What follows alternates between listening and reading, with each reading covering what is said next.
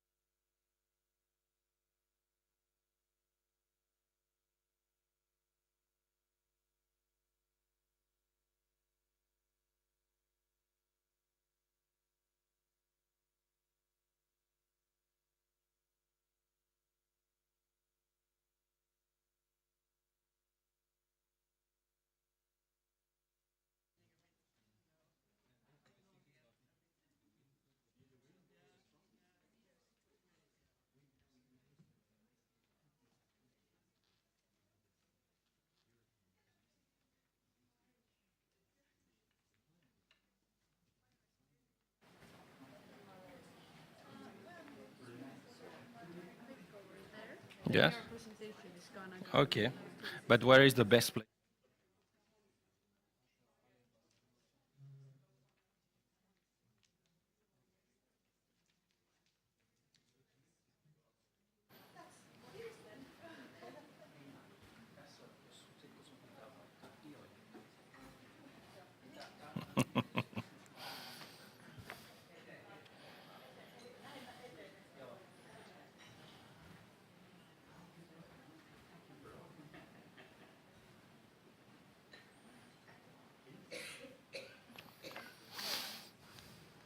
Okay.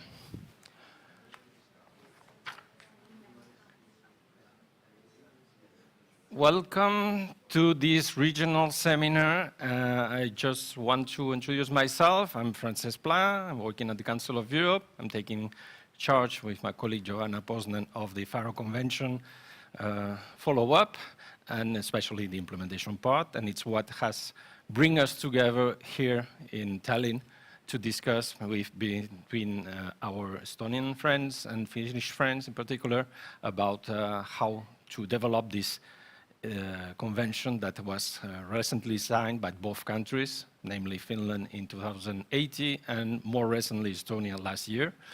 So it will be a pleasure to hear all the very interesting presentations, but we will have a first session who will try to set a little bit the scene, because we don't know exactly what is the knowledge that you have about the Faro Convention, so we will try to explain a little bit what are the essential points, and then on the other sessions we will move on to a more concrete discussion on specific topics.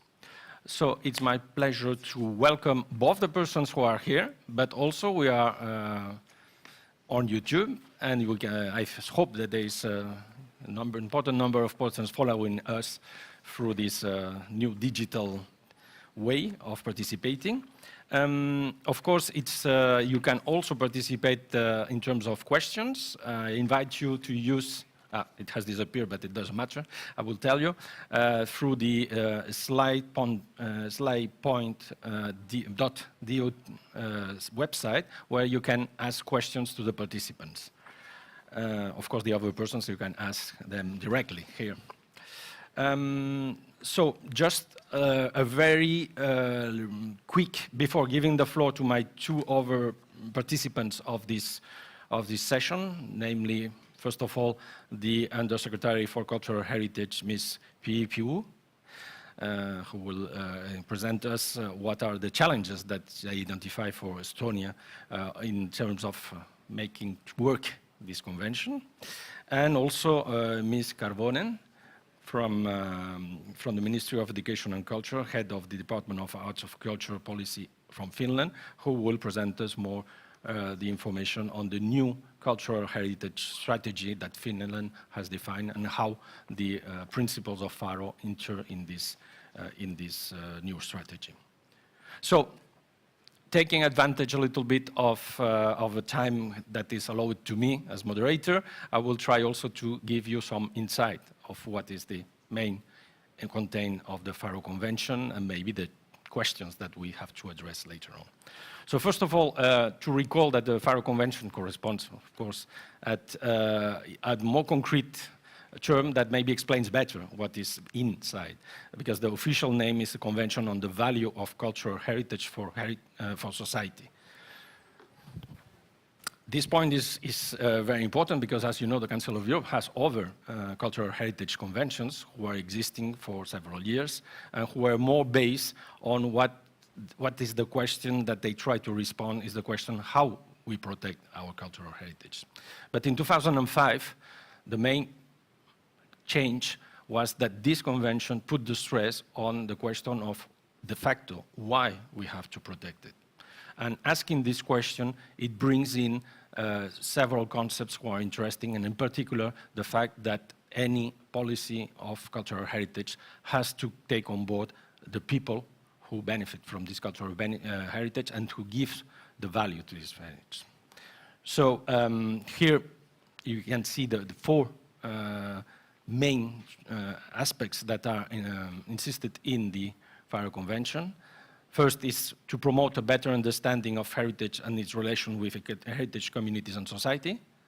That is important because we are bringing in the picture the civil society and the people, while most of the time the previous work was based on putting together the professionals and making that the different professionals work in an integrated way. The second point, who is also important, is a change a little bit of the concept of heritage, enlarging it far more, because we take on board that it's not only the object who is important. Who is important is what is associated to this object, and that is very important. And that brings also that this object has different meanings and uses by different persons. So we also have to manage this fact that there can be diverse approaches to the same cultural heritage object. And finally, also to insist that apart from the aesthetical, historical value of cultural heritage, it also has an importance who can go to very essential points important for the Council of Europe, because as you know, our three main pillars are human rights, democracy, and the rule of law. And clearly, the two first can be influenced also by the way we manage our cultural heritage. Just to say where we stand in terms of members, people in countries who have signed. As you will see, we have already 23 countries who has ratified. This year we have already 2. We had Belgium and Spain who ratified this year. And we have 5 countries who have signed it but not ratified. So that is work that we have to continue. But in both cases, Finland and Estonia, the ratification was very close to the signature. In other countries, there is more time taking. A good example is Belgium, who has taken many years. But we are very satisfied because lately we had several countries who adopted it, even during the pandemic. Sometimes at the time we thought that maybe at this period it was not an optimal period for mattering about these topics, but it turns out that several countries has joined last year. So it proves that maybe the pandemic has raised the importance of precisely this kind of topics in the agenda, in some sense, surprisingly. So if you look at the title says the value for society. The question is what we understand by the value. And here, I think the important is to insist on the different contributions of the cultural heritage can have on the society, wellness and quality of life. So the idea is to really use this cultural heritage to improve the living environment and the quality of the people. But that is a resource that is particularly important. If you think, for example, of the rural areas, sometimes the rural areas really have problems to continue to survive. And of course, in some cases, they are quite rich in terms of cultural heritage. So that can be a tool that can be used in order to revive these villages.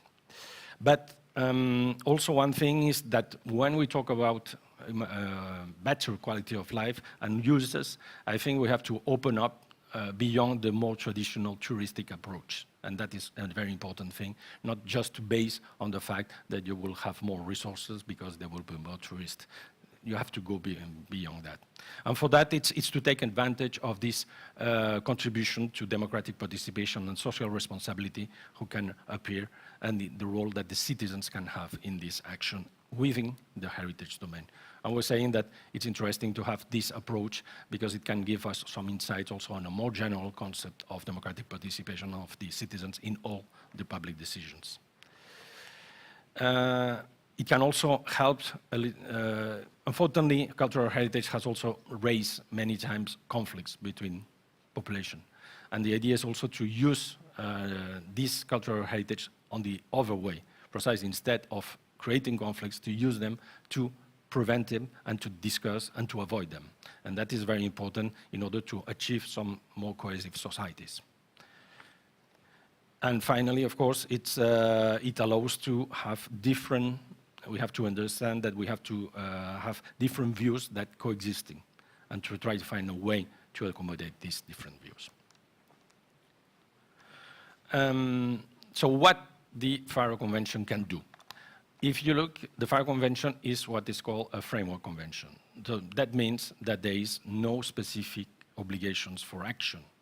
We have a list of principles, of ideas that should be followed, but the actual way of implementing it is left to the different levels. Of course, at the national level, because the countries are the ones who are signing, but also at the level of the civil society in terms of taking their role in the management of the cultural heritage. So it's for this reason that there is not a list of actions to develop, but more some principles, lines of actions that should be developed in line with this approach. As I say, it addresses directly the national authorities because it's the ones who sign it, but de facto, it has a very important impact on all the levels and particularly on the implication of the civil society. From the side of the Council of Europe, what is the task that we can do? Of course, we try to promote and to help to translate what are these principles in actions. But we do it in a very specific way, because we are not developing projects in the countries, but we are trying first to collect all the good experience that can serve to other countries. And I think this event is a typical example where we will have, I hope, a very interesting exchange of experience between at least these two countries, but we are trying to do it at a European level. The other part is also to see how the way of using cultural heritage can also help to address some more societal issues. I think it's important because it gives another approach to maybe to how to handle the diversity in particular, and we know that in Europe we have more and more people coming from other countries, and at one point this person has to be also integrated through the cultural heritage because they have to be associated to it because it's an important part. And of course we try also to see projects that are very much in line with the major actions of the Council of Europe, how the cultural sector can support it. And for that, the idea is to focus on a very people-centered approach of cultural heritage. And for that, we use, I'd say it's 3 words. First, we have to convince the people. So we try to develop tools in order to diffuse the ideas and show how they can be presented. And lately, you will see there's a publication with the different cases that we have identified. The second part is to develop. We are trying also to organize some workshops in order to identify some new topics that can benefit from the approach of the Faro Convention. And I think that the part this afternoon on digital heritage will be a good example because it's something that is not so much addressed in the other cases that we, in the other events that we have organized. And also, as I say, it's also to inspire this idea of putting forward some practical examples that show that it can work and it can be used in a quite innovative way. And I think that the range of initiatives that we have in the network, European network of Faro, show that you have a lot of possible tools that you can use in different ways. You don't have to copy, but you have to can be inspired by the way they do it. So the role is really that the community has regenerated through the management of the cultural heritage. I will not enter too much in detail here. It retakes a little bit the topics that I pointed out before, but the idea is also to see a little bit what can be the kind of actions that the respective public services and the other stakeholders can take on. And we see that we can develop different approaches. Of course, we have to develop the democratic participation is an action that the public authorities has to take. That is very important. And that brings already a lot of implications because this indirectly implies that you recognize some rights and responsibilities for the people, and the people has to be involved on that. So I think that that summarizes a little bit what are the main issues that we try to address. And of course, the most difficult part is moving from the words to the actions. And it's what we will try with the 2 following presentations. First, we will maybe have the questions that raise all these ideas through the presentation of the Estonian Secretary of state, and afterwards maybe to have an insight on the national response that Finland has proposed through this strategy that they have launched, I think, last year, and that will be presented by the Finland representative. So with that, I think I stick to the time that was allowed.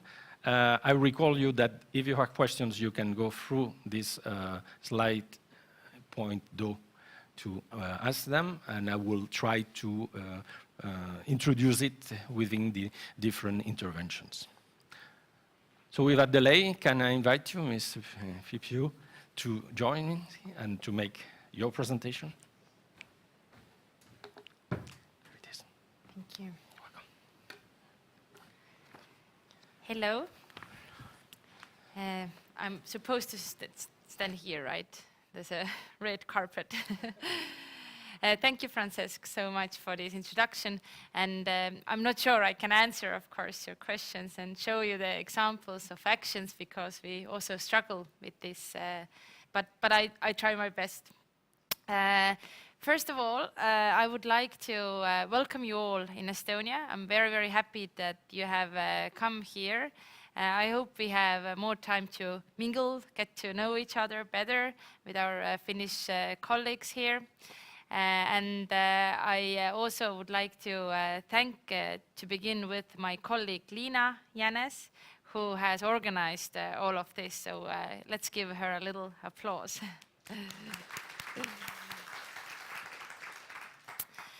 And to continue with, I will first give you a strategic overview how in Estonia we have set the plan. And then I will show you some good examples, I hope are good examples, and then some challenges we have. And Minna Karvonen from Finland will take over and probably continue with both of the areas. My colleagues already know that when I first read the Faro Convention and when we tried to translate it into Estonian and work through Estonian examples, I became a big fan of Faro, and I really, really loved the way Faro puts people into the center. However, we struggle putting this beauty into practice, and that is what I will concentrate on. To give you a strategic overview, in Estonia, we have this new strategic document, Estonia 2035, which sets the strategy for the next 15 years. And here you find one place where cultural heritage is mentioned, and it is under the goal of environment, and it's brought out together with biodiversity and nature. And my colleagues again know we had a big fight to get it into there. It wasn't easy. It wasn't easy that on the governmental level the cultural heritage or heritage is recognized together with the other environment aspects. But we are very proud that it's there, and it gives us kind of basis to build up on. And then we also have our cultural strategy, Estonia 2030, which brings out 4 aims. They are in Estonia, but I bring out for you the aim that is most related to the cultural memory. And the aim is called Estonia cultural memory is preserved and valued. And you know what? We made this strategy 2 years ago, but yesterday evening when I read this, our main aim, I understood it all wrong, because it actually doesn't put people into the center. It's a passive sentence, isn't it? It should have people somewhere there, and maybe we can change it. But that's what I felt yesterday. But what this aim includes. We talk there about conditions for heritage presentation. We work in Estonia hard to have good conditions for our heritage. We especially struggle with the collections that are in the museums that are at the moment preserved in very bad conditions. It talks about support for monuments of Estonia, cultural monuments, which means all the architecture. I will tell you later afterwards how we struggle with this. It talks about digitalization and open access to digital heritage, and it also talks to the support for intangible heritage and groups who carry it. So basically it covers, I would say, most of the topics that are also mentioned in Faro. Of course, it does it in a quite abstract level. So the question is how to put them into action once again. And the other side of the coin, as Francesca already told, we joined the Faro Convention during the time of Corona. It was one good aspect of Corona that we actually had time to open the convention again and start working it through because there wasn't so big crisis in the area of culture heritage protection, so we could take this time. So Estonia signed the convention last year. And I looked up yesterday again the press releases about the signing process, and they were very promising once again. And I quote, "With a rich cultural heritage, both tangible and intangible, and as a pioneer in e-participation processes, Estonia's signature should further encourage citizen engagement in cultural heritage governance and the development of additional bottom-up initiatives in this domain." So it's true that we have, in a way, advantages when you talked about Faro Convention and all e-governance and democracy, e-democracy we have developed in Estonia should help us to also foster the participation in the cultural heritage protection area. I would say we haven't yet get into there, or we haven't yet used too much these possibilities, but there is definitely a promise. And also beautiful numbers. When we looked at the Eurobarometer study done in 2018, Estonians are very aware of our cultural heritage. 85% of Estonians believe that it's important for the region. 94% believe it's important for the nation. 71% have visited historic sites, and 21% of Estonians live in a historic house of region. And historic, of course, in this sense is thought to be a monument, but what we see a lot of architecture that's not monument in the historic sense, but are still valued. And what are our good examples based on also of these studies? I argue that in addition to our e-governance and e-Estonia success, we also have a small society, and a lot of participation processes are much easier in a small society than in a big society. And I will show you some examples that I believe we have done well. First of all, a new heritage protection law was signed in 2019, and in Estonia the law has a central role in the area. And we try to modernize the values in the protection law. And when I say modernize, basically it means Faro Convention. Modernize in our case, or modern cultural heritage protection, when we say that, we mean putting people into center, while the old approach was rather, putting houses into the center. So I would say in the law, the people are more in center. The question is if in reality as well. And also the whole approach became from kind of inspecting, from protecting, to advising owners and people, to giving them good advice instead of refusing them to do something. As well as we managed to give more freedom and support for the owners with the new law. And one good example process that grew out of this new law is that in Estonia we have 11 historic town centers that are under cultural heritage protection all over. They are all over Estonia. And we started to renew their protection rules, and this has been overall done very inclusively. There has been joint mapping and discussion of heritage conservation area values, together with communities, together with local city council, together with the Estonian Heritage Board. And the aim of it is to agree together on the heritage protection requirements and reliefs necessary to preserve the buildings located in the area.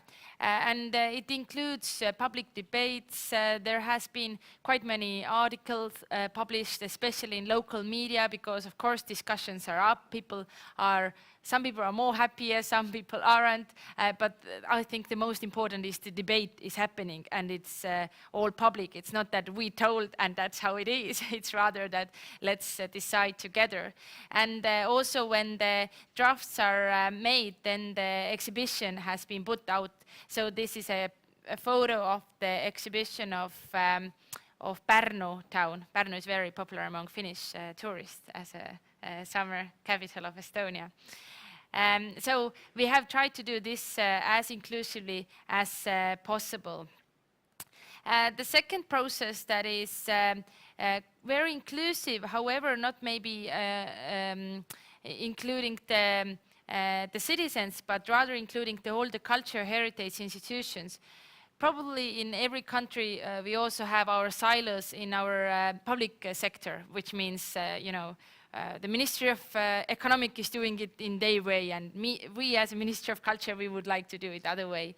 But what we have been able to do is we drew a plan of digitization of cultural heritage together with all the memory institutions in Estonia, including the ones that are under observation of the Ministry of Education and others, which means that we have been able to use 9 million euros from European Union to digitize about 1/3 of our cultural heritage and also to modernize the databases people access this cultural heritage from. And it is very important to do it all together, because otherwise when all of the institutions would do it alone, it would be much more it's much cheaper to do it together than it would do it alone, as well as it is important to think through the strategy, what people actually would like to access, as well as what we would like to collect as a country. But challenges. I believe that there are challenges, of course, in every area, but I will focus more on the actual cultural heritage protections, which means protecting the houses in general.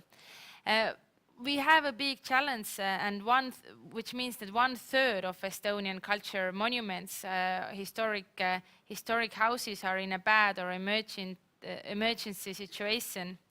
And they are all over Estonia. And of course, you can already guess that the situation is worse in areas that are more south or in areas that are east. There are towns that are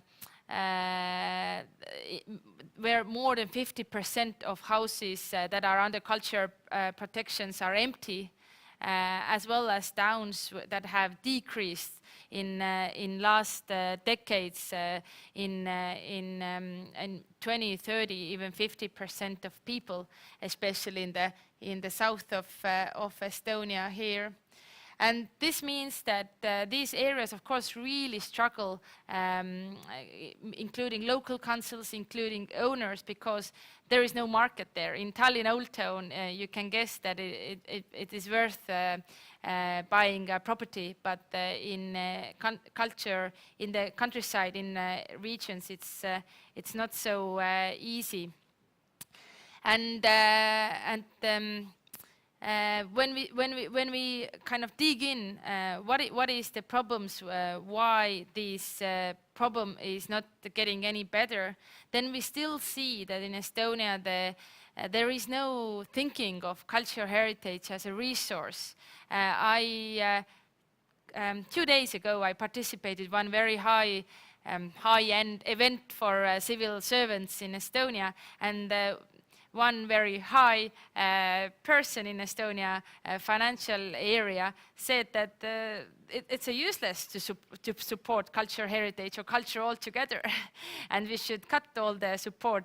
So there's no thinking of cultural heritage as a resource. It's rather kind of thought as money spent or money lost. And we still have to say everywhere the sentence that the greenest building is the one already standing, because we have this idea in Estonia that if you want to be if you want to consume, to be energy efficient, you have to build a new building because then you can have, A-class energy and so on. And every time the Ministry of Finance is making a new law or a new measures, we have to raise our finger and say, can you please put there the cultural heritage buildings as well and include the raising the class of the energy instead of having the A energy. And it's not that you say it once, but absolutely every document that comes out, you're there again. However, of course, the research has shown us that only 20% of energy consumption in a building is used for heating. 80% is used for construction, materials, transport, utilization, and so on.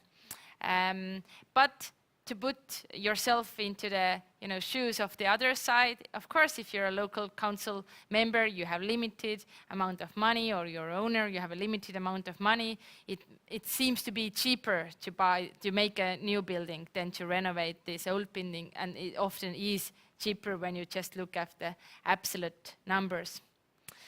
And the second biggest challenge we have is the civil society movement and the participation of civil society in protection of cultural heritage. First of all, we still have this mindset or culture in Estonia. Of course, it goes back to Soviet Union time, that when we talk about the area of cultural heritage, we still talk about the fight between owners and the state. And the state is the one to protect the houses, and the owners are the ones to destroy the houses. And the mindset is so lasting that it's very difficult to change it, and to kind of change it to be the common responsibility mindset. Of course, we see some good examples, but there's a long way to go. And the second part is our civil society.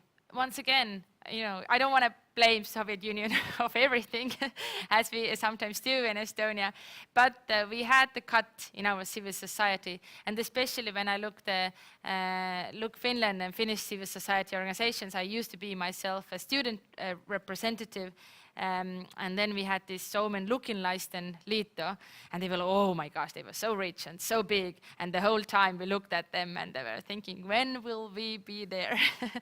And it's similar story with most of our civil society organizations, that we are very good when it comes to the areas of corruption or transparency when you look at the data, but when it comes to the financial aspects, the organizational capacity and service provision, our civil society organizations are not as strong. And it also includes the kind of knowledge of the participation in the local areas, and I don't think we have these ideas in Estonian society that actually cultural heritage can foster social inclusion or reduce poverty or disparities between regions. Of course it's acknowledged by the cultural heritage people, which means us here, but not by the wider society. Often it's thought the other way around. There are empty houses, there may be fires, they're on the way of school students. It is seen rather as a problem, not the advantage. Another example, one of my colleagues was appointed to become, again, one leader of Estonia, one very big organization who owns a lot of cultural heritage. And the first time we met, his question was, oh my gosh, I've heard I have this big bunch of cultural heritage, like the big problems, what are you gonna do with them? Can you help me? And I was like, it's the second day of your work and you already know that it's a problem. Why you think that way? As I said, it's when we think of different people, we also see different perspectives. And last, the economic impact. As you can imagine, as we don't have the first two mindsets, we also don't have the mindset that cultural heritage is fostering your economy. Rather, it's seen as a big cost and includes both local councils, owners, I would also say the state. And these numbers come from the European Union study, but we don't have any big surveys in Estonia also that have actually measured the economic impact of intangible or tangible culture. For example, I've been thinking how big is the economic impact of our singing and dancing party? Like, well, all over Estonia all over the world comes actually to Estonia. No one has ever measured that there, and there's no thinking of that as an economic there's no thinking of economic impact of the party in itself. So about the future, first of all, we aim to carry out research of the awareness of cultural heritage among Estonian people regularly, and we are designing it at the moment. And of course, our biggest role models are the Eurobarometer done a couple of years ago, as well as the barometer that you have done in Finland. We are aiming to do something similar to measure the attitudes of people towards cultural heritage, because when we don't measure and don't know them, we can't also change them.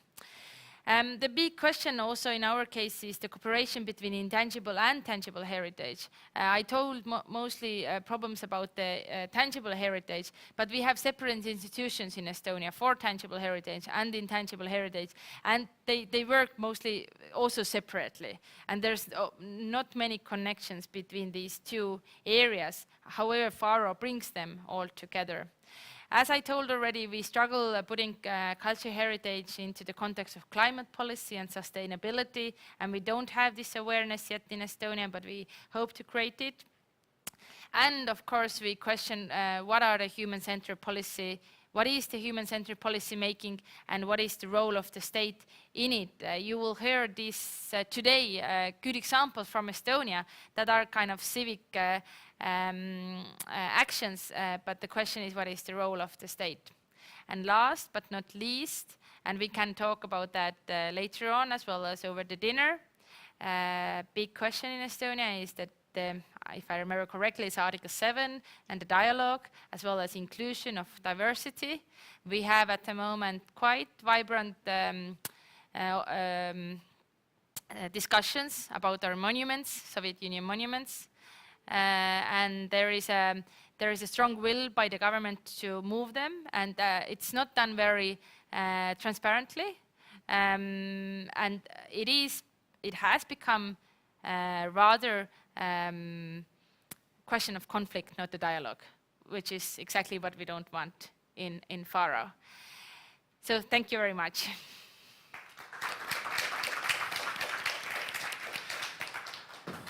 Thank you very much for this very interesting presentation. As you say, we have seen some good examples, challenges also.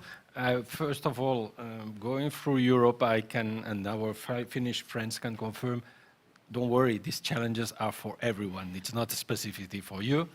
And of course, it's something that we have to address. I think what is important is this idea of making that, we saw that the first slide, that the people are users of cultural heritage, and the idea is to see how they can become actors of cultural heritage. That maybe it's the question that we will try to respond in the first set of interventions. Okay.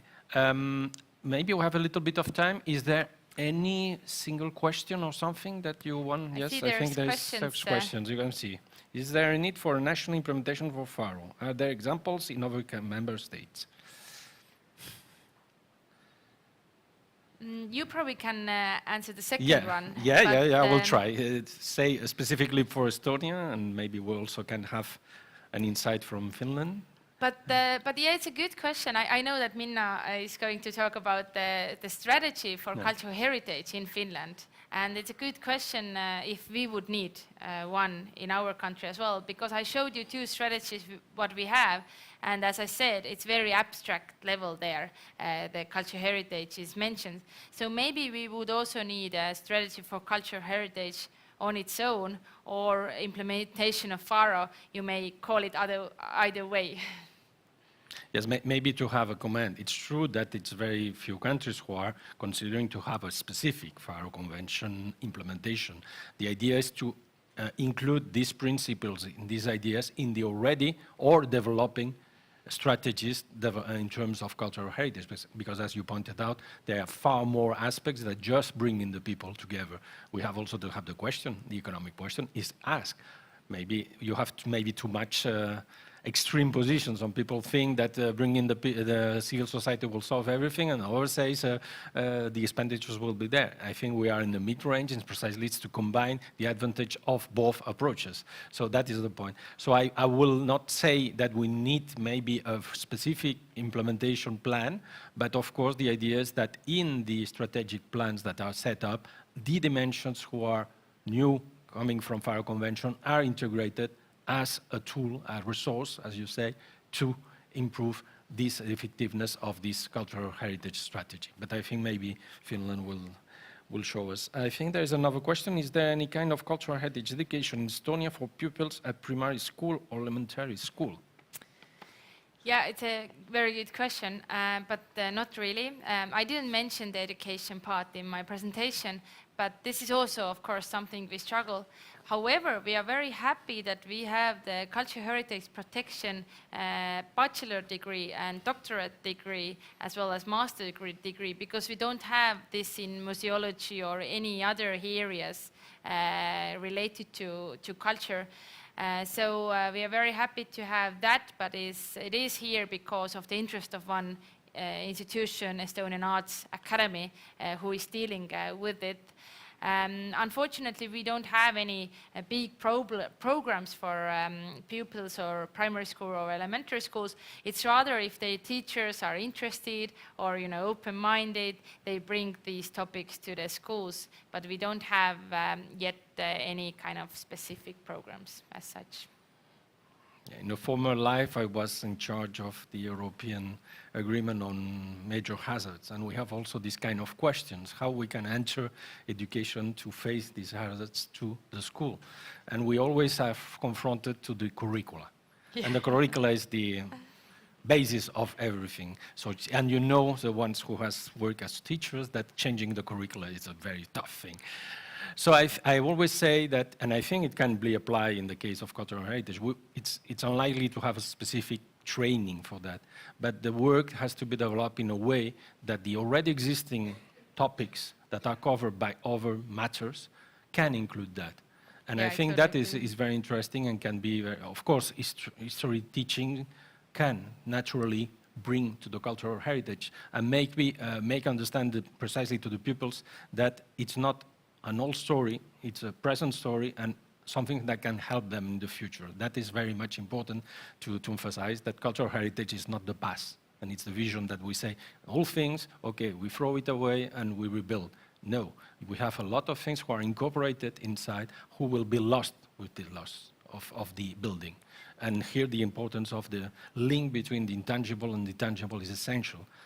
As you pointed out in the last comment, in terms of the debates that we have, the intangible part, the perception of the people of these buildings from a more recent period is as much important as the architectural and aesthetic value of these buildings or monuments. So here we see a very concrete example where these two things cannot be separated. Well, I think it's the only two questions. Thank you very much for your intervention, and maybe afterwards, if we have some time, there will be other questions raising from all the presentations. And I now invite Ms. Minna Karvonen, head of the Department of Art and Cultural Policy, to present us what has Finland adopted a strategy recently for cultural heritage, and I hope with some bits of Faro inside. Thank you. There's an overarching Faro everywhere. So good to see you all here. It's a fantastic place. Thanks for inviting us. Never seen such a venue before. And then, yes, I'm Minna Karvanen from the Ministry of Education and Culture from Finland. And I'm here to tell you a little bit about our processes and what we are aiming at.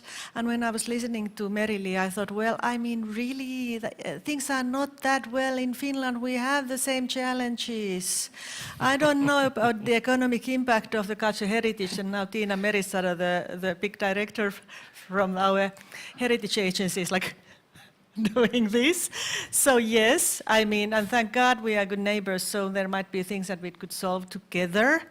But let's start. So I'm here to tell you about our strategies, and then also about our barometers, how we try to gain some more information, what are our processes, and this is only a start. Although it took us more than a year to be at least here with the strategy, because it's right now only a proposal, but we are going to go forward with it this autumn. Anyway, so I have like 3 parts in my presentation. The first one is about our heritage strategy. And it has a really nice name, a poetic one, cultural heritage as a resource for a good life and a sustainable future kind of thing. And now you see how, I mean, Faro Convention is everywhere. It really is. And now Antti Huntus is there, who was, I mean, taking part of this thing and like saying quite a lot about, well, please pay attention to Faro. So let's go to the bottom, in a way, or the beginning of all. We have a government program that says that we intend to draw up a cultural heritage strategy and implement the measures of the new program for architectural policy. So we do have an architectural policy document, and that might be one of the reasons why that kind of points of views are not like really. We don't really focus on architectural policy because we already have an architectural policy, but these 2 documents will be linked together. And then our strategy, of course, it implements the European Agenda for Culture that was adopted by Commission in 2018. And then I have to say that this is our first cultural strategy, and it has been so interesting as a process, so I think that one of the values for doing this is the value of a dialogue. So also in that sense, it's not only what we are aiming at, like putting people in the center, and you can even see that idea in the logo. It's also about the process and kind of how inclusive processes we are able to develop in Finland, and how to maintain that kind of processes also in the future is one of the biggest questions. And it also has to do with another theme that Merili said out loud, and just because I'm going to forget it when I go further, I would say right now, is that also our civil society is changing. We have those rich organizations in Finland, but if you really think where people are right now, where young people are right now, so they are more like activists than kind of partaking in a little bit old-fashioned organizations. And this is one of the things that we have to look very close into, to have those people who are interested involved in our processes in the future. Anyway, but now I'm talking about the draft of the proposal for our cultural heritage strategy. As I've already told you, the Faro Convention is the overarching, and its principles are overarching in our strategy. We also think and try to make very clear that the goals set in the Agenda for Sustainable Development of the United Nations is there everywhere. And then we already had a culture environment strategy that ended in 2020, and there are lots of lessons we have learned from that document that is kind of, you know, really are the basis for cultural heritage, which is a much broader strategy than the environment strategy. So. And then we have a vision, and then the vision is Faro language, I would say. It says the relevance of cultural heritage as a resource for society has become even greater, and this has improved the quality of people's lives. Cultural heritage serves as a bridge between people and offers solutions for building a sustainable future. So this is an interesting point of view to heritage, and quite new for us as well, because this is the first time that people really aim at kind of, you know, well-being of people, and not only in well-being of the environment, cultural environment and cultural heritage as such. The definition of cultural heritage took, I mean, many meetings of the working group to discuss, and then this is the end result. And it's interesting that it has been commented quite a lot also afterwards. So let's see what we will do with it. Maybe it's not the finalized version yet, but I think it's rather good, because this is like the bottom line for the document, and it says so. Interaction between people and the environment gives rise to cultural heritage. It demonstrates how values, beliefs, knowledge, skills and traditions are in constant flux. Cultural heritage can be tangible, intangible or digital, or it can be an environment. Cultural heritage is regenerated, preserved and passed on to future generations.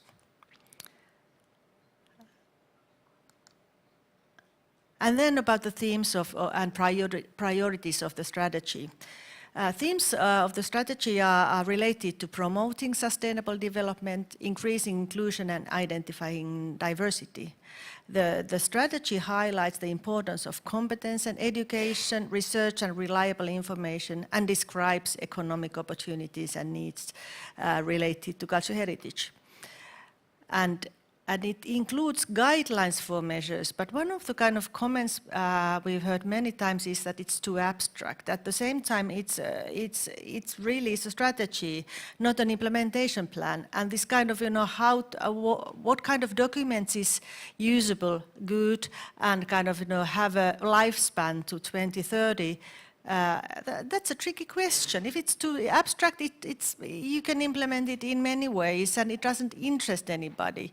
If it's too concrete, you have to update it like every second year. That's not good either.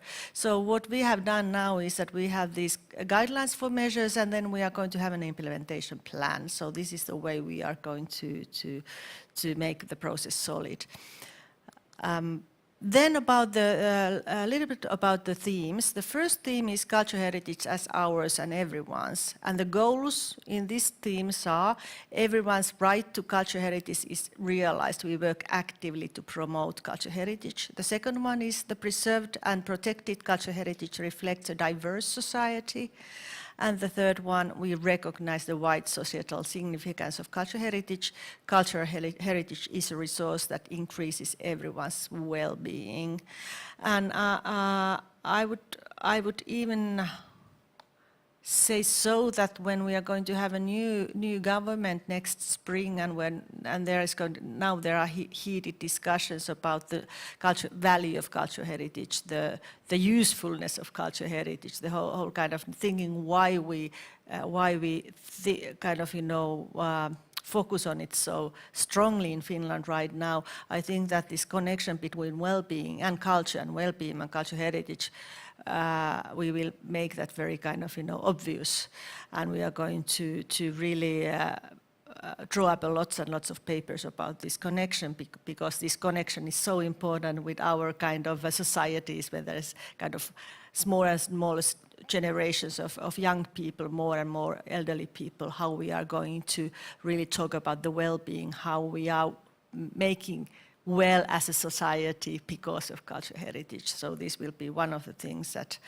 I'm going to concentrate on during the months to come, before we will have a new government and a new government program. I really hope that this will be highlighted, but it's not so easy to convince politicians about this connection, but we are trying to do our best. So, and the second one is cultural heritage, nature and climate change, sustainable solutions. This was also a theme that Meri-Lee talked about in her presentation. And there are 5 goals. Cultural heritage, knowledge and skills accelerate the transition towards a more sustainable lifestyle. We use and manage cultural environment sustainably. Actors in cultural heritage pave the way for low carbon and sustainable activities. We reconcile our cultural heritage values, natural values and ecological sustainability goals, and we take into account cultural heritage values and the solutions they offer in climate policy. And this is part of the strategy that our Ministry of Environment has been really happy with, and I'm happy that they are happy because their point of view have been a little bit more narrow before, but this is, well, this is a change. And then third one, cultural heritage learning, competence and research. And then we have 4 goals. First one is cultural competence and society's ability to manage and use cultural heritage and are strengthened through education in cultural heritage and lifelong learning. The second one is the competence of cultural heritage professionals responds diversely to the changing needs of the sector and society. Third one, cultural heritage research is multidisciplinary and international, and its results are widely used. And fourth one, cultural heritage information is comprehensive, up-to-date, interoperable and extensively used. And now I have to say that I really kind of, envy how well you are able to support digitization and digital use of cultural heritage. And this is something that we have a lot to learn from Estonia. Our caps are bigger when it comes to the kind of making the digital shift in this sense, although we are doing very well in, for example, DESI survey, or DESI survey. But here we are trying to find new sources of financing, but that has been hard and will be also hard in the future. And then the last one, the last theme is cultural heritage and the economy. And then again, four goals. We recognize cultural heritage as the shared capital of the whole of society. And this in a way is an invitation for all ministries, all branches of the government in Finland to kind of, say, hey, this is your problem as well. And hey, you have the solutions as well. It's not only a matter of the Ministry of Education and Culture to take care of cultural heritage. And let's see how well they are able to, in a way, understand it and how good we are doing, how well we are doing with drawing up the implementation plan, because we are really trying to make this message very, very clear, and I hope that it will kind of be echoed also in the state budgets. The second one is the funding base for ambitiously developing cultural heritage is broader and it's secured with public funds. So that was what I was talking about just a minute ago. Third one, cultural heritage is a much more important resource for the creative economy and other businesses. And the last one, we respect the distinctive nature and intrinsic value of cultural heritage in our economic activities. So these are the themes. And then we really hope that by implementing these objectives, we can really increase fairness and democracy in society, as well as everyone's right to culture heritage. And now I would say that we have our weaknesses when it comes to the new structures and the new networks that people are actually living in and working with each other. So we know our NGOs well, and we know our national institutions very well, but do we find the right people, or do we find the people who are interested in safeguarding and utilizing cultural heritage in a wise way, and how we are going to build the bridges between those people and between those people and the so-called administration of heritage is one of the biggest questions we have in Finland.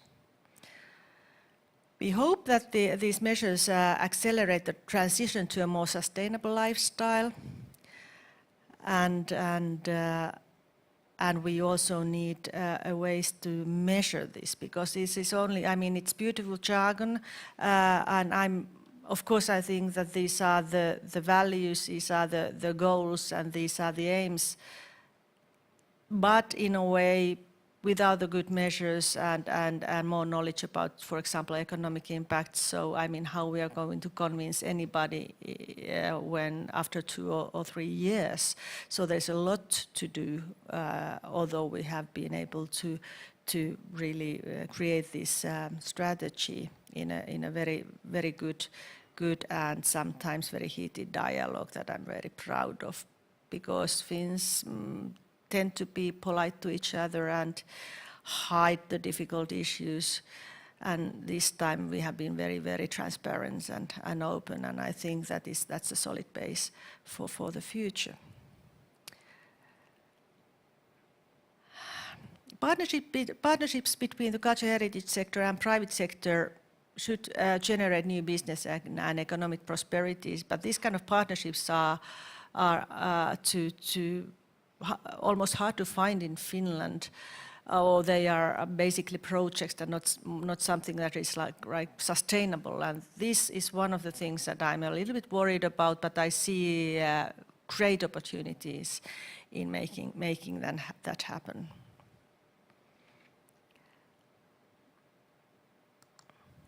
So that is our kind of, information as now about our proposal for cultural heritage strategy, and now I'm going to tell you a little bit our barometer, and then I actually think that the person who's responsible for background study for cultural heritage strategy might be here. Pauliina, are you here? I saw her name in the program somewhere, or in the list, maybe not. Yes, it was a list that we signed before entering this venue.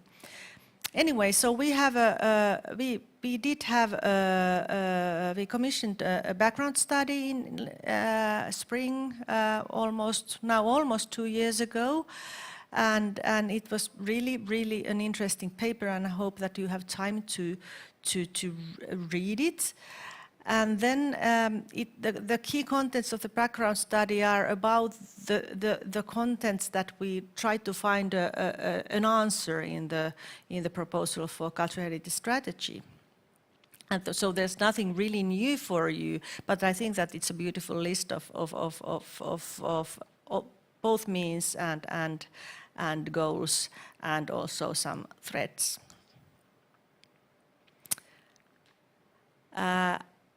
The vision that was very kind of openly described in that paper is the vision that the cultural heritage strategy will become a tool for strengthening well-being and co-agency. And then we have the barometer, and it was the survey was done again in August last year, and it was commissioned by Finnish Heritage Agency. There are some people here that came with a ferry with me who are from the agency, and I might be happy to tell you more about it and ask the Ministry of Education and Culture. About 2,000 people took part in the survey, so I think it's quite trustable. The barometer reinforced the themes of inclusion, cultural tourism, and sustainable development, and it really describes the changes in the attitudes and provides a lot of information for decision making and research. It was the second time we did it. The first time was in 2017. And I think the attitudes are quite similar in Estonia and Finland. The barometer shows that that attitudes are positive. A high majority of respondents feel that the survey was it's important to preserve cultural heritage. The older age group thinks so more than the young age group, and those that don't put almost any value on heritage is very small. It's 8%. When it comes to tourism, so most of the respondents estimated that the cultural heritage helps a lot domestic tourism, and the majority also believe that the cultural heritage makes a place of residence more attractive and better valued. So also here it's very positive result. And then the sustainable future and heritage. That is also interesting that altogether 2/3 of the respondents believe that cultural heritage promotes people's well-being, and this figure is higher. So it might do also with the COVID pandemic, because then people started to realize what is really important for my own well-being, and it seems that that heritage is important for my own well-being, and this kind of, the survey might reflect that. And then the third theme very quickly is about inclusion in policy work, how we did it. So the project started in March 2029 and ended in April 2022, so it was only a year. And we had a very broad-based steering group of almost 30 members from the academia, from NGOs, from our national institutions, from ministries, and so on. And the working group that was 8 members, and I chaired the working group, who was kind of the group that really drew up the strategy. But also the steering group was active, and there were so many different points of views that I'm really proud of that energy in the room. Although the room was virtual, but that was the almost best steering group I've ever seen when it comes to argumentation and deep knowledge of our themes and issues. Our working methods were very inclusive, so we had 4 webinars with 900 participants. We made 10 workshops with 400 participants, and then we did create an online workshop template for everyone that you could actually use wherever you are, in the classroom or in your NGO or in your own network, or even, at home. And now, when the proposal was finalized just before the summer break, so we had a consultation round that started in June and ended in August. And since we got 180 responses, that is quite a lot for us. So I'm almost happy that it was the summer break when people were able to read it. They had time for it, but we didn't get like 400 responses. That could have happened if we would have postponed it a little bit. And that in pages, it's about 600 pages of responses that we are going through right now. It's quite a lot. And now we are going to at the ministry, draw up a proposal for a government resolution, and in the course of this autumn. And once the government has endorsed these resolutions, it has to. The thinking is that the government as a whole and all the ministries are really kind of thinking, well, this is what Finland is going to do. And this is such a change when compared to the situation where actually the Ministry of Education and Culture is giving a document out saying, this is what we are going to do at our ministry. So this strategy will be for the whole government. And that is a huge, huge change. And I'm going to use that in every possible way in the future when it comes to discuss about updating legislation or getting more funding for heritage. So I think it will be very useful, and it is really a change of mindset in Finland. And then when this will be kind of, finalized, then we are going to make an implementation plan that will be very, very detailed. So it will include the steps and a schedule for the policy measures of the strategy. It will identify the actors and responsible parties, and it will include the monitoring of the strategy policies. And this is something that we are going to launch in the beginning of next year, and hopefully we are going to finalize it at the end of next year, if not in the beginning of 2024. So this will again be implemented in very extensive cooperation with various parties. So I think that again there will be maybe 50 people in kind of, really having deep roles in the processes, and hundreds of parties that we are going to listen to and have a dialogue with. So this is the way we are going to do it. Thanks for listening.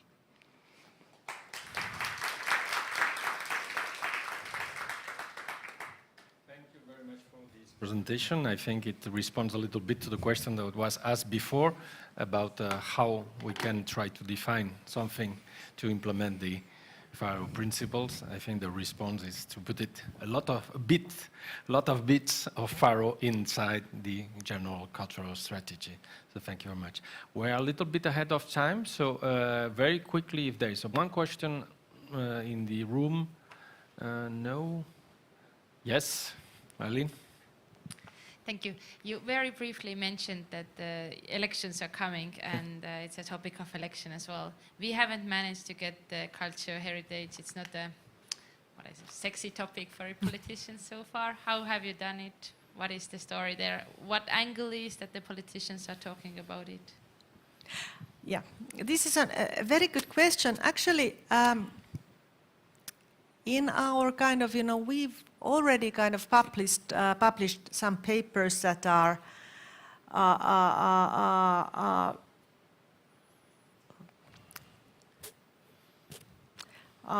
describing the landscape from the ministry's point of view. And in those papers that are kind of, the big messages of the Ministry of Education and Cultural Heritage is very, very much there. And it's linked to many things, but it's linked to the idea that without kind of heritage as such and its kind of, presence, you can't really talk about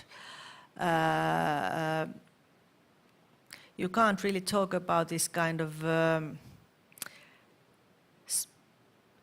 stable society which is able to support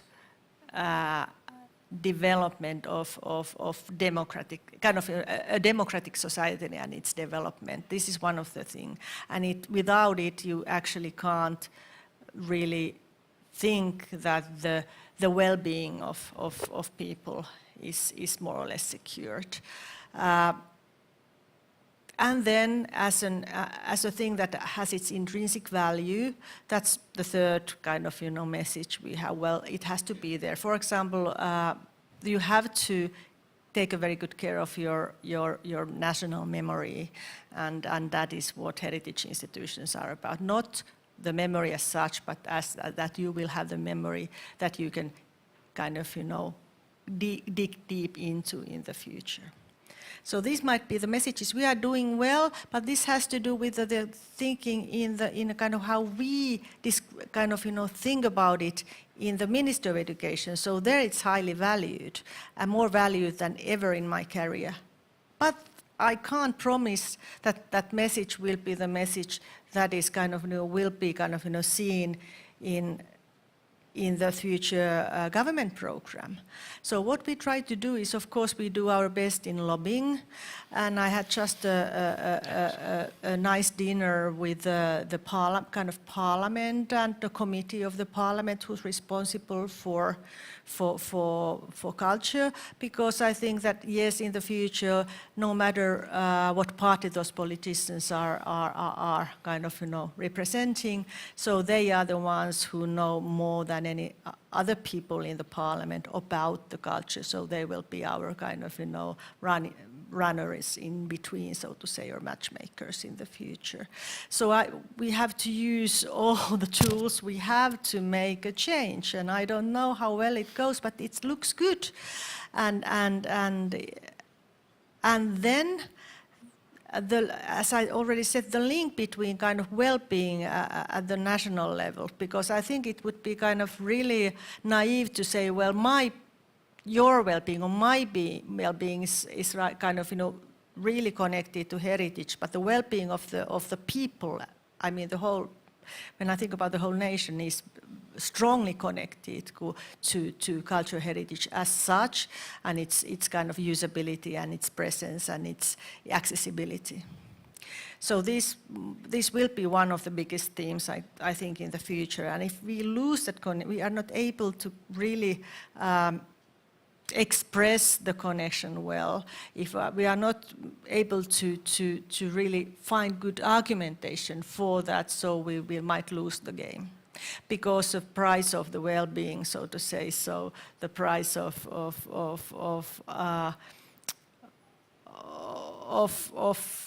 the care we have to give to elderly people in Finland is so high in euros that if we are not able to argument that connection, so we will not get the money for culture, the money that we need. So I think that's, and another thing is creative industry and cultural heritage and the connections between those two, because that has to do again with our GPR and how kind of, important cultural heritage is for export of Finland. So those might be the two things that are our kind of, best horses that I would kind of bet on. But then again, if we only use the argumentation that are not really kind of, are not the deepest basis of heritage, it might be so that we lose everything, because we also have to talk a lot about intrinsic value. We really have to talk about the fact that culture and cultural heritage is in a way a language, another language, the language that we need as human beings, that we wouldn't be human beings without culture. And that's why we have to support it and understand it and talk about it and live with it and co-create it and demand it. I think we have a question, but maybe, well, I'll read it, but maybe we can try to respond during the second session on that. It's as a follow-up process after Cultural Heritage Barometer, will there be an action plan to find ways to translate Faro principles into practice better than now? So I think that you explained very clearly that there will be another part who will be the implementation. Yes, the implementation plan will be the tool in a way. I think so, and it's kind of a way to really follow up the implementation plan's implementation. And I think, as I say, the second part will show us that the ideas coming from the civil society can also be very important, because here, maybe in this kind of questions, we are too much still on only having this top-down, maybe, more correctly, precisely, is what we are trying to convince, that top-down approach, and the solutions will not be generated. We have to have some flexibility and respond to the challenges that are emerging. Thank you very much for showing us that it's possible to define an interesting cultural heritage, and I hope it will be inspiring the persons who are thinking that it has to be developed in other countries. Thank you very much. And with that, I will propose you to make a little break, to stretch a little bit. You can 10 minutes. I think you have outside something, or at least you can walk a little bit. And please reconvene in 10 minutes, so it will be at half sharp, in order to have the second session. Thank you very much for your attention.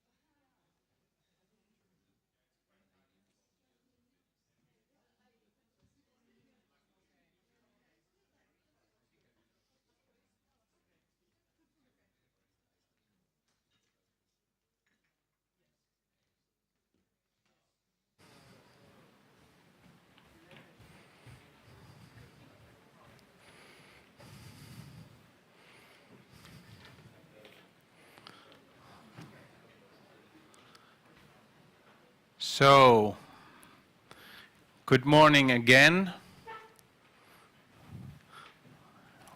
We are already back here and we can start the program and the session number 2. My name is Antti Huntus. I come from the Arts Promotion Center Finland, which is a sister organization to Finnish Heritage Agency. And luckily, I'm the only official there who has the chance to handle cultural heritage as well. And for me, this is a lucky day because today I have learned that I can call myself a senior advisor. Because until today I have called myself a special advisor, and it has been a little bit embarrassing, and I have hated it every time that he's a little bit special. But I'm senior advisor, I learned today. Okay,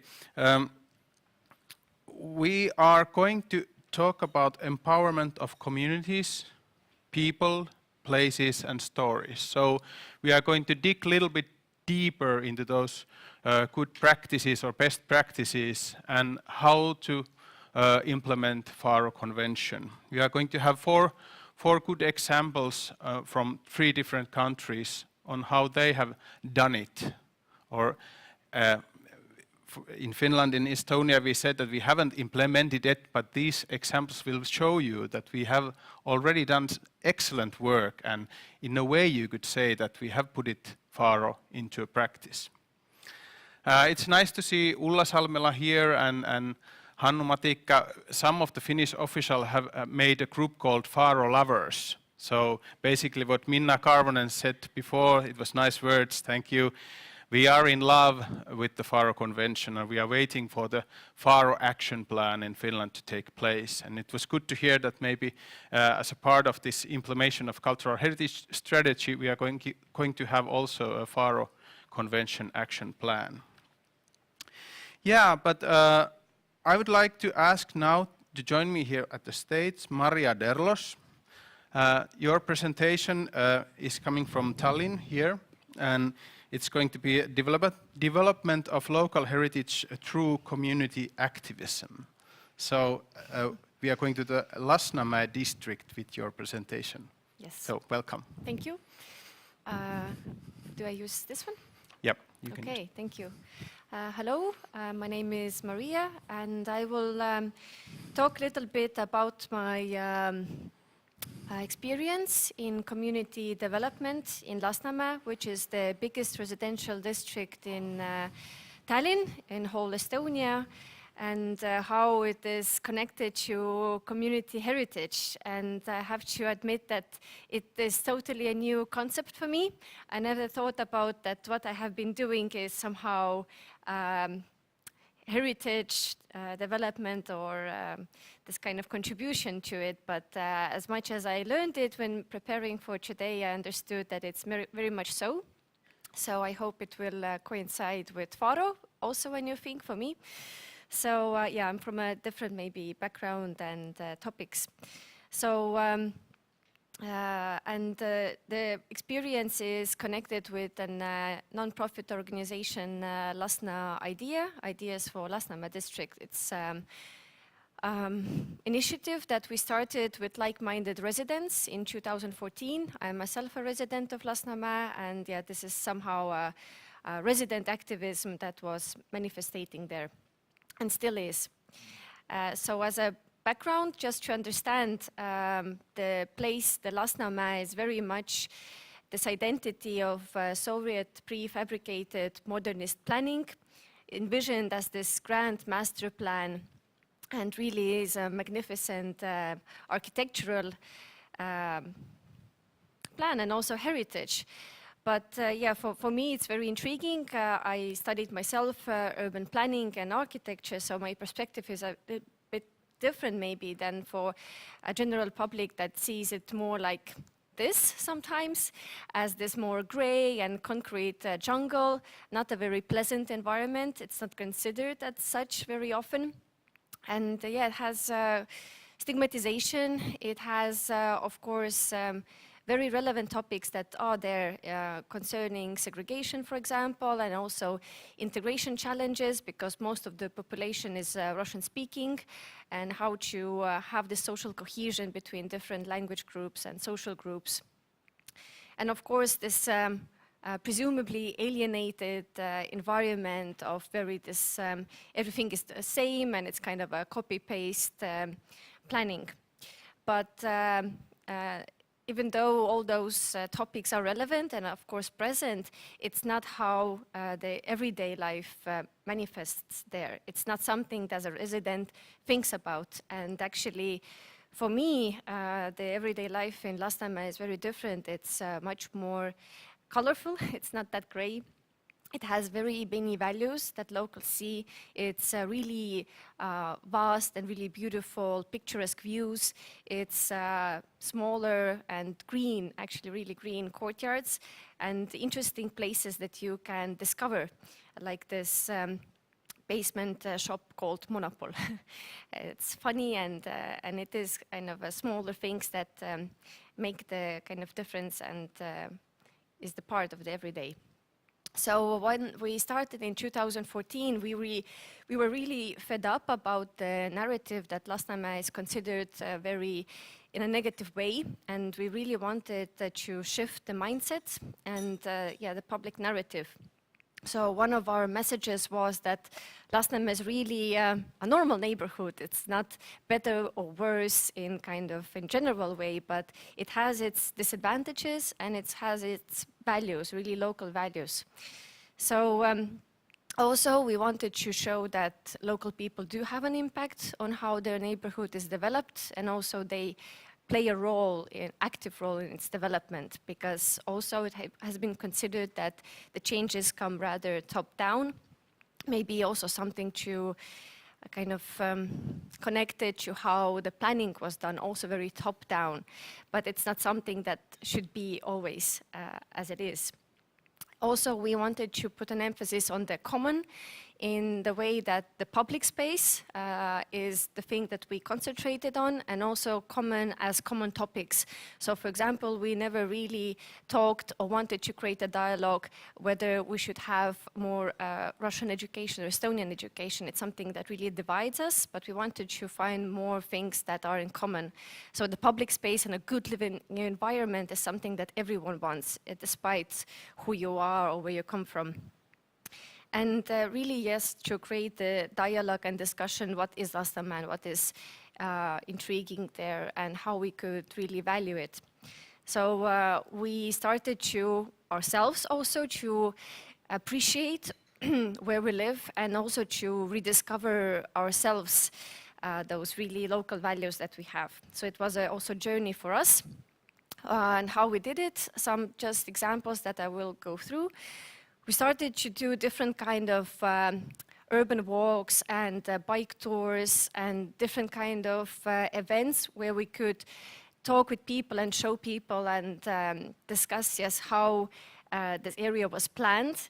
It's really interesting values and ideas behind the original urban ideas that were really innovative, and we shouldn't consider them as something coming from Soviet occupation, meaning instantly something negative. So it's something that really we should could be appreciated more in modernist planning as such. Also, we wanted to break this narrative that everything is the same. Lasnamäe is actually comprised of different smaller neighborhoods called mikrorajons when it was planned. Now it's Asum in Estonian, and even though the border is a bit different, the names are different, we still feel that the smaller neighborhoods have their own identity, and we try to find identities of a specific neighborhood by showing what kind of really interesting and intriguing places or landmarks there are that does not repeat in other places. So this is one example of Laagna neighborhood, what could be found there. And another example is this place in Priisla neighborhood. It's not there anymore. It was this kind of concrete construction that was considered a relict. People thought that it's something that was unbuilt, that it should be a market hall or something, because a market was there at some time. And what happened is that this area was privatized, and a big Maxima supermarket wanted to expand and just demolish it all and just put this kind of a box shopping hall on top of it. And we started discussion that actually it's a heritage, it's a local heritage, and it shouldn't be considered as a waste. We didn't manage to preserve this object. It was a discussion to maybe relocate it. But what we managed to do is create nearby, well, we had also discussions about it, but at the end what we managed to do is create a park, or initiate the creation of a park where we could have an object that was kind of symbolizing the arches that were there. So it's a kind of a small continuation of a local heritage, but in a way that we wanted, but still something. Also, we wanted to create also new meanings for the place through different cultural activities. For example, one of kind of signature events that we did was open air cinemas in parks and green lands, and to show people that Lasnamäe could be a quality contemporary event space. It doesn't have to be a city center only.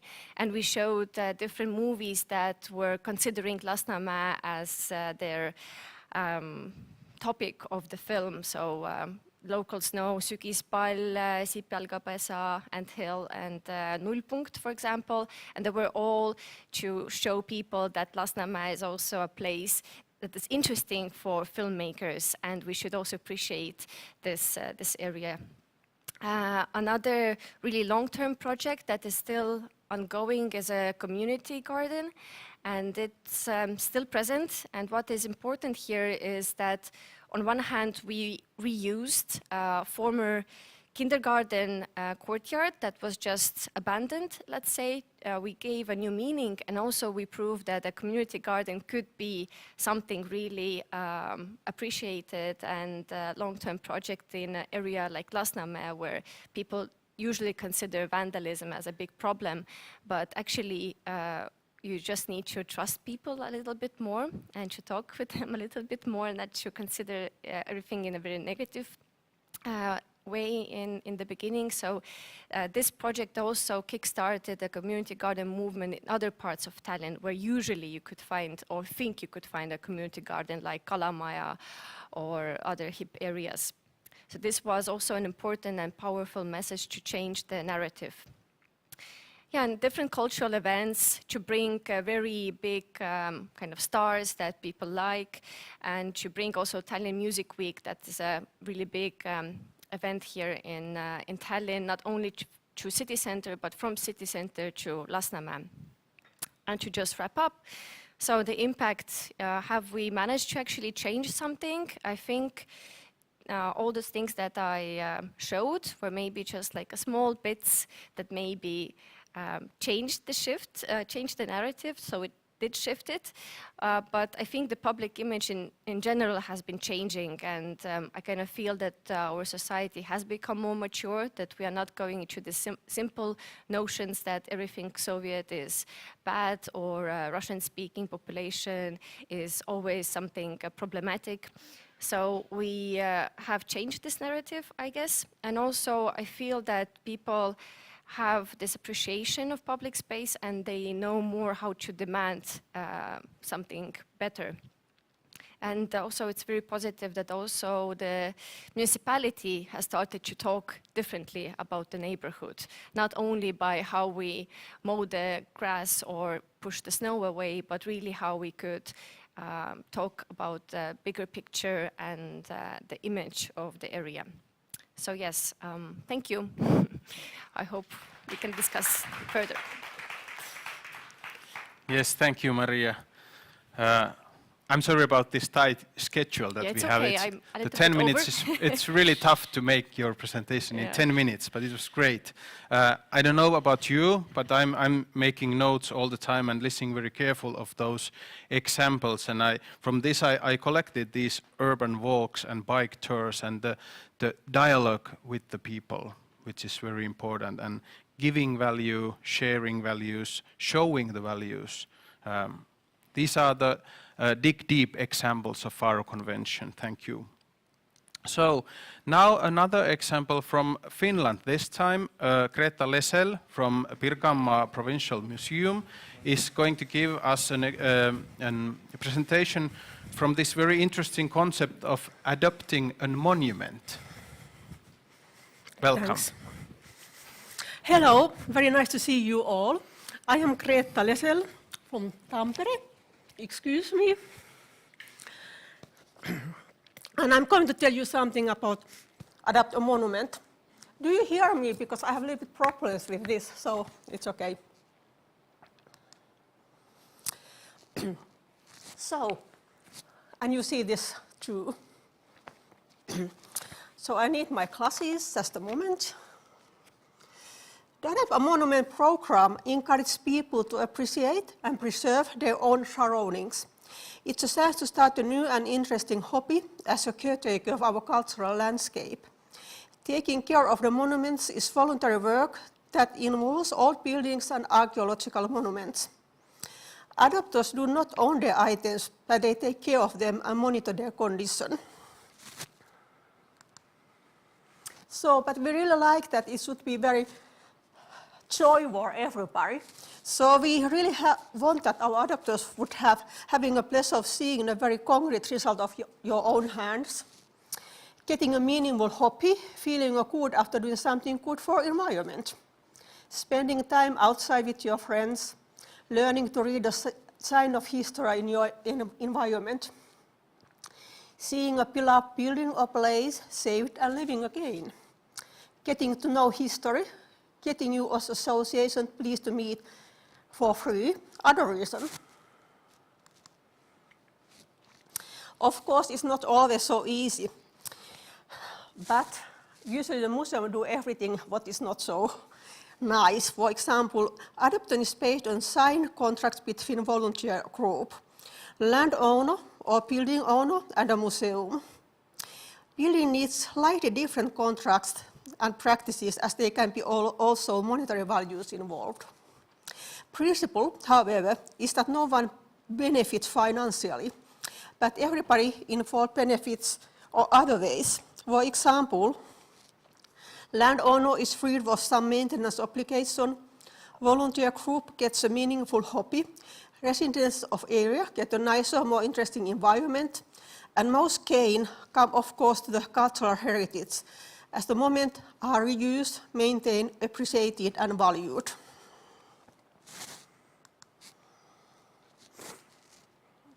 Who can do that? Almost everybody, but not a single person. It can be school or community, association, or something else like that, but not the individual. Because we think that if individual do that, it's so easy to let it. So it's more important there are group, and of course because we want to unite people, we want that people are together, so it's important too. Usually,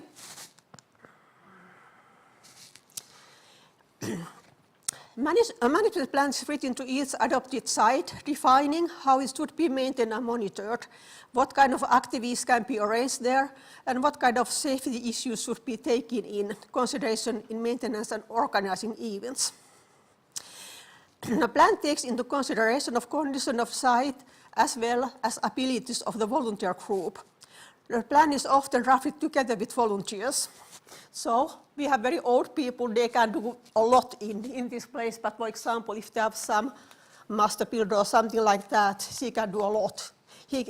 That kind of people can have much more difficult or some building with a lot of to do.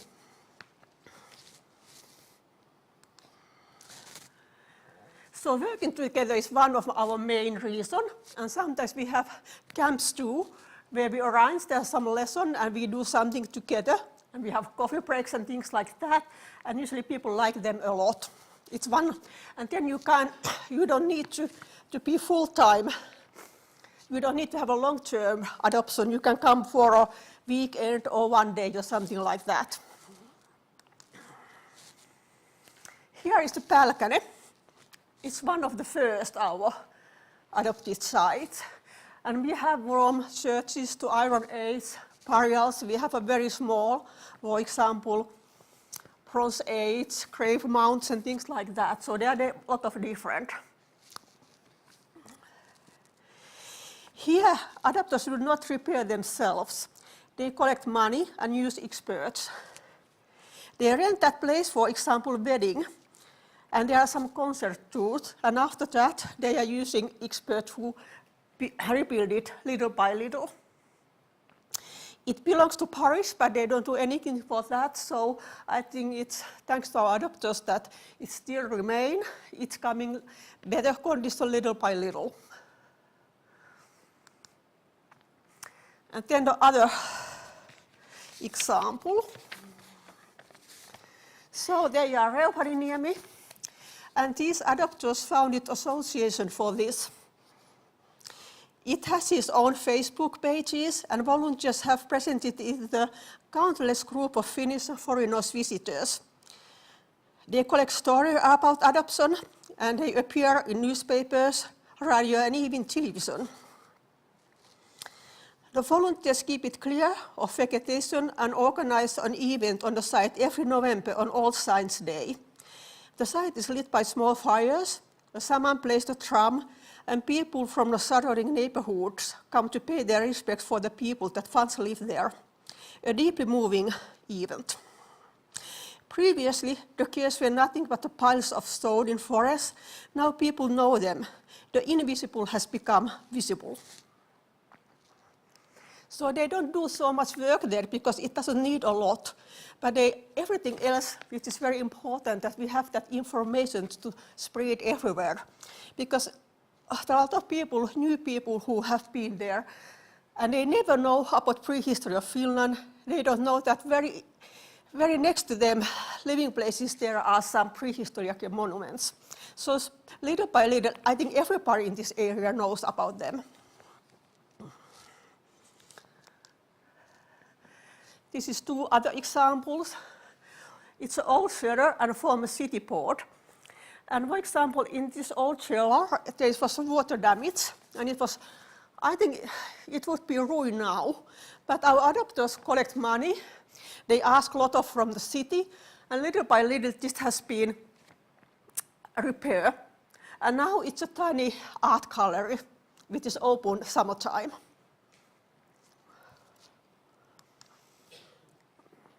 And here you see our youngest adopters. They are about 7 years old. They adopted First World War fortification, and they came to our museum. They signed that. They are very proud of that, and they tell their parents about it. And so we have the spread that information about them too. Something what is very important is to having information boards, because most of Finnish archaeological remains, they are not visible. So if we have that, people can read about them. And for example, when I'm passing this, almost every time there's somebody reading it. It's a stone wall between, city wall between Pispala and Tampere. It had been very big before, but now there's only something left. And they collect a lot of nice stories about that too, which is important. And there, one school, and they have an Iron Age burial, and they come maybe once or twice a year there, and they're looking after that. And once a year I go there and I tell them about prehistory and history. So it's a nice way too. Then we have volunteer fire brigade, and they have that small cottage there. And I have visited this year. in this place, and now it's a very, very good condition. It's reusing them, and everything has made very, very well.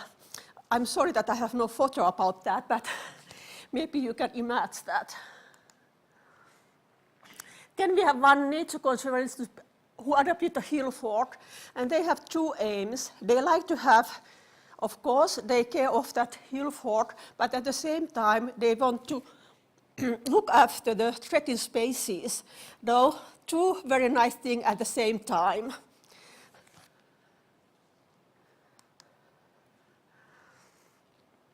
Usually the work is very easy. It's clearing, repairing, and things like that. Sometimes they can do even more, but like I said before, most important that these sites come visible again. Mm-hmm.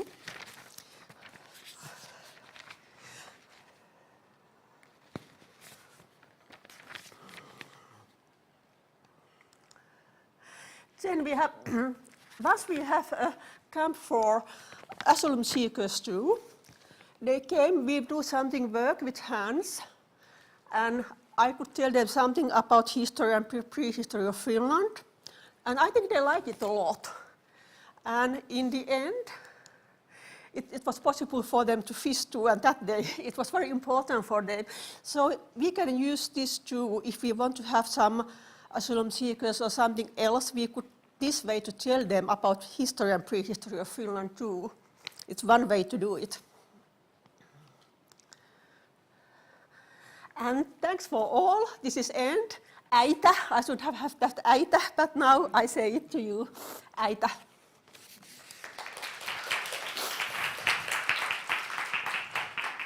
Thank you, Greta.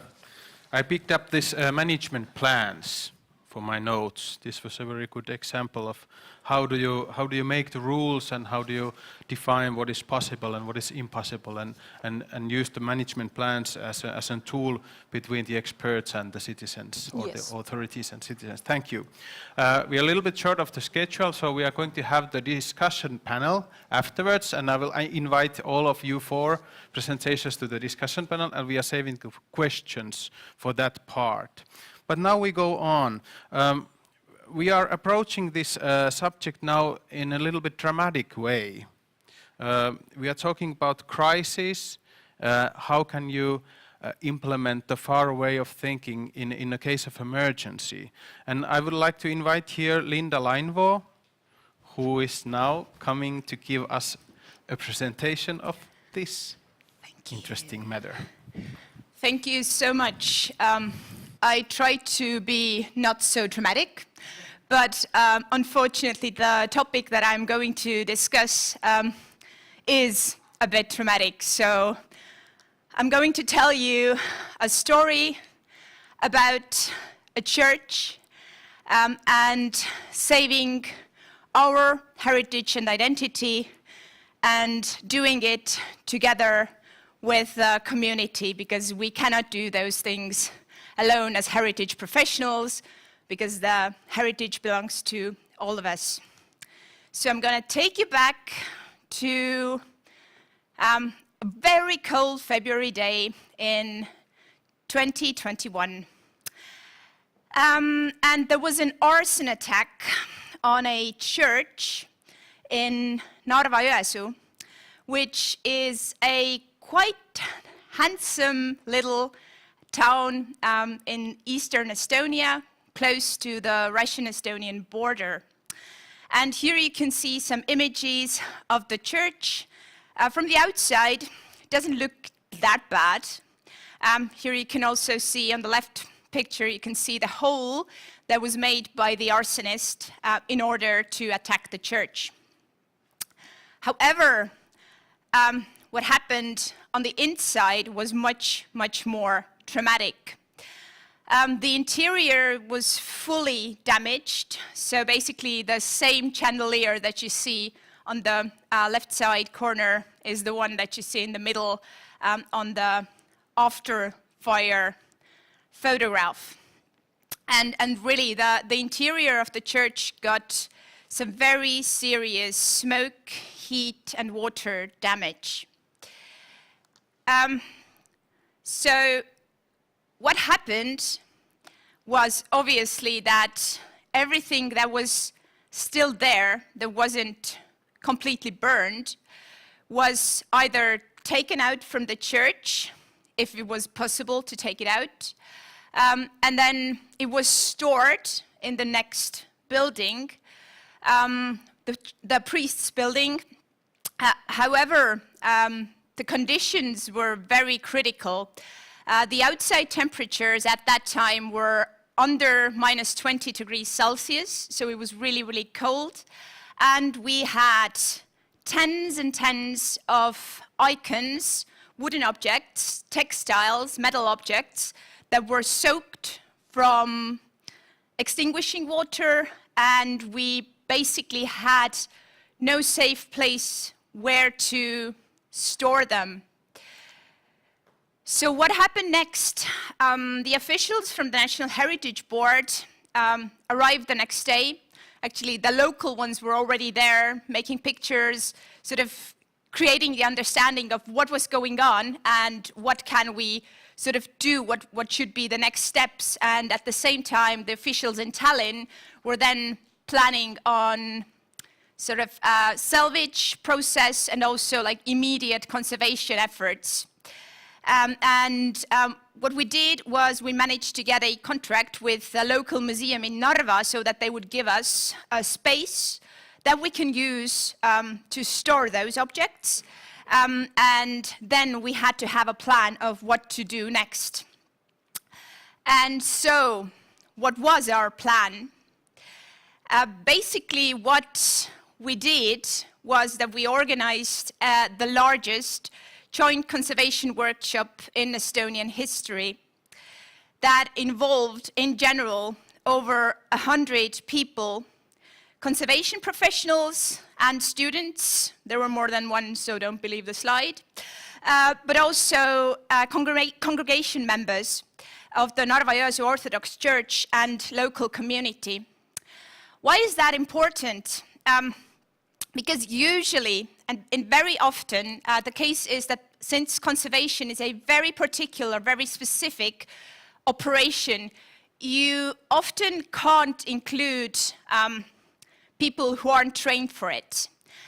In terms of, especially if we're talking about art conservation, if we're talking about paintings, then it's not a good idea to let someone rub it who does not know what to do with it. However, since we had so many conservation professionals, and we also had different kinds of objects with different kinds of damage, we were able to work together with the community and actually have the community there to the same things or very similar things that the conservators were doing. And also an important part was that the workshop was open to public, so that also just people from the streets were able to come to the museum to see what it was all about, what were we doing there, and also ask questions and work in terms of, and also contributing through just donating money, for instance, for the church. And the question, was it worth the effort? Because it wasn't always easy to sort of organize this kind of work, to do it together with people who weren't conservation professionals. And one additional aspect there was also the language barrier, because the congregation and the local people mainly were Russian-speaking, whereas our conservators and students were mainly Estonian-speaking. So yes, I would definitely say that it was worth the effort, because we were able to start the recovery process for a traumatized community. They were able to do something to make it better. It was also sort of this feeling of belonging and shared identity, the question of our heritage. It's not just their church or like listed monument in the sense of Heritage Conservation Act. It was something that we all shared and cared for. So I also think that an additional part was kind of the recognition of state presence and support in this situation, that the community was actually quite surprised. Wow, the state is here and so quickly and involving and putting so much into it. And it actually was, like, also when we consider financial efforts, the Ministry of Culture really contributed a lot of financial support to this process as well. And an important aspect is also bringing damaged heritage items back to use, so that they wouldn't be just stored away, so that this heritage could live on and carry on living in use, because we all know that heritage has a meaning only if it's used. And also, we were able to create new connections and share those best practices, both with and among conservators, but also we were able to show those congregation members and just ordinary people what it means to take care of a damaged object. And also the question of why is conservation so expensive? Because it's hard work and it's specific work and you can't do it quickly. And the final note that I would say about this action, this joint action, that was that we saw there that heritage worked really much as a unifier and peacemaker among different kinds of people. And with that, and in our intensive schedule, I'm finishing. Thank you so much.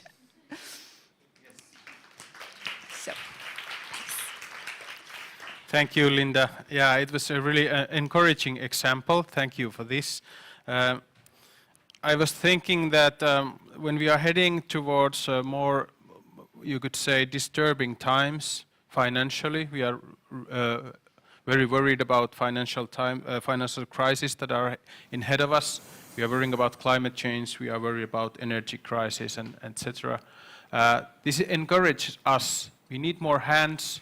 We need more brains, we need more resources, and Faro can work that way. But it's not a one-way street that we use citizens as a new craft, but it's a two-way street. And this example reminded us that we can also, for example, give a place for people to have this dialogue, to heal a trauma in this case, and also gain from those experiences a lot to themselves. So I promised you 3 countries, examples from 3 countries, and now we are having the third one. We are going to have a Lithuanian case. Ed Carroll is here on the stage, and I would say we are going to take it back to the streets with your example. Thank you. Thanks so much. Welcome. So this is a picture from Kaunas, Lithuania, from a community that's actually the smallest administrative place in Lithuania. Sorry, excuse me. So the smallest place in the administrative unit of Lithuania. And it's 20,000 population, but you see it's beautifully, like we call it a potato bag or a teardrop. It's this river that runs around it. And we've got these oak trees that are on one side of it, so maybe 600-700 years old on one boundary. And it was very interesting. The Ministry of the Environment gave our community, which is an association, no employees, no building, so nothing. The Ministry of the Environment gave us an award in 2016, what was called the Genius Loci Award, which is an award for a community that really tries to preserve the spirit of the neighbourhood. And we got this award, I think, because urbanisation had become a big feature of our community. The mayor of Kaunas wanted to build a road into and through our river. And so there was a very big sort of protest from the local community. And very often, you know, when we think about local cultural heritage, people think about local cultural heritage when it's under threat. When someone comes to you and says, I'm going to take something away from you, then you begin to you know, activate. And this was the case also in our community. People felt, look, this road is going to do something bad.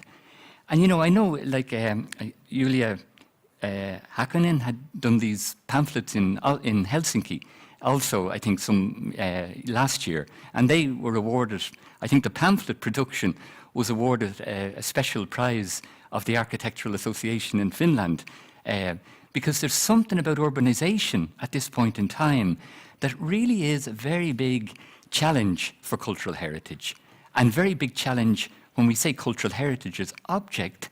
We also have to add in cultural heritage as the identity of people, as people and places and stories. So I think this is why urbanisation is a particular animal that's faced by many communities today. And this is I think it's 17 stories that's been built up in one part of our community. Our community came out of a group of people who emerged into the city from the country, and they built these little wooden houses like they'd have in the country, almost like a sort of a trauma that they were pulled out of the country, but they had to come to the city to work. And they created their little wooden houses. And then around these wooden houses were all these beautiful landscape, you know, a sort of a natural heritage. Napoleon's Hill, because Napoleon's army walked across this river here, over to the other side on the way to Moscow, and came back defeated again through our little community. And this Genius Loci, you know, when it's under threat, sometimes people come out and they do something. You know, they say, we don't want this road. And our community for, 2017, 2018, they did many events to try and say, look, we don't want this road and the impact that this road will have on our area around the city. And we do these things called protests. So then we're called not artists or archaeologists or cultural professionals or local people. We're called activists, and that's the word that people put on it. Okay, if they want to put that word, that's okay. But protest is the idea in the Greek sense of testes, wherein the Greek citizen would hold his testes because the woman had no testes, and the woman wasn't a citizen in Greek society. But in this case, the women and the men and the children, held their testes and said, we protest. And that was the interesting thing. And it's very interesting that the protesting, at some level, you say, you have to stop protesting and you have to do something different. And so we took up this award that we got from Genius Loci, and we made it the name of a project that was funded by Norwegian funds, which is where we tried to map the cultural heritage of our neighbourhood. And I have a short film that I'm hoping maybe somebody can play at the back, which just gives you a sense of this little attempt we made to try and show our area is a place where there is cultural heritage. Thank you. My peaceful life as a dog is in danger due to the aggressive urban development in my neighborhood. I have witnessed my community having a say for the planning of the territory, but its voice was never taken into account. Therefore, my fellow humans developed a digital mapping tool that allows them to portray the treasures of our living environment. The three maps of the memory, the present, and the nature work as a unique source of information and an active space for participation. After digesting all this data, the humans will have a stand with a democratic vision of our territory. It won't be a dog vision, but definitely it will smell good. So in this sense, we tried to make the idea of our neighbourhood, which is very little registered cultural heritage, but it has a community of people whose great-grandfather came and settled and lived and became workers in the territory. It has these little wooden houses that you wouldn't call, really special. But let's say Kurt Ludwig from the European Cultural Volunteers came during the winter and he said, oh God, these little wooden cultural houses, these worker houses, they are something really special.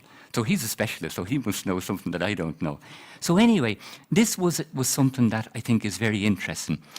And then I won't finish the story of the cultural heritage, but I just say it was very interesting that we got a prize for this Genius Loci digital mapping from a place that we didn't expect, which was the new Bauhaus Awards.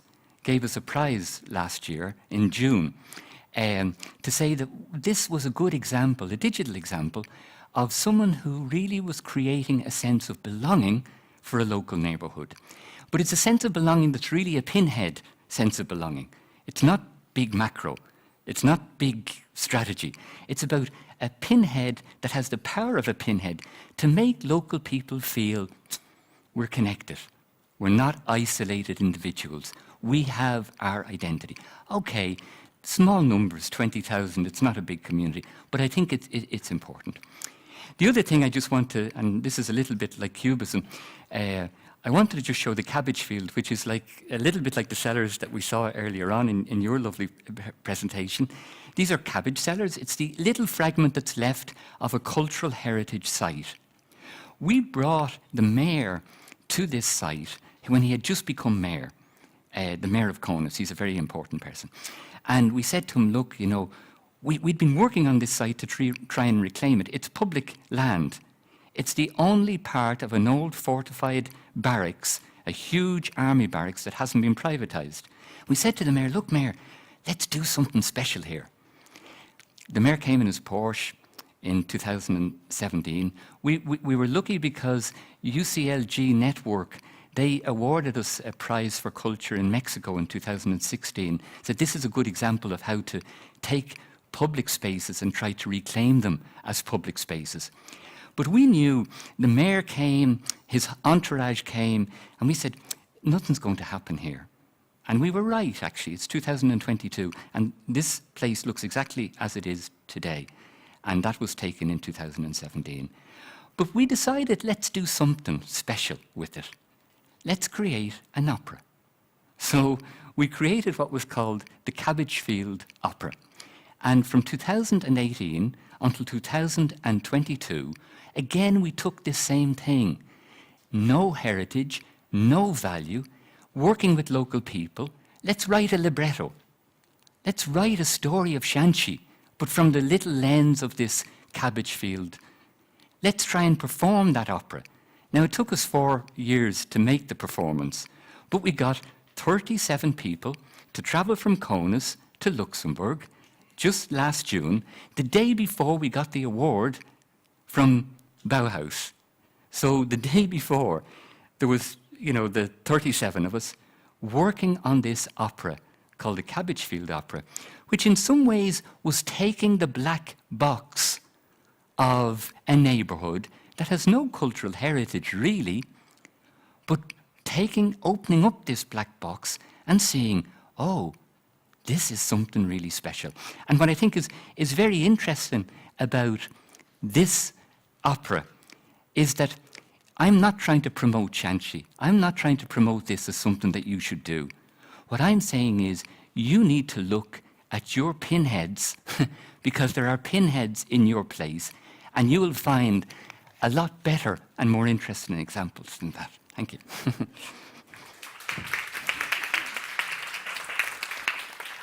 Well, thank you, Ed. This reminded me of a few things, but one was that in Finland we sometimes comprehend dialogue as a series of monologues.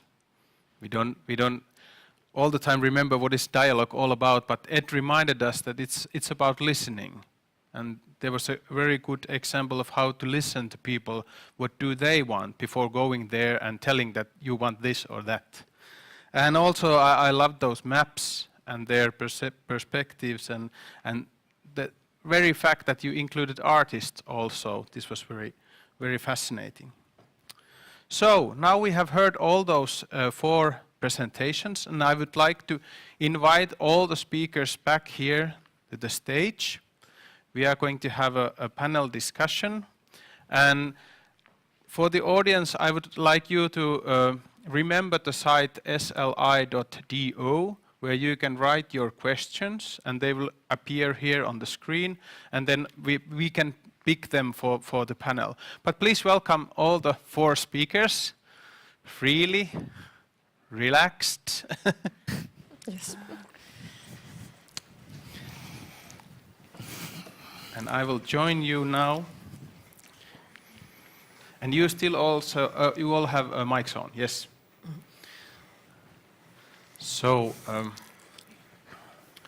I would like to get back to the people. Where Ed left his presentation, we can concentrate now first on people. How would you describe is there a profile for people who come to these activities, to when you arrange something and you involve people? Is there a prototype of people or person who wants to come and join and contribute? In free order. I can start because I think there was also a question asked about it. Who are those people that were part of the initiative I introduced? So those who started the initiative, the NGO, were, I guess, pretty much like me. I guess the age was somewhere between 30 and 40. We were quite educated, we had some free time, motivation, we had some skills and knowledges in project management, for example, so we could push those ideas forward, but those who were participating were a much more different crowd. And I think they usually say that people who participate in this kind of social activities are usually women and children, and that's true. The white middle-aged man, it's hard to get. But for example, when I noticed that we could also engage the men, were, for example, activities that were more sporty. When we did bike tours, we had really big amount of men, and I was very surprised to see so many men. It was a bit funny. And also when we did the community garden, and we had a lot of stuff to be built. And this was also something, I know we try to not stigmatize also that the men are always with sporty and tools and all that stuff, but it is like this, that you have to think about interests that could more attract men or be seen for different people as something that they could do. And what is connected to their everyday life. So we really try to prototype different events like the cinema nights. A lot of people like cinema, they like to be entertained, so let's do something entertaining but connected with a kind of social message. Let's do a sport event but connected with this architecture awareness. So let's do gardening, let's engage also elderly, and we really managed to get elderly, lonely elderly from their homes. So they have their kind of notion that they used to garden, but they are too old to go from the city, so they could find their place here. So at the end, it was really different people, but it's only because we tried different things. Yeah, so that was a kind of a tool that you reached for those people who were missing. Yes. Anybody else? Mm-hmm. So I could say that most of our people are more than 50s. They are retired people. I think they have time. But luckily we have some young people too. For example, we have some schools. And for example, if you think that those firemen, of course they are at working, they are all men, and they are about from 30 to 40 or something like that. But most of them are retired people, more than 50. Yeah. In the Narva-Jõesuu church case, it was fascinating to see in this religious kind of angle, because I agree with Maria that usually it's women and children in such cases.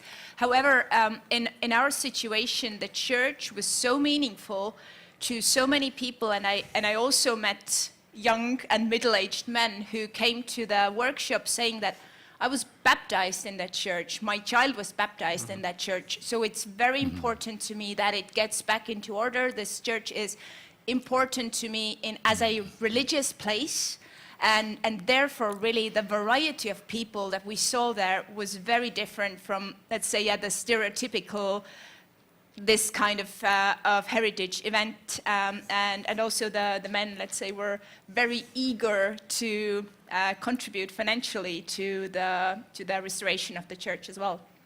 Yeah. For Ed, I would like to make a little bit different question about these people.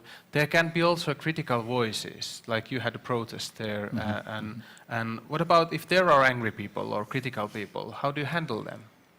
Well, we're angry all the time.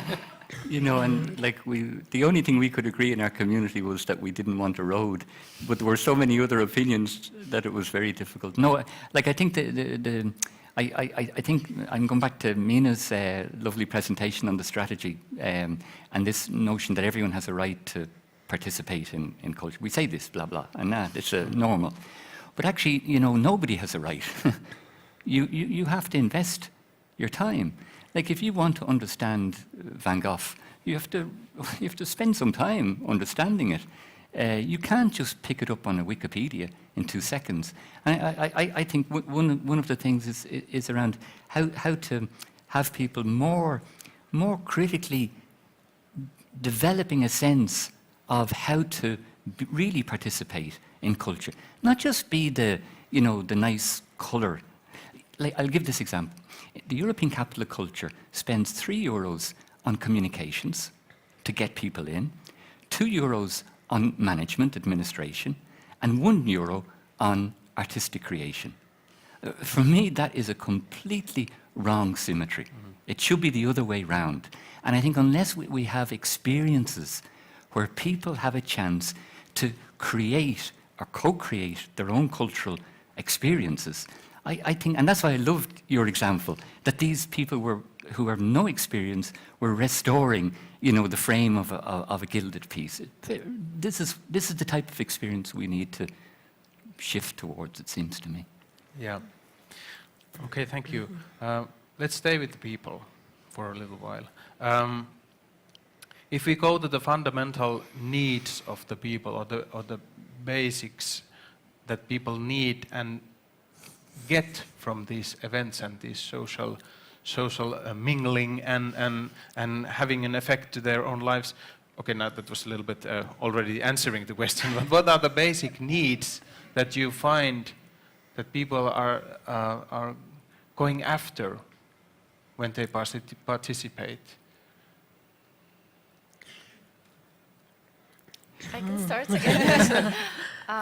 Well, very different because we just did so many different things, but I guess for us it was important that people could get possibility to spend their time, quality time, in the place where they live, that every kind of, well, I think it should be normal that every neighborhood should have quality public space, and that means also good connections with neighbors, that you could trust your neighbor, you could discuss something with your neighbor, and you could also discuss or kind of file a petition or whatever to the municipality, and there could be also a trusty communication. And that it should not be alienating, that a neighbor, like we say that parim toit, teine naaber.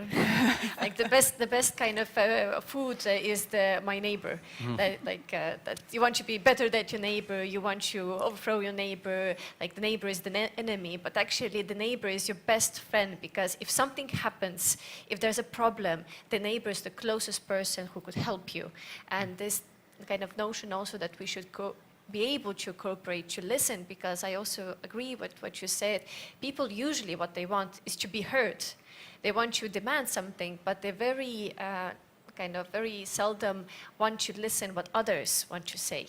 And to find this kind of compromise or kind of consensus, it's very difficult. And this can only happen through common interests. And if you can find this kind of balance between the interest and how to create the dialogue, then that's the kind of key. So they want to socialize, but they want to be heard. They don't want to talk so much, and they want to talk. So it's it's very different. But could you say that the basic need behind all that is the need of safety?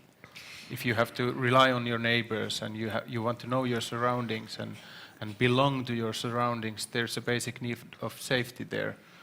In the bottom. Yeah, I think it is. It's not voiced maybe in such a way, but it's definitely there in the background. Yeah.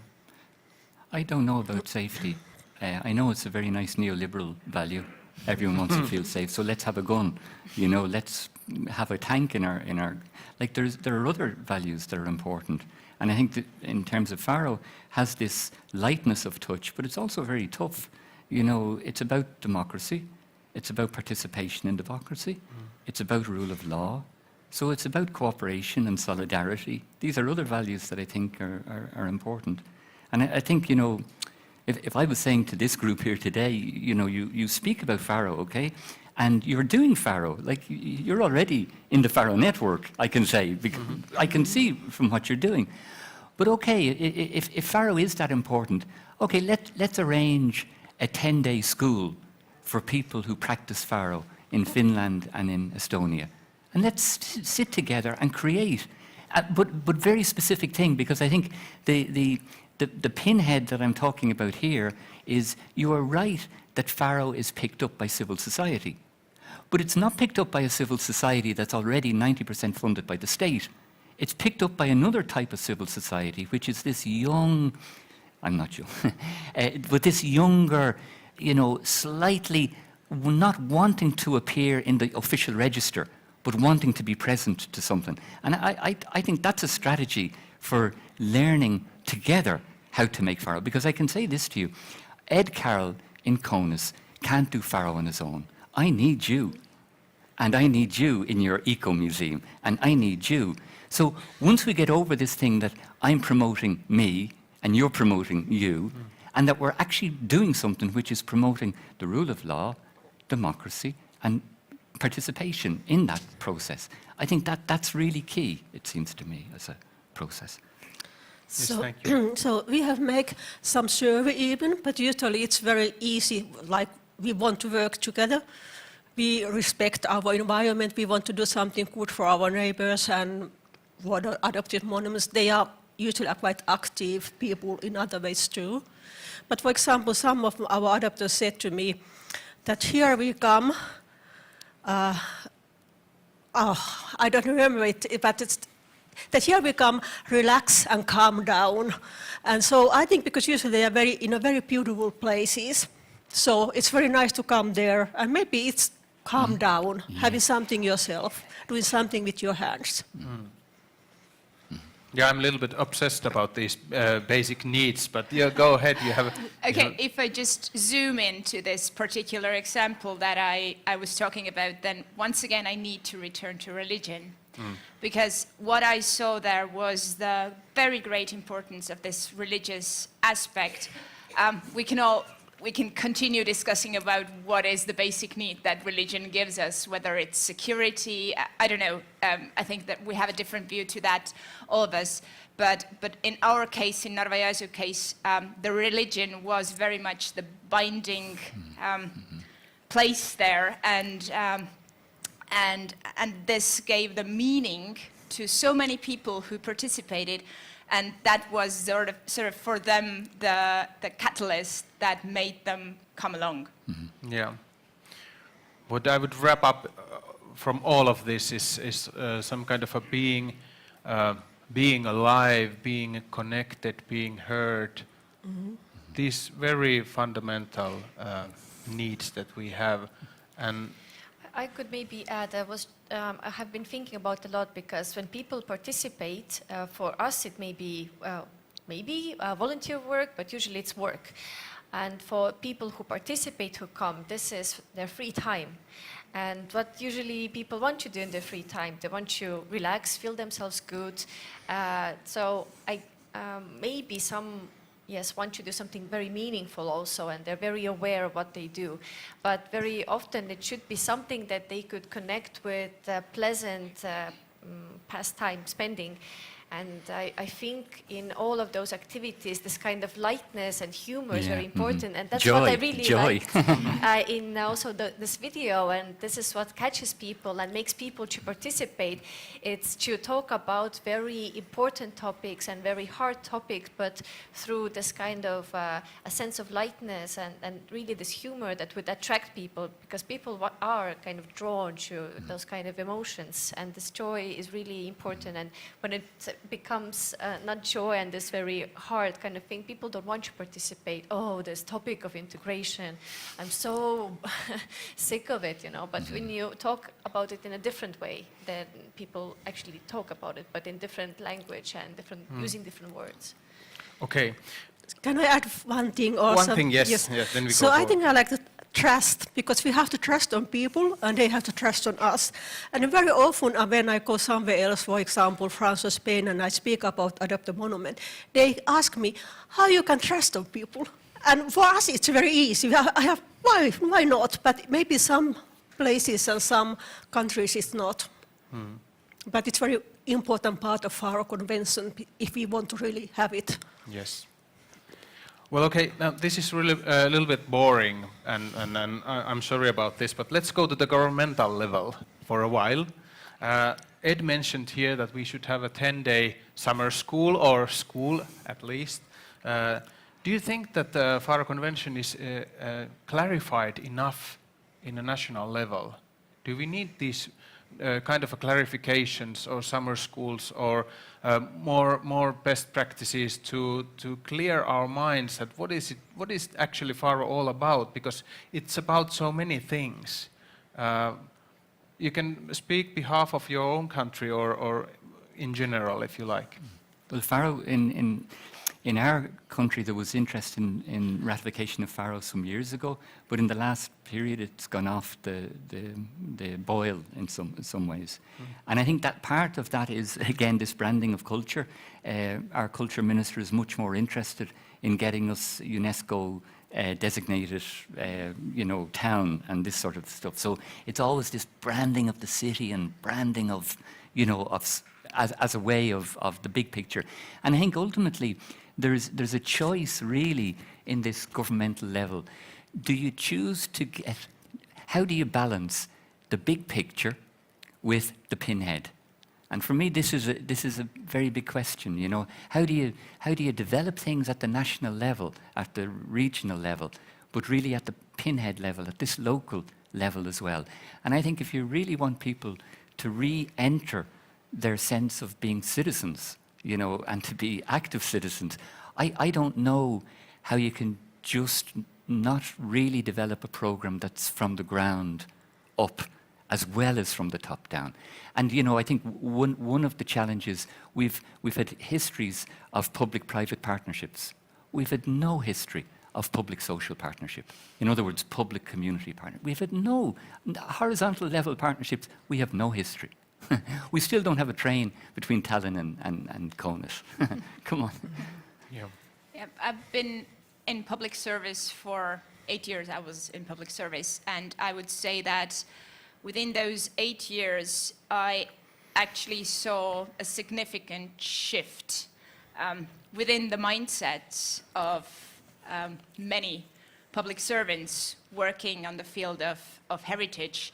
And to where I stand, or what I've seen as an insider, as a government official, is that there is still a lot of understanding of, the common person does not know how to do it. The common person does not know how to take care of their heritage. Whereas this is exactly what you said, that we kind of need that trust. And I personally also said that it's sometimes difficult when it's a very specific kind of work, whereas you can join those dots and you can bring people together. Of course, you need professional knowledge and understanding, but there are so many things that can be done by people. And I honestly believe that this shift has to start from the mindset of the officials working with heritage. Do you think that it's a question of power, or perhaps losing the power or the authority? Do you think that the officials are a little bit afraid of giving that power to people, or losing the power to people? I don't really think it's about power. It's just my personal mind. Sort of maybe someone else would answer it differently. But I do believe, and I've seen that heritage officials and heritage professionals really love heritage. They really, really love those objects that they work with, and they are terrified that someone might ruin them. So I think this is sort of the motivator for maybe clinging on to that professionalism. And I understand it, honestly. As a heritage professional, I do understand, and I understand that love as well. But once again, you know, you need to set your loved one free. Greta, you have done those commitments or those management plans, and you have write documents. Is this a way to handle the fear of things getting distracted or messing around? Yes, it's one what we do, but you know, I'm so happy because I think almost every one of our adopters, they don't do any harm on our side, so we can really trust on them. And I hope that it's not power what we like to keep for us, but maybe it's for some people. But maybe not used to that, because in the old days it was always official way of authorities. And I can say that, for example, some of our adopters, they know much more about their sites than I. They are expert, not me. And when I can realize that, it's much more easier. The next one is a quite hard question. I'm already sorry about this, but if we talk about tangible and intangible cultural heritage, how would you put Faro in this picture? Can you see it as a barrier breaker between tangible and intangible?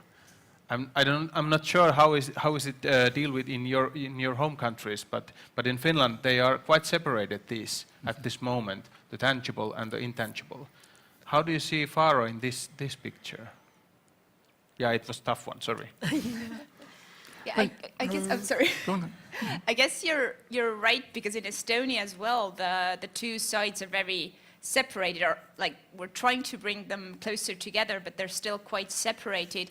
Whereas I think this, for me at least, Faro is kind of a definition of inclusion, and through that inclusion, also all those intangible practices can be put more into use and can be brought together with a more of like traditional view of heritage. So I think this could be a step closer to each other, yes.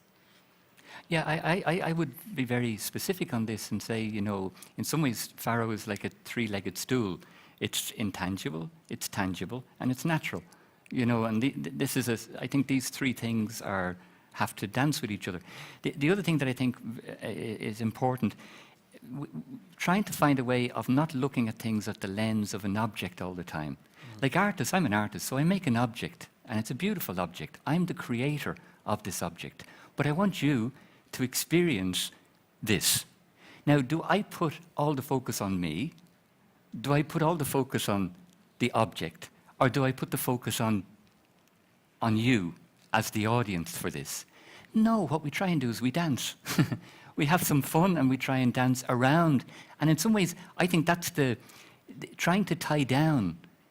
And I love the Marilyn's thing earlier on about, she was saying, you know, at some level, not knowing is not a bad place to be. Not always tying things down to being concrete and, you know, physical and like, you know, like a British rationalist, you know, see, hear, taste, touch and smell. We see, hear, taste, touch and smell cultural heritage, so it only comes into us through our senses. It doesn't come into us through our head. And I think we should allow cultural heritage to be that place that is a place for the production of imagination, not for the production of a textbook. So that for me is, I think, is how you find a way of getting out of this dualism, tangible or intangible. Okay, let's stay one little minute in this same subject. That do you consider it's a kind of a change of paradigm if you rip off the historical part of the objects or the events, and you, like Ed said, that you are in the moment with the people, you are living with the surroundings, you are living with the cultural heritage.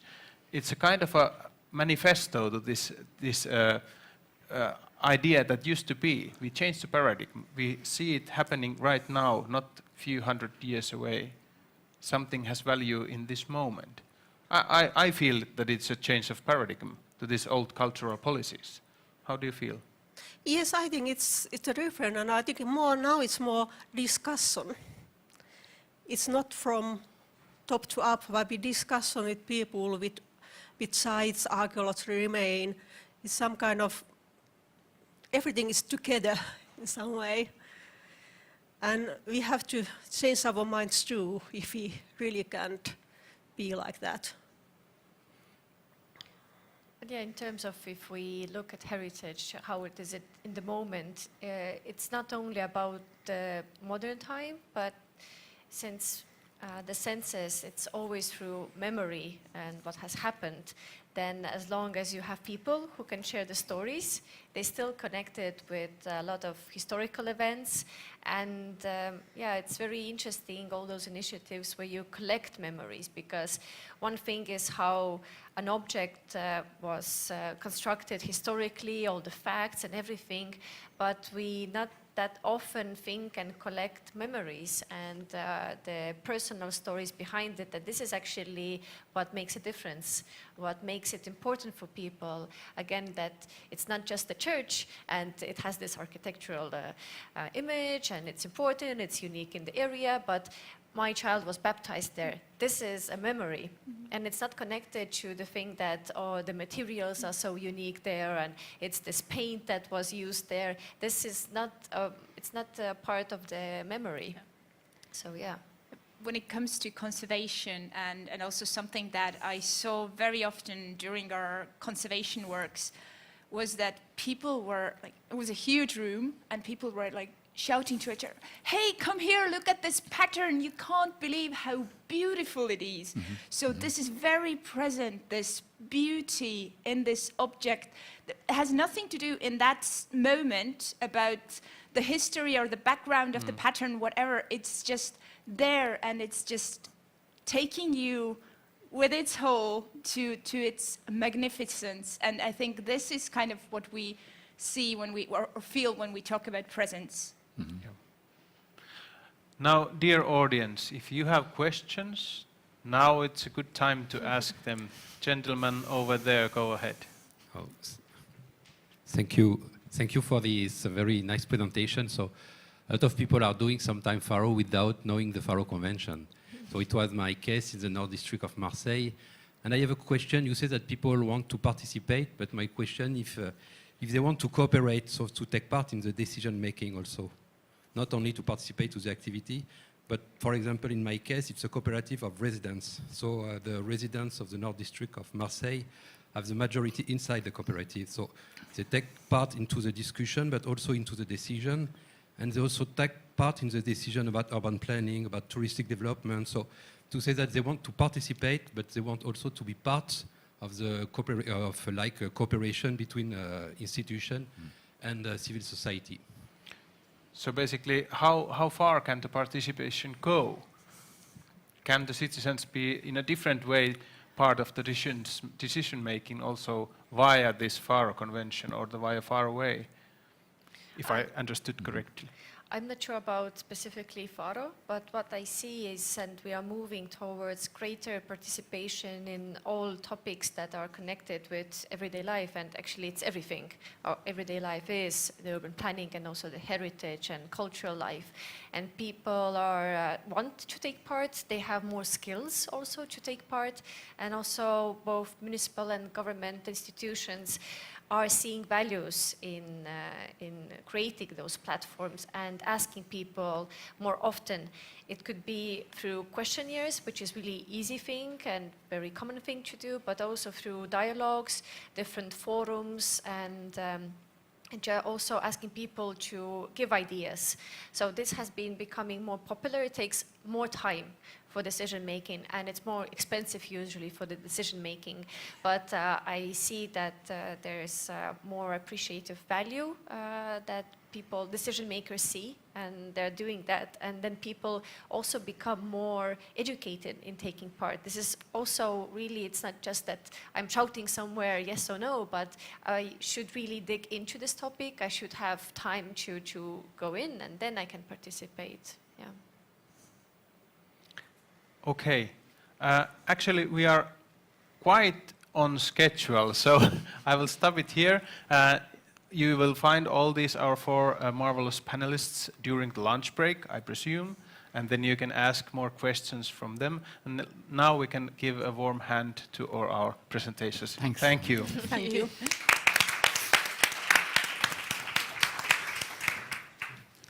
Yeah, but before the lunch break, we are still having one more presentation. I'm honored to ask here at the stage Jovana Poznan from the Council of Europe. And we are going to hear about how a role-playing game can help in setting Faro Convention. Now, I remember I was doing some role-playing in the context of ICH, in Intangible Cultural Heritage. It was a UNESCO training, and it was very, very effective, and it was very, very safe too. Somehow this safety is my keyword today. But let's hear it from Jovana Poznan. Please welcome.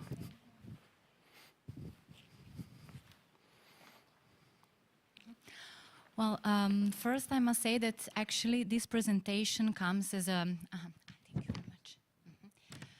It comes as a response to many questions that were already raised today, like how to use Faro Convention principles in practice. For example, how to make people and communities more involved. As you know, the texts and the legal instruments in the Council of Europe, they are very, very technical. I mean, sometimes it's for the civil society, it's very hard to really implement them in practice for the benefit of their project. So this Faro Convention role-playing game is an innovative tool, actually, which aims to bring closer the principles of the Faro Convention to the citizens and to the communities.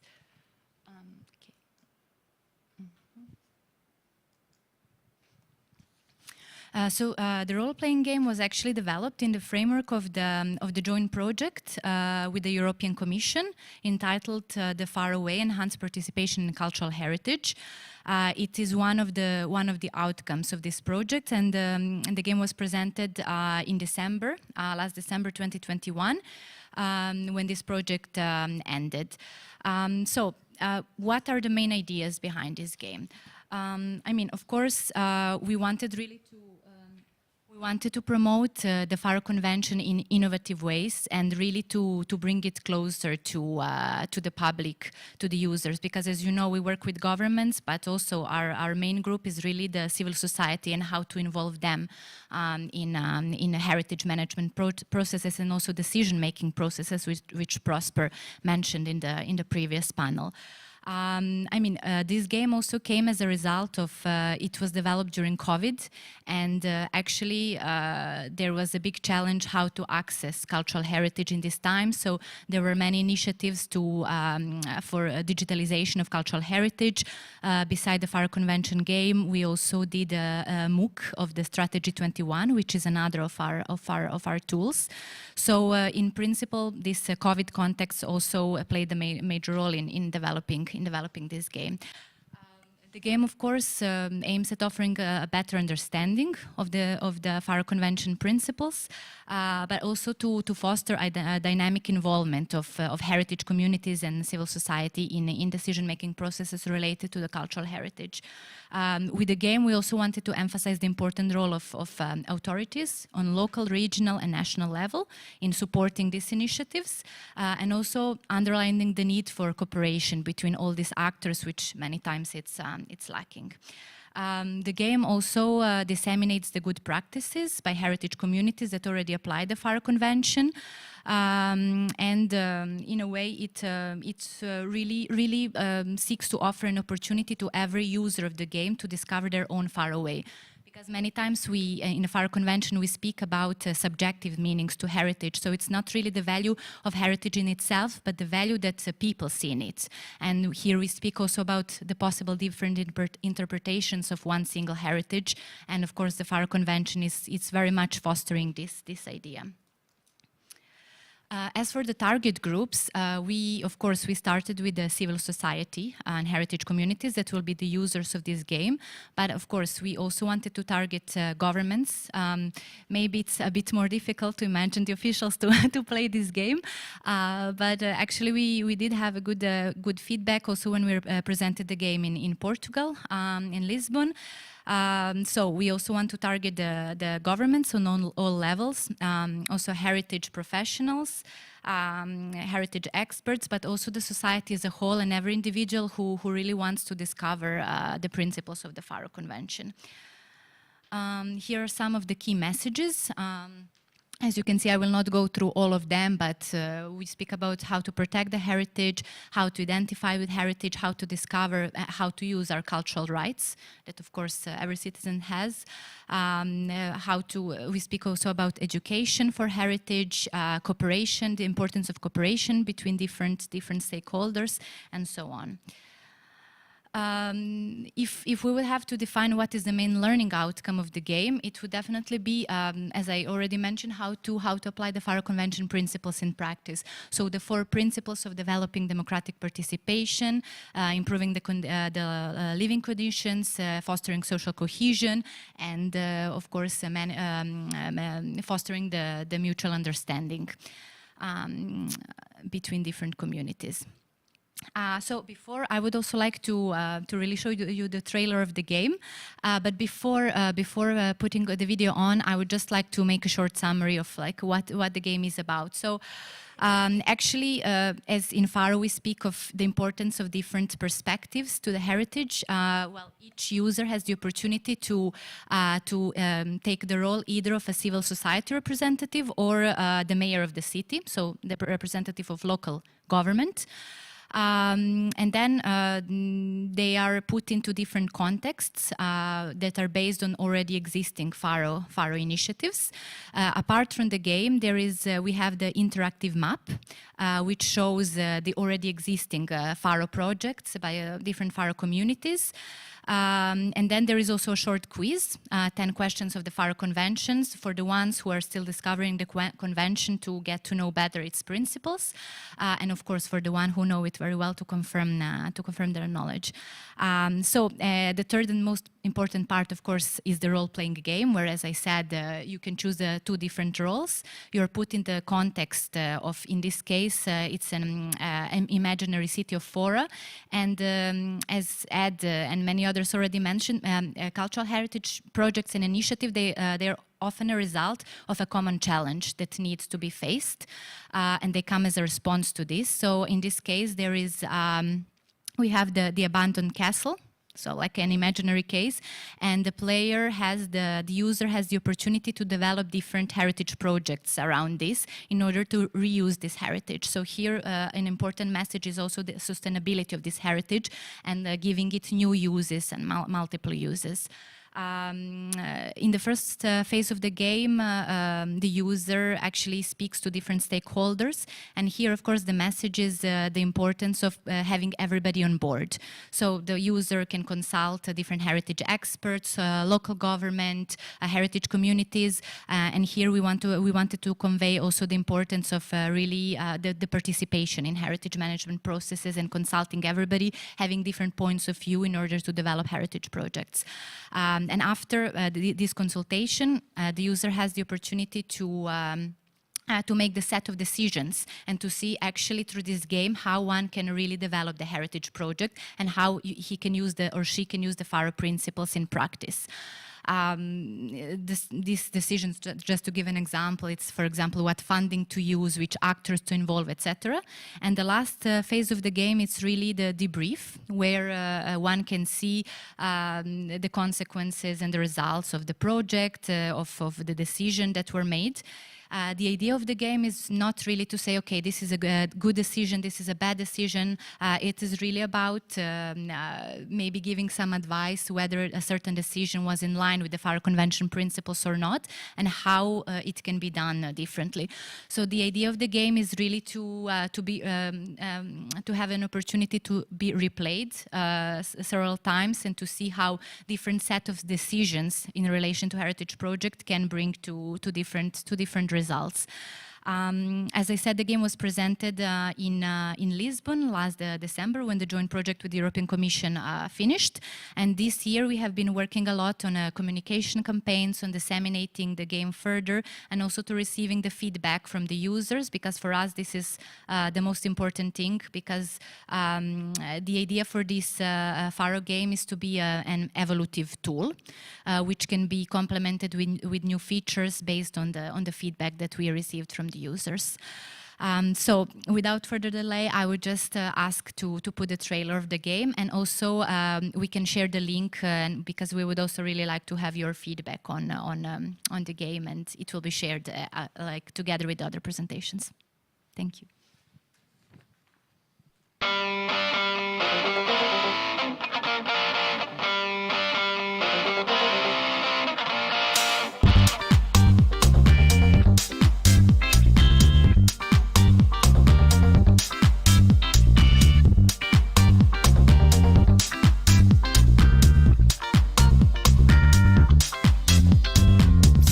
Castle, once a symbol of the town of Fora, just left to decay. What a waste. Maybe it's time we reminded our fellow citizens and the municipality that if nobody does anything about it, it's going to fall to ruin. I'm ready to give you a hand.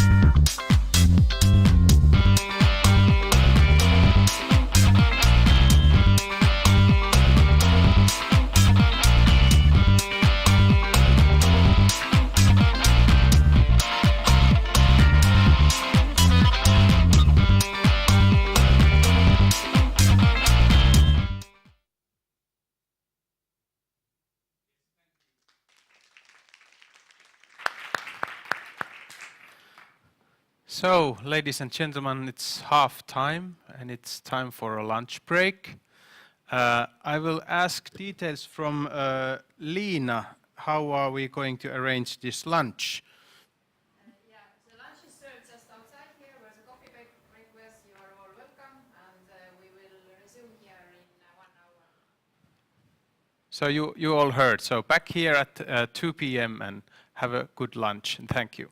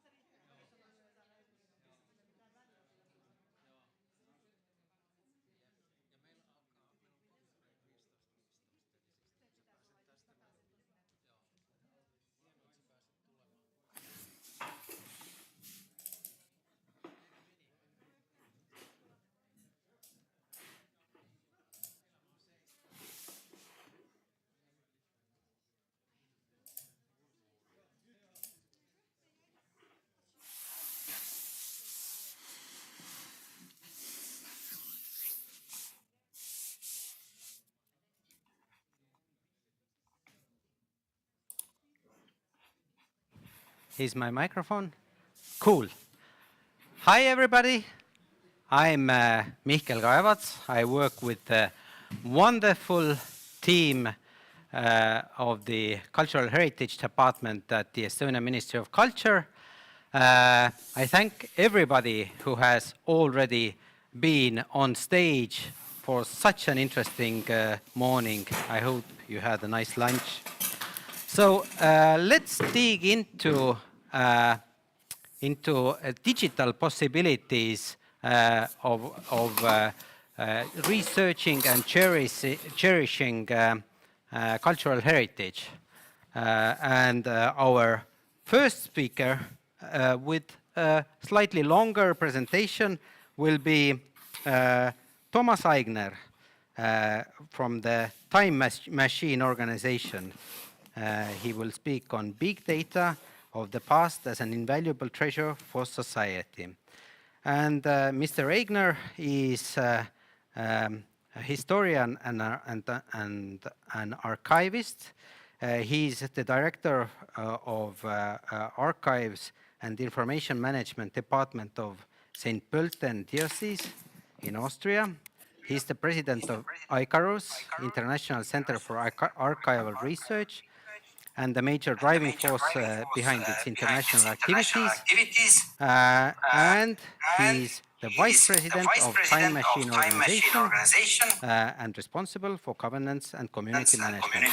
So, Thomas, this panel, this section's specificity is that the speciality is that it's all online. The only one to entertain you here live is me. So, Mr. Thomas Aigner, Dr. Thomas Aigner, please, if you're there, please take the stage. Hello, everybody. Do you hear me?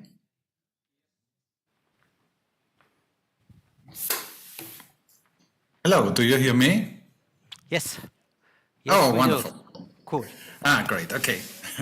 So, very nice afternoon to all of you here from Austria. It's 1 o'clock in the afternoon, so one hour earlier. It's a pleasure to be with you and also being able to introduce you a little bit into what we do at Time Machine Organization. I think what we do is very closely connected to what Faro intends, because talking about big data of the past or talking about transforming the entire cultural heritage into digital is something that has an invaluable value for society, because it breaks down all barriers in the access of cultural heritage. And so anybody at any time will be able to access cultural heritage in the future when we've made it to transform it into digital. Please allow me firstly to introduce a little bit in what we are and what we do. I'm representing here the Time Machine Organization. Time Machine Organization was born out of an initiative that aimed for receiving huge grant from the European Union within the framework program of a Future and Emerging Technologies program, which promised to spend 1 billion for a breakthrough in certain technological fields of science and technology. But within the application for that grant, we formed a consortium consisting of 30 institutions from all over Europe, consisting of universities, libraries, companies, and many others who deal with cultural heritage. And from the first day on, we said, okay, our vision, it means to transform the entire cultural heritage into digital, is so huge that we do not want to be dependent on a European funding grant. And so we founded the Time Machine Organization and expanded that small consortium that aimed for that grant to a huge European network, the Time Machine Organization. We are now at the moment We have about 600 institutions and networks as our members.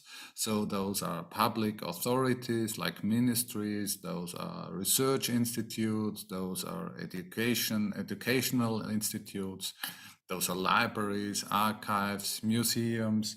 So any institution that deals somehow with cultural heritage. And besides that, in our initiative, there are about 6,000 experts and supporters involved. So it's really a huge initiative, and we have a huge vision, and that vision is the almost entire transformation of cultural heritage into digital in order to create the big data of the past. In order to give you the best introduction into our vision, now I would like to show you the following video.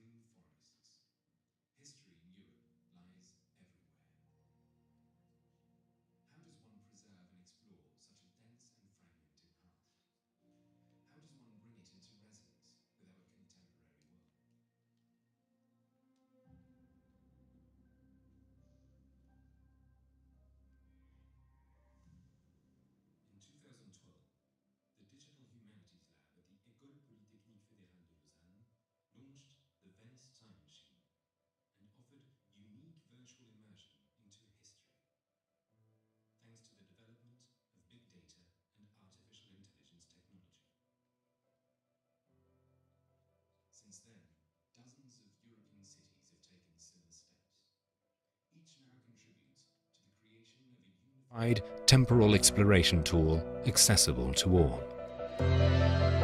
All these initiatives are now gathered within a consortium that groups together more than 250 European partners, universities, archives, research centres and also private companies. Time Machine participants include historians, engineers, geographers, developers, entrepreneurs, researchers from a variety of backgrounds, as well as ordinary citizens, defenders of their heritage. Chaque ville du réseau de la Time Machine pose des défis particuliers.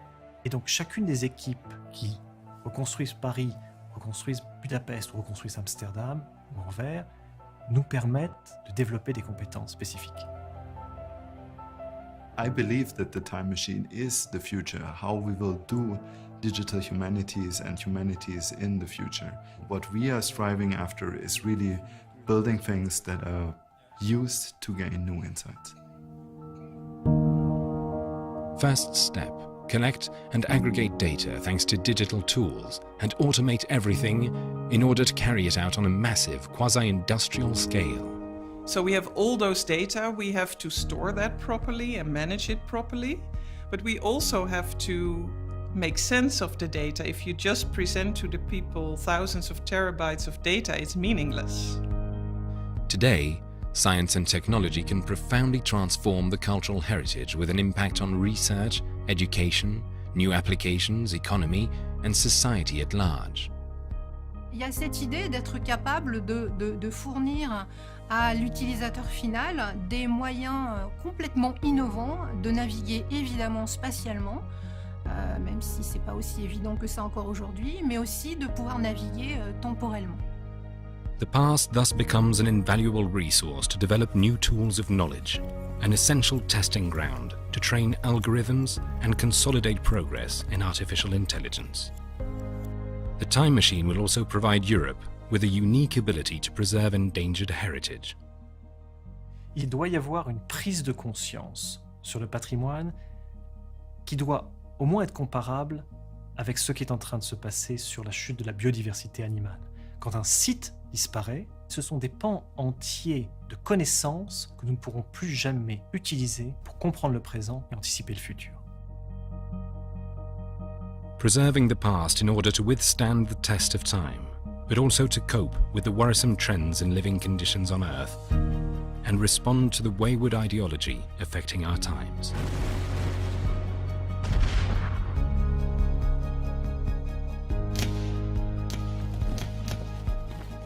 Notre rôle, c'est vraiment construire et mettre à disposition cette base de données, cette encyclopédie, exactement dans le même esprit que les encyclopédistes de la période des Lumières qui voulaient compiler des connaissances. Ben nous, on cherche à compiler dans ce nouveau matériau qu'est le matériau numérique, cette richesse culturelle, cette richesse sédimentaire qui décrit notre passé. The race for the digitization of our past will not only be run by representatives of our public and scientific institutions. There is still a risk of seeing our history privatized, which raises the question of our society's ability to tackle such an issue. You can argue that Google can do that better than anyone else, right? They have the best algorithms around. And I still think that it's crucial for Europe to do that on our own terms.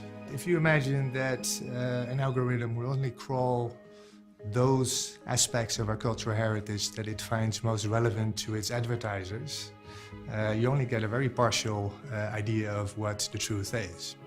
This is an issue of culture, identity, politics, economics, and ecology. The Time Machine Consortium must convince European society to share in this project. L'Europe est à un moment clé de son histoire et elle doit décider qu'est-ce qui est le plus important en termes d'investissement. Un des enjeux de Time Machine, c'est donner une possibilité d'ensemble négocier une histoire commune pour envisager et co-construire un futur.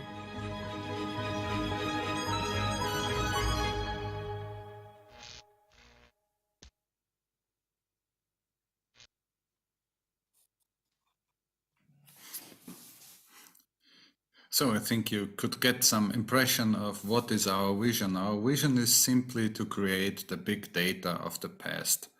This means that in our understanding, anything that is analog can be transformed into digital data and can be connected in manifold ways and can be made reusable and made accessible also in many ways. To make it a little bit concrete, let's have a look at, just a moment. Yeah. Let's have a look at an archive like this here. This is the Venice State Archives. You see, it's in the analog era, it's simply a collection of many books, many leaves with writings on it, of rolls and maps and charters and parchments. But at the end, if we make it to digitize it, it's simply some huge data storage. And I think in our conception, archives like those, or also museums, can be simply pure data storages. And the data contained can be made accessible and reusable in many ways. So let's make it a little bit concrete. For instance, let's dream a little bit. We're talking today about the value of cultural heritage for society, and I thought some sources, historical sources that are of the highest value for anybody of us are register books from civil register books, also are church register books. What if we make it to convert all the data contained in such register books into digital? This does not mean if we make it simply by transcribing it, but also to create a technology that can read and understand automatically what's contained in such a book. And what if we connect the data from the church registers with the land registers? This means the information about the land where the people mentioned in the church registers lived, so we get the whole context of the persons. And what if we make it also to connect that information to, for instance, cadastral maps of former times? So you get a very big pool of information on any person that ever lived within the last 1, 2, 3, 400 years. And you get a more entire picture if you connect it, for instance, with private collections. This means photos or documents that are contained in private households that usually get lost from generation to generation. But what if we make it to transform also those documents into digital? And last but not least, what if we will be able, or if we are able, to connect all the data contained in the historical sources with 3D objects, with, of course, digitized 3D objects, like buildings, or like objects like paintings, statues, or any other things that are contained in museums. So we get really the great big data of the past that makes, that enables us much more to do than we can now. Let's have a look here at this video. Here you can see how that connection can work. We see how entire buildings, like here in Venice, are transformed into digital, like paintings are automatically recognized, the buildings are recognized, and all the information of the buildings are then connected to documents, like here, the cadastral information of the cadastral maps of Venice. And linked to that information, there are the register information again, and you get all the information of any people who, of any person who ever lived in Venice.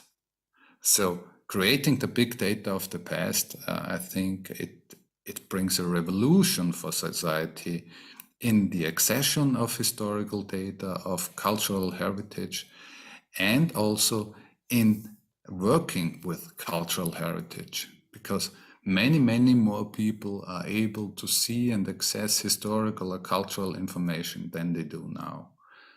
And so enabling the digital revolution of the transformation of the entire cultural heritage has an invaluable impact on society, of course. As a further concrete example, what could be the impact of such a transformation for society? I would like to show you one more video, but this I won't share via my screen. I would like to ask the colleagues in Tallinn to show that video now in a better quality. Here at CVC, there is a research line on the analysis, recognition, and also interpretation of document images. Concretely, my work is focused on historical manuscripts. This means that the data is handwritten. Digital humanities can be seen as the intersection of the humanities and social sciences together with information technology, computers in our case, and especially here with computer vision. What we have in this case is that we can benefit from both worlds. We have the expertise of the humanists, and we also have the computational power. And thanks to this, we can cope with projects that really need both expertises. In historical demography, we are lucky because we have a lot of sources where we can find almost all people, that means without any distinction of social classes. In spite of using information technologies in historical demography, data gathering is still a time-consuming task and also is really costly in terms of human resources. The joint venture between historical demography and computer vision allows us to build huge databases that feed our historical social network. The computer, therefore, not only has to learn to read text, but also to understand the contents. For example, this is a surname, a place, an occupation. or a date. Citizens, the society, the users, can help in both ways. First, with our crowdsourcing platforms to help to introduce some text so that the computer learns.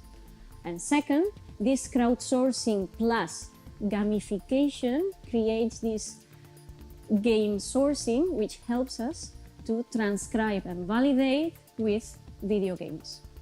We have developed a platform, and everybody, whoever, can connect to this platform, can see all the different genealogical trees, navigate as in a social network, the typical one, and thanks to this we can also see which is the source. Our historical social network is part of the Catalonia time machine, which is the local time machine that's part of the big European initiative of time machine.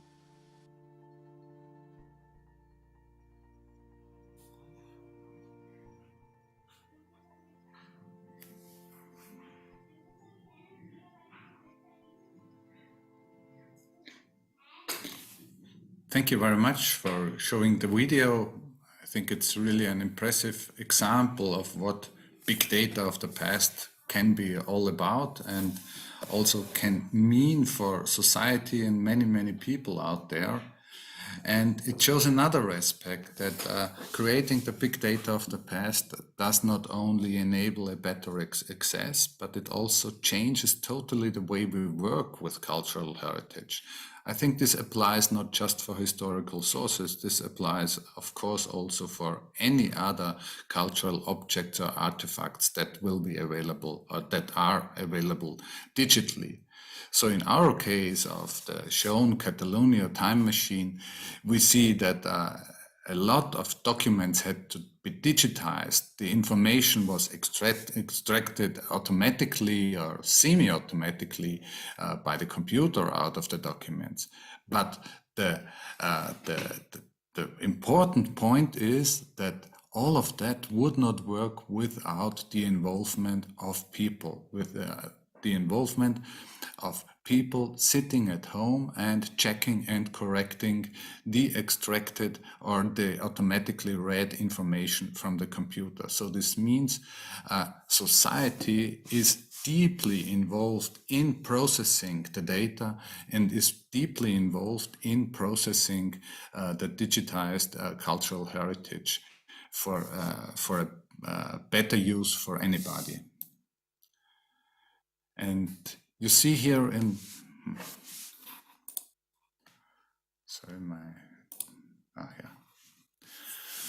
and you see here, as you have seen it in the film, that within such a project, it's possible then to create some kind of life logging for any historical person. So you see here, as an example, you have some person and you see what this person did during his or her life, what profession he or she had, and where he or she lived during his or her life, etc., etc.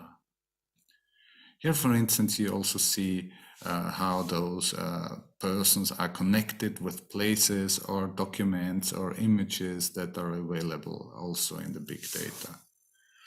And the result of that project is something like a Facebook page for any person that lived during the past centuries. So you see the places as you see it here, but also you see all the people that are connected to the respective person. Here also you could see how it works to process and to co-edit all the data there.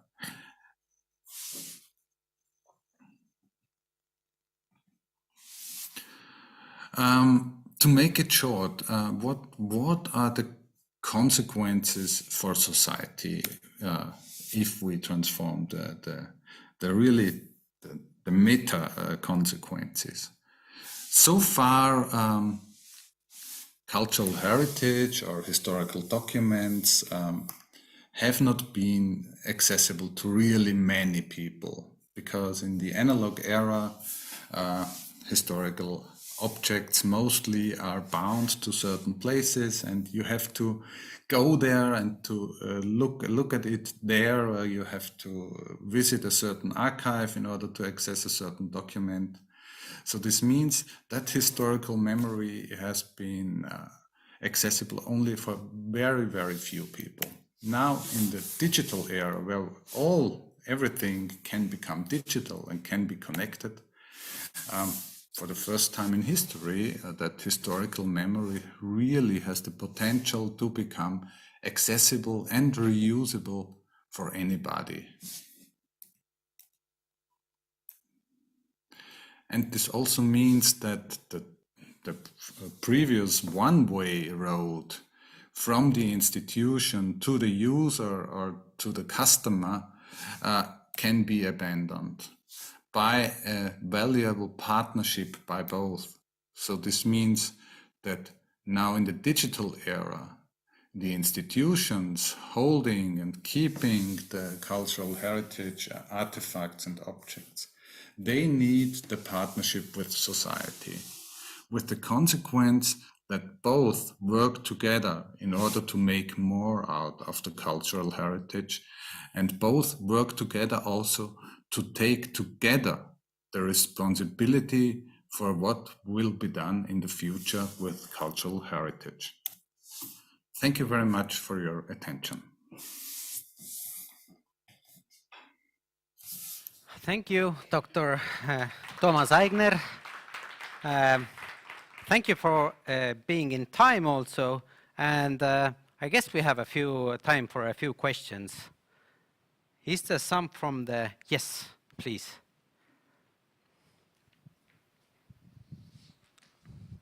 Yes, thank you very much for your very interesting presentation. I just want to ask one question, because in fact we are aggregating nowadays a lot of information of the past, but the past persons are also influencing ourselves. So I'm asking myself, when we are trying to extract all this information who was in some sense buried in the systems because they were separated, and we are aggregating, to what extent we are not doing to the past what we are now criticizing of Google and these companies who are aggregating our present.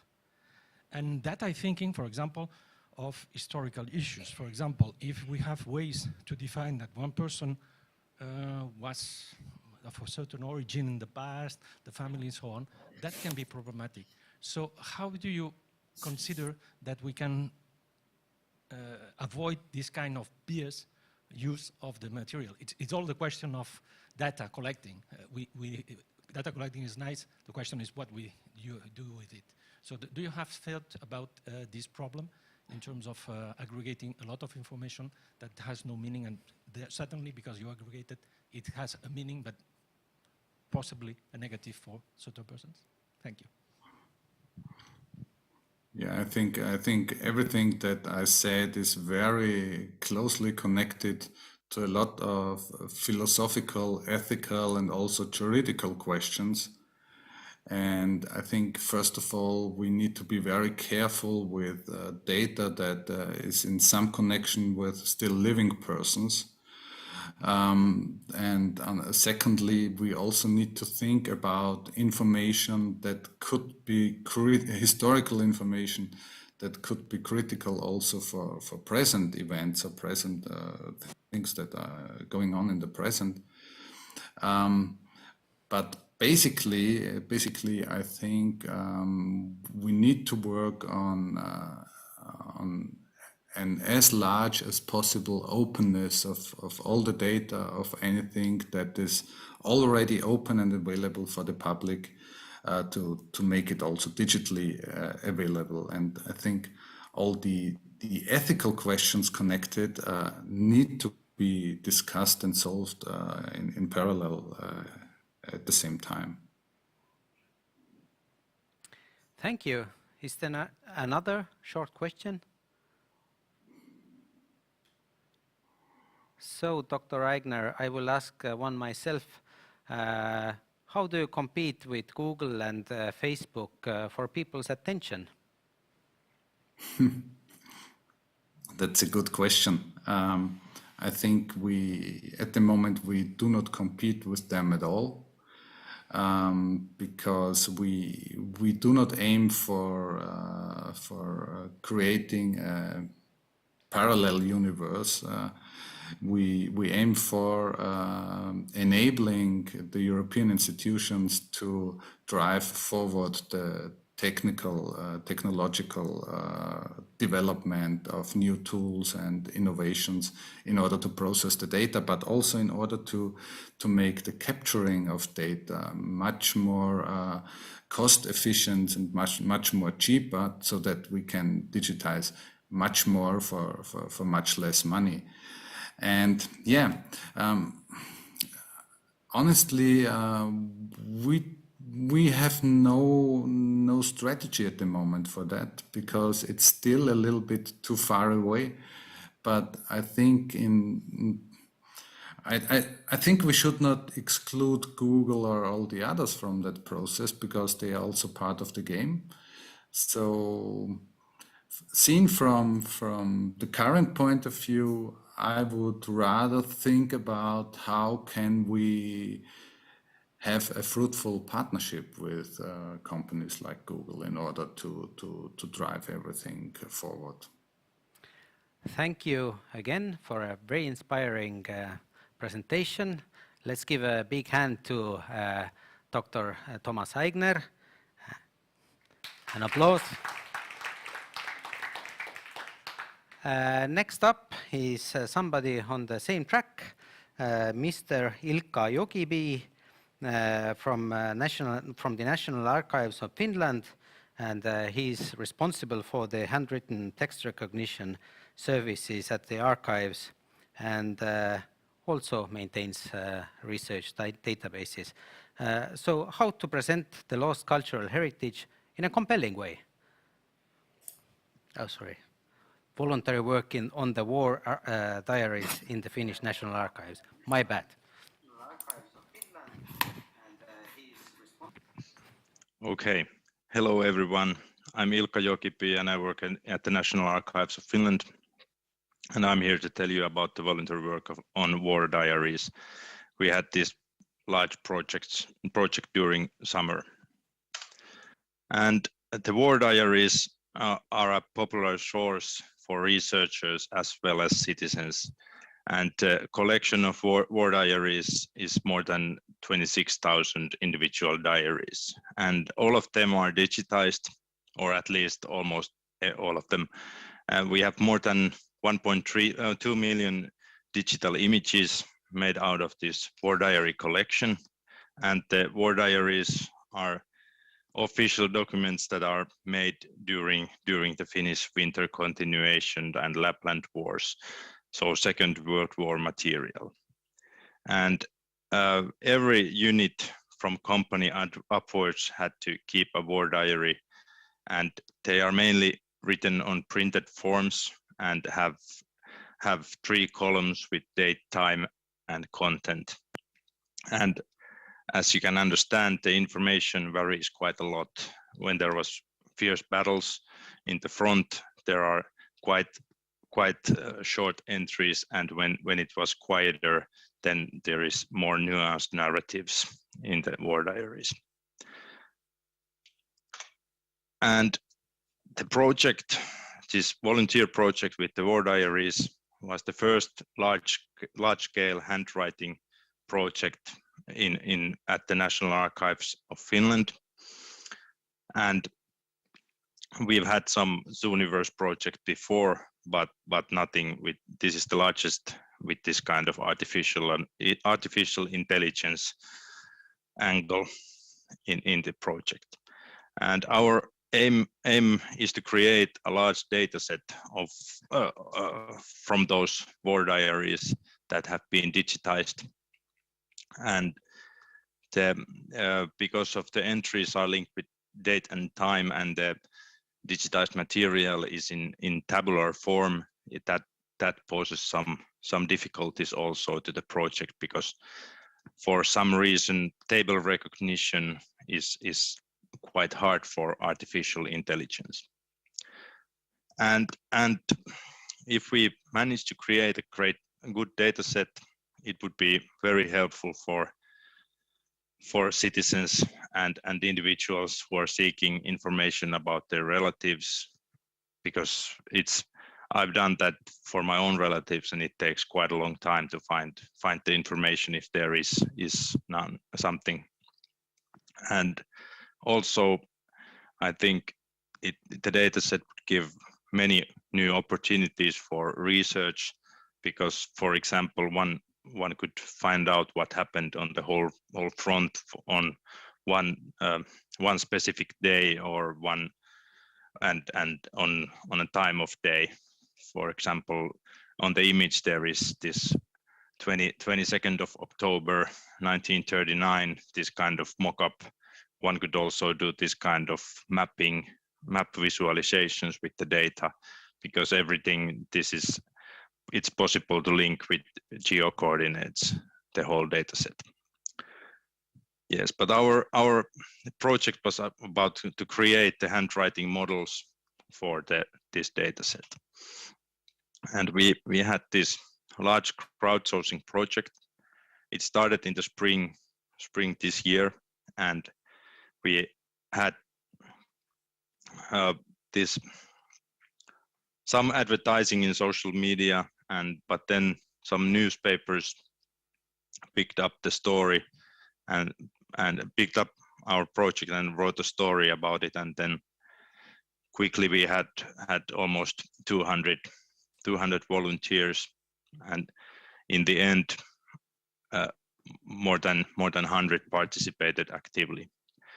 And we used Transcribers Lite as the main tool. I will tell you a little bit more about it later, but the Teams was our main communication channel, and we wrote some instruction manual that we published in Teams channel, and then we also have Teams meetings with the volunteers, first weekly, and then when they learned how to use the transcriber software, then in the end I think we had only monthly meetings and then some messages on Teams channel.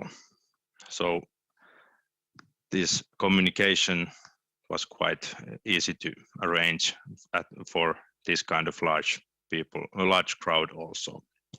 And here's actually on the right hand side there is images of these war diaries. So there you can see the 3 columns and the content. That's the main material. Normal page of the war diary looks like that. Yeah, the transcribers, probably most of you have heard about it, but it is a software created in EU funded project a couple of years back, and it's used to create ground truth data for machine learning and handwritten text recognition.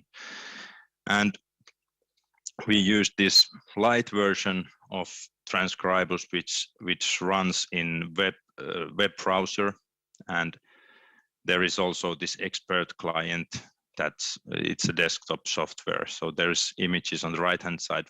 The one behind is the expert, and the other one is the light version. But you can check them out. And I think the light it proved to be easy enough tool for the volunteers. And I think the hardest part of the project was messy handwriting. And there was lots of messages in the Teams channel about the handwriting, and people helped each other out with the difficult sentences and stuff like that. We also used the active volunteers as proofreaders. We had this kind of small, I think there were five volunteers as proofreaders, and they had this closed channel for proofreading the material. In the end, as I mentioned, we quickly gathered the 200 volunteers who, like 100, participated actively, but then in the first month, I think we created more than 150,000 words for ground truth material.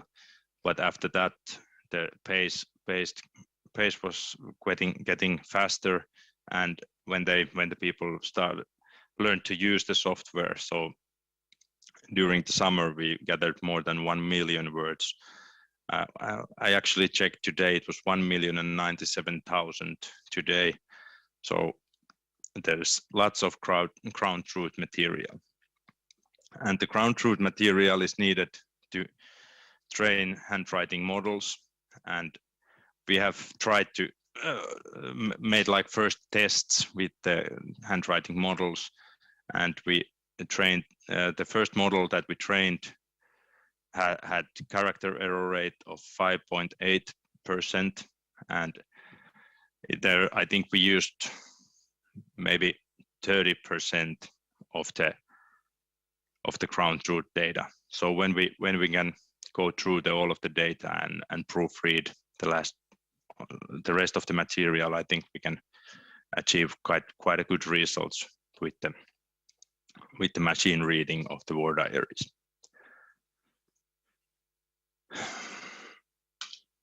So what we learned about the project, people are, as you can understand, for this kind of large volunteer group, people are willing to help.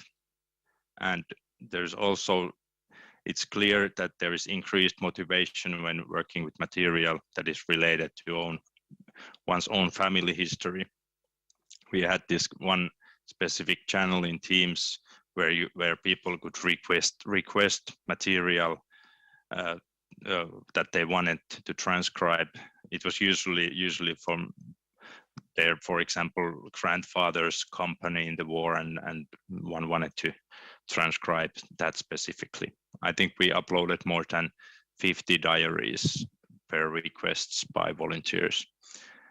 And as I briefly mentioned, the volunteers quickly formed a community. Active users helped others, and there were also general discussions about the material and the war history, and it was nice to see, like, bring this active history-oriented people together in this team channel. And as I said, we had more than 1 million words, and as much as I have had time to check the quality, they have been very good in general. Some mistakes, of course, but in general, very good quality. And the volunteers enjoyed the work, and we had this small questionnaire or survey to volunteers, and I think it was more than 50% of the volunteers who wanted to participate in other crowdsourcing projects as well.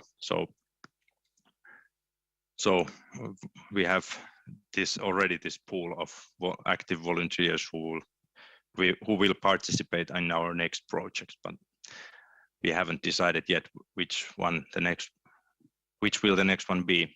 So, but it's nice to have this pool of volunteers already. And yeah, that was my presentation about the volunteering work in the War Diaries project. And now we have some minutes for questions, and there is information where you can follow our archive on the social media and newsletter. So much, Ilkka. I especially love that all these digital projects are all about humans and communities. Before I forgot to mention that also on slide.do you can ask questions, but now maybe from here. Do we have a question? Yes. You had a questionnaire on volunteers. Do you know which is their everyday work? Are they pensioners, retired people, teachers? I think we had a little bit, slightly more pensioners than in normal population, but there wasn't any. You couldn't say anything about the occupations, but it's different areas of occupation. I wanted to ask, thank you for the presentation. Do you take part in any of the dissonant heritage groups, the networks, particularly that the German Federal Ministry is organizing at the moment? Because your experience seems to me to be something very interesting for that group. No, we haven't had any contact with them. So there's one question from Slido, and it's what are the other popular crowdsourcing topics? Can you answer that one? In Finland, you mean? Yes. Yeah, probably. Yeah, we had this. We have had this Zooniverse project with this one large research project, Finns in Russia, that tries to find out how many people were in Soviet Union and also in Russia before that. But yeah, people have been transcribing documents mainly for like people returning to Finland in 1930s and that kind of 20s. Sorry, because of the GDPR, it cannot be any like younger documents. Mm-hmm. Mm-hmm. So, like personal stories are always get people going. Yeah. So, do we have another question for Ilkka Jokipi? If not, let's give a big applause. And let's move to the next topic, which is how to present the lost cultural heritage in a compelling way. It's by Mairo Rask, who is the CEO of Blu-ray, has extensive experience on the field of museums, has been a head of several museums, and he will take you through 3D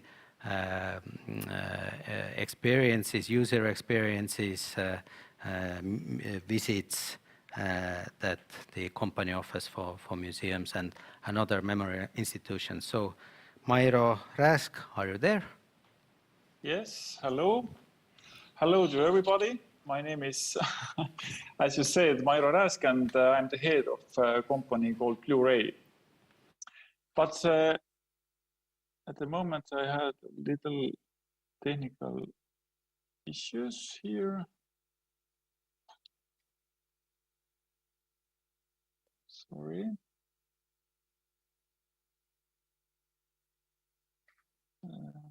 So.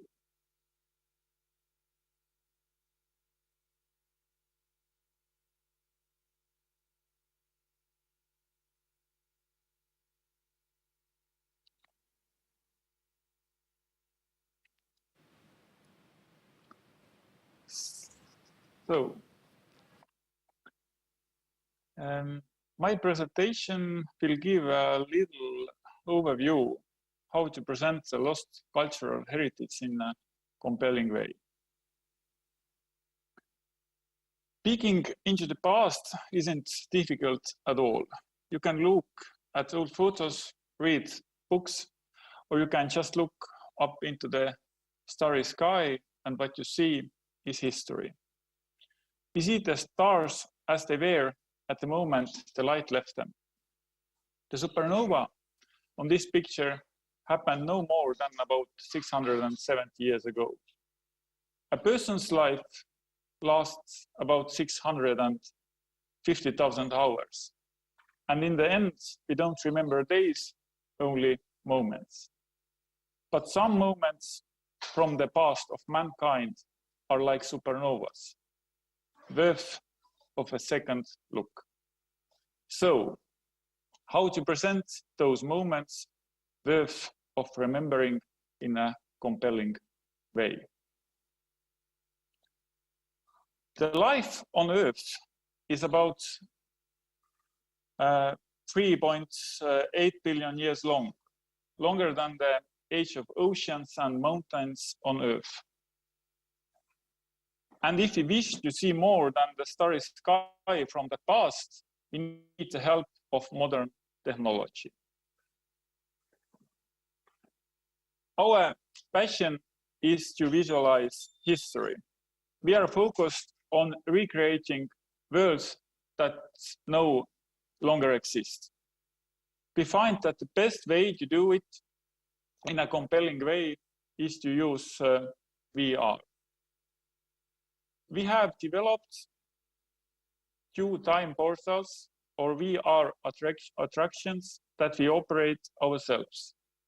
VR Tartu 1913 and VR Toila 1938. And we also make custom solutions B2B clients. As a spin-off company of the University of Tartu, we are focused on bringing science into business. We value learning, and we quickly understood that we also need to teach our customers what VR is and what isn't. In practice, it means that our developments are based on user experience research, scientific literature, customer feedback, and service design based on this. We consider the greatest strength of our solution to be that we offer visitors the same views in exactly the same places. The experience we offer is spacious, colorful, and creates a sense of presence. Our motto is, let's make history come alive. In our time portals, the visitors not only travel in the past, but this experience blends with the present into one. That's why we think it's important to provide views in the same physical places where those views once were. And of course, technically, it would be much easier to do this in a room with controlled light and temperature, or to sell the application through or over the web. But then, according to our opinion, the visitors do not get a complete experience and also a feeling from the environment. But how do we choose the lost words? Of course, everything is based on research. It's important to make it clear from the very beginning if there is enough reference material to build 3D model of the desired object for VR, and how reliable is it. If we are certain, we select a specific time with a year and month. And after that, of course, we want also to surprise with our choices and improve with each development. And on the picture, you can see our next development, VR Tallinn 1939 and 44. If possible, we use laser scanning to achieve a more authentic end result. We also deal with the documentation of heritage at risk of destruction. In front of you is the preserved Kuursaal of Narva-Jõesuu. We also scan historical artifacts and use them in our created environments. Laser scanning also has many other useful outputs for museums that museums are still exploring. In front of you is one of the most exciting memory landscapes in Estonia, the former location of Oru Palace, which was built at the end of the 19th century by Russian multimillionaire Grigori Eliseyev, and which was designed as the summer residence of Estonian president in the second half of the 1930s. But nothing remained of the palace during the Second World War. Everything was destroyed. The main question of today's park visitor is, but where was the palace? Nevertheless, much has been said about the restoration of Oru Palace over the past 30 years. It is clear that according to the modern heritage protection, the physical restoration of the palace is not possible, because once destroyed, it cannot be rebuilt without significantly changing the current memory site. It would be overwritten and made into a very different place than the memory site we knew today as the location of Oro Palace. This is where VR comes in most handy. The ability of VR to break the boundaries of reality and experience phenomena that are not possible in physical reality. Our solution is aimed at a wide age group. And it's nice to note that it has also been successful among older age groups. VR and modern technology don't have to be just for young people. But don't be fooled. Different target groups have different expectations, and this is why we rely on user experience research. As you can see, our visitors don't use remotes. We have also created various programs and activities for our VR applications that help you make sense of what you see and experience. For example, we have traditional school programs with pen and paper, but we also have school programs during which children use different applications with their smartphones. There are special programs for families and B2B customers too. But is VR always suitable for everyone and everywhere? Of course not. Some questions to think about. If the budget allows to buy only a couple of headsets, but for example, the museum is mainly visited by large groups, then it's worth considering other solutions. And the other solutions can be, for instance, AR, 3D projection mapping, and other multimedia solutions. And also, of course, 3D holograms. Finally, when we're talking about the heritage, we should pay more attention to the possibilities of modern technology. There is no point comparing the VR world and the physical world and considering one better than the other. It is necessary to find a common ground and to make it best use of the opportunities created. I wish everyone creativity in spotting and implementing these opportunities. All this doesn't mean turning your back on work with content. Work with data must always remain the focus when we talk about visualizing history in a compelling way.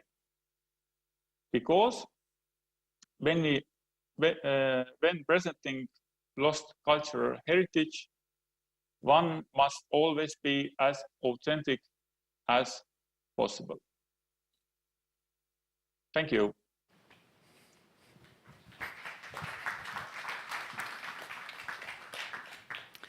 Thank you, Mairo, for this very exciting new product.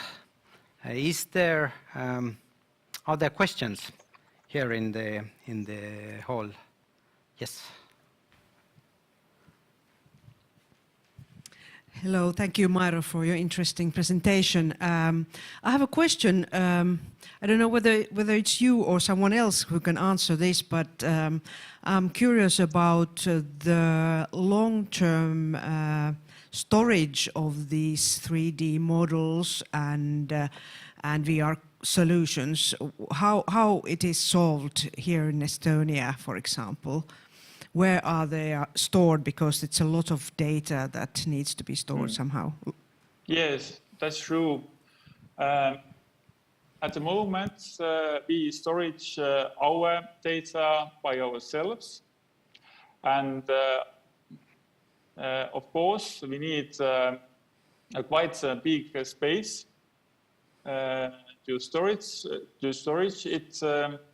But at the moment, we can still manage. But of course, when we are looking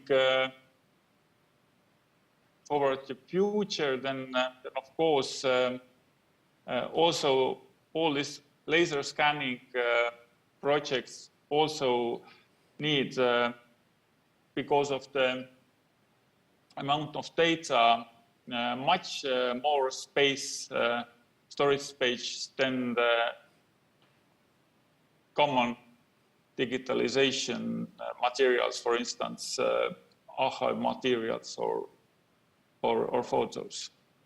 Yeah, that's big issue actually. So another question from here. Thank you for your presentation, Myro.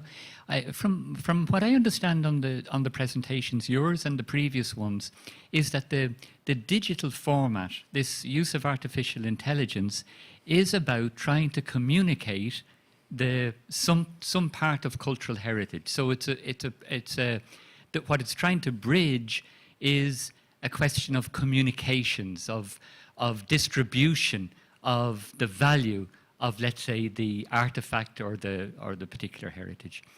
I wonder, and then what follows from that also is that participation in this process of the end user is a participation after the event of collecting, after the event of arranging, after the event of categorizing. So I have a question back, and maybe it's a provocation.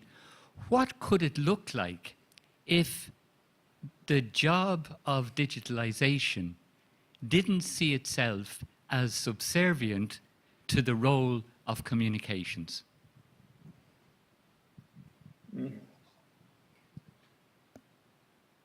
It's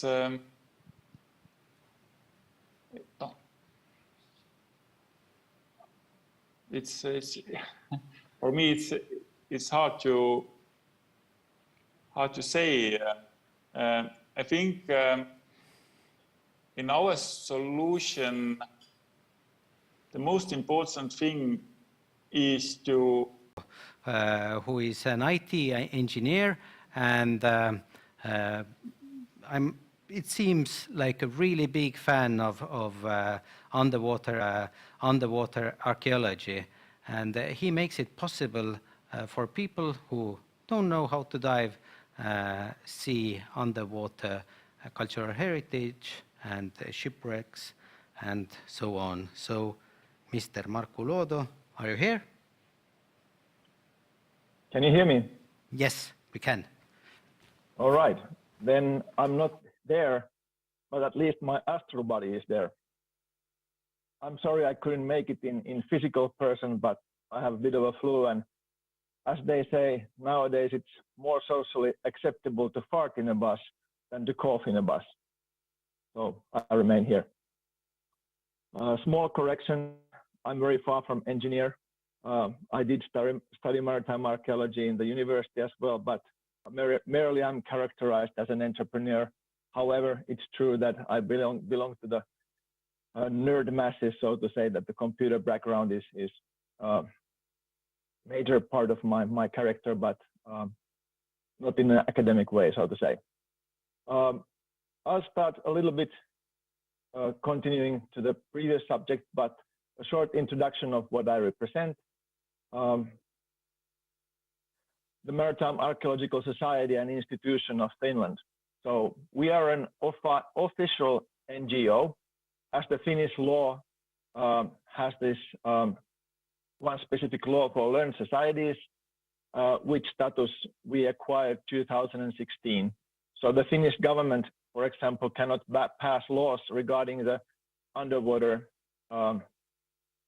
cultural heritage without asking our official opinion on it. And we have actually made several times opinions for the new legislation to be composed. I think we are the best known for organizing or being the financially responsible organizer of the last summer ICUA 7 conference in Helsinki. We are about 200 members strong, and then we have six sub-clubs belonging to our society. And our annual program consists of fieldwork camps and research expeditions. And most importantly, we inventory about 20 wreck sites a year, creating the three-dimensional models of them. And hence we talk about the wreck ontology. One big part of our long-term goals and missions is to establish a wreck aquarium in Finland, let's say by the end of the decade, or at least the next one. And in half time of that, an immersive exhibition of these virtual models that one could socially communicate while in or around them. And our next year goal is to employ a first professional researcher, i.e. maritime archaeologist, to do, let's say, academic research, so that when most of the Finnish maritime archaeological research, as any archaeological research nowadays, is driven by building and other society functions. But to the matter itself, the wreck ontology, this is actually the first time we put the word Baltic in front of it, but that's because we are now so mature that we could actually offer a solution to that previously mentioned problem of storing data. We have something like 28 terabytes of data already in our storage, and we have not much, but let's say sufficient financial means to keep growing that till at least until a petabyte. Then there might be problems. So we are kind of presenting this as an opportunity for the rest of the Baltic countries as well. What does it mean in practice? Just waiting for the slides to change. The question and its representation is a little bit different in maritime archaeology, because we don't have any other choice than digital conservation of the cultural heritage. There are thousands of wrecks in Baltic Sea, more than 2,000 on the Finnish territorial waters as known. There might be 5 times even more that are not known yet, and they all decay faster than they are being inventoried. They will cease to exist. They will be literally eaten out in several next 100 years or 200 years or so, at least the older ones. So, and we know that only few can be studied thoroughly.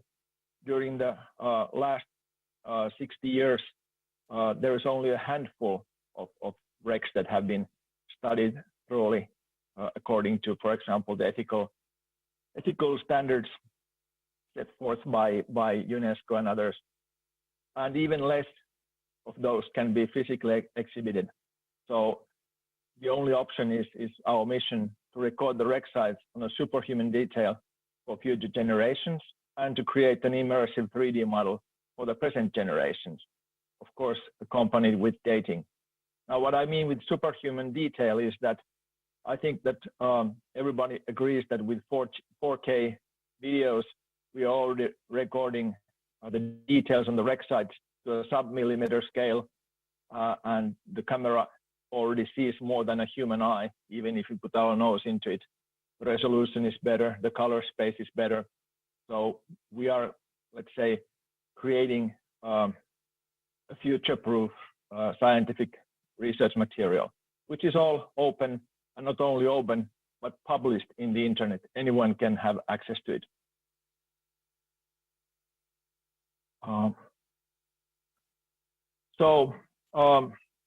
Like discussed before, it's a never-ending cycle. You survey the site, storage the data, create, process it with photogrammetry to create the model, and then you get the presentation to distribute it in various ways for the general public. Typically, after the first round, we realized that there are some problems with the model, still missing parts. and it's back to surveying more, back to storaging more, back to creating a better model, and yet even a better representation to it. Especially the last part from creating the model and creating a better representation to it. These parts evolve almost daily. What our NGO as a society we can offer is training on all levels of the circle or all sections of the circle. So far, let's say realistically, unlimited storage space and even a powerful modeling server on the net, which is available for our members. The licensing requires that users are members. And we are currently discussing with Aalto University to create a better user interface for it, but which is today at the Sketchfab site where all the models are published. And we produce some 20 plus recs every year in Finland alone. So it will take another 100 years from us before we are finished, so to say, with this speed. Hopefully, of course, we can recruit more people that we will double or even triple the amount. But that's only part of the story. Of course, we need to get all the other Baltic countries on board as well, that we get a good ontology. The current state lines are practically from yesterday or very new. They are not in any way relevant to the shared cultural heritage underwater. Everything is open science, meaning that not only the data, but also the processes that we are using, and even the results. That's the foundations of our society, that everything is Creative Commons, open science.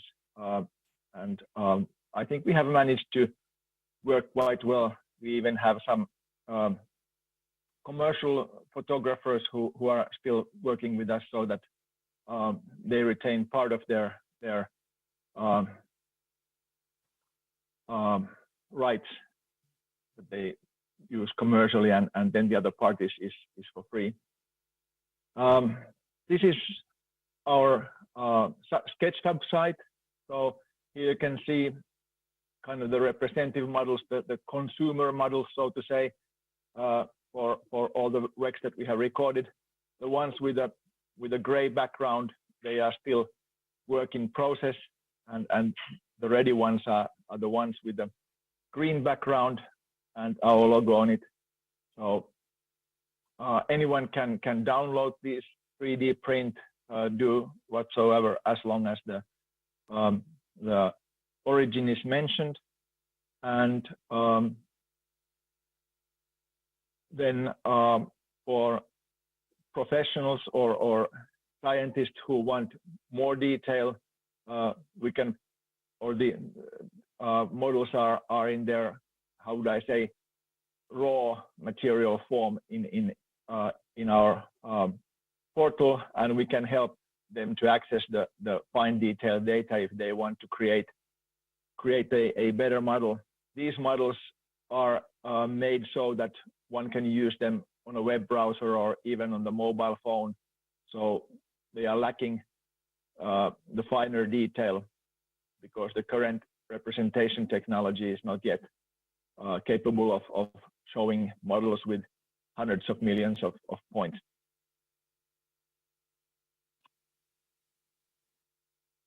And on our slide, you can see links to our resources in the internet. So you can get acquainted with our work on our website. There's an English language button there which translates it.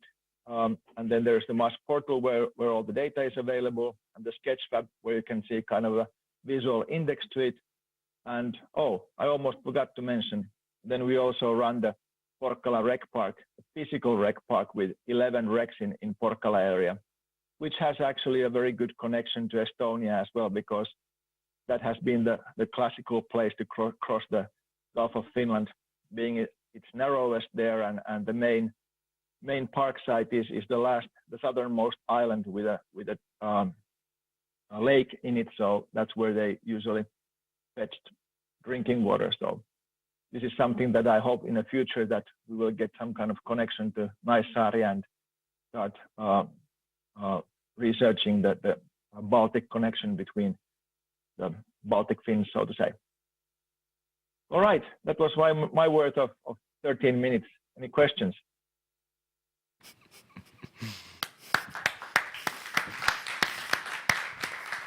Thank you, Markku.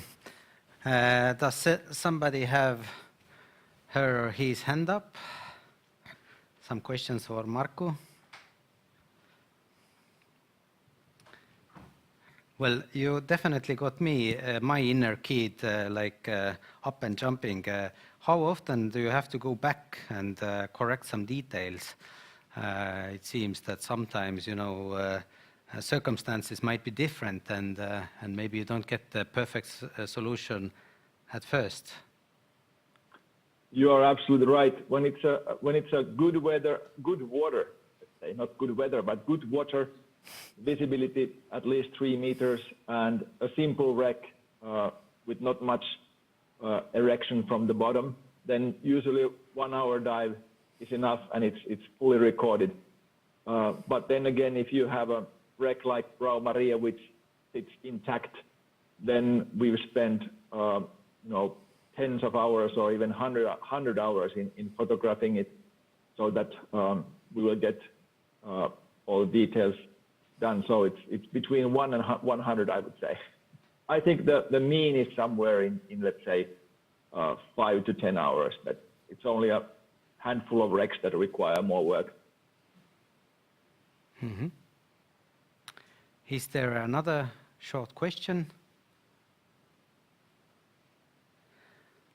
If not, then thank you a lot. Let's give a big applause to Markku Luodo again. And now we can head to the coffee break, 15 minutes, and after that we'll have the closing session with Prosper Warner, Tiina Merisalu, Francesca Pla, and Miriam Rääbis. So see you in a bit, 15 minutes.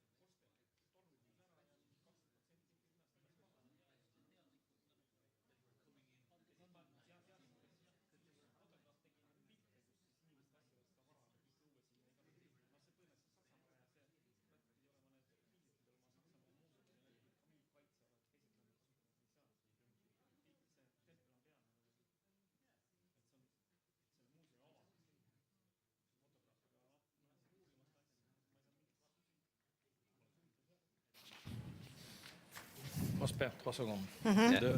Deux. Un, top. Now, welcome to the closing session of this event. It was very interesting, the different sessions. So we are going to discuss about the two main topics, which was heritage communities and digital heritage. So we are going to talk with Frances Pla from the Council of Europe, Tina Merizalo, she is the Director General of the Finnish Heritage Agency, and Miriam Rebis, you are currently working at the National Heritage Board as the Director of the Museum Finn in Estonia. So I'm doing a short presentation. I'm a member of the Faro Convention Network. I'm the manager of a resident cooperative in the North District of Marseille.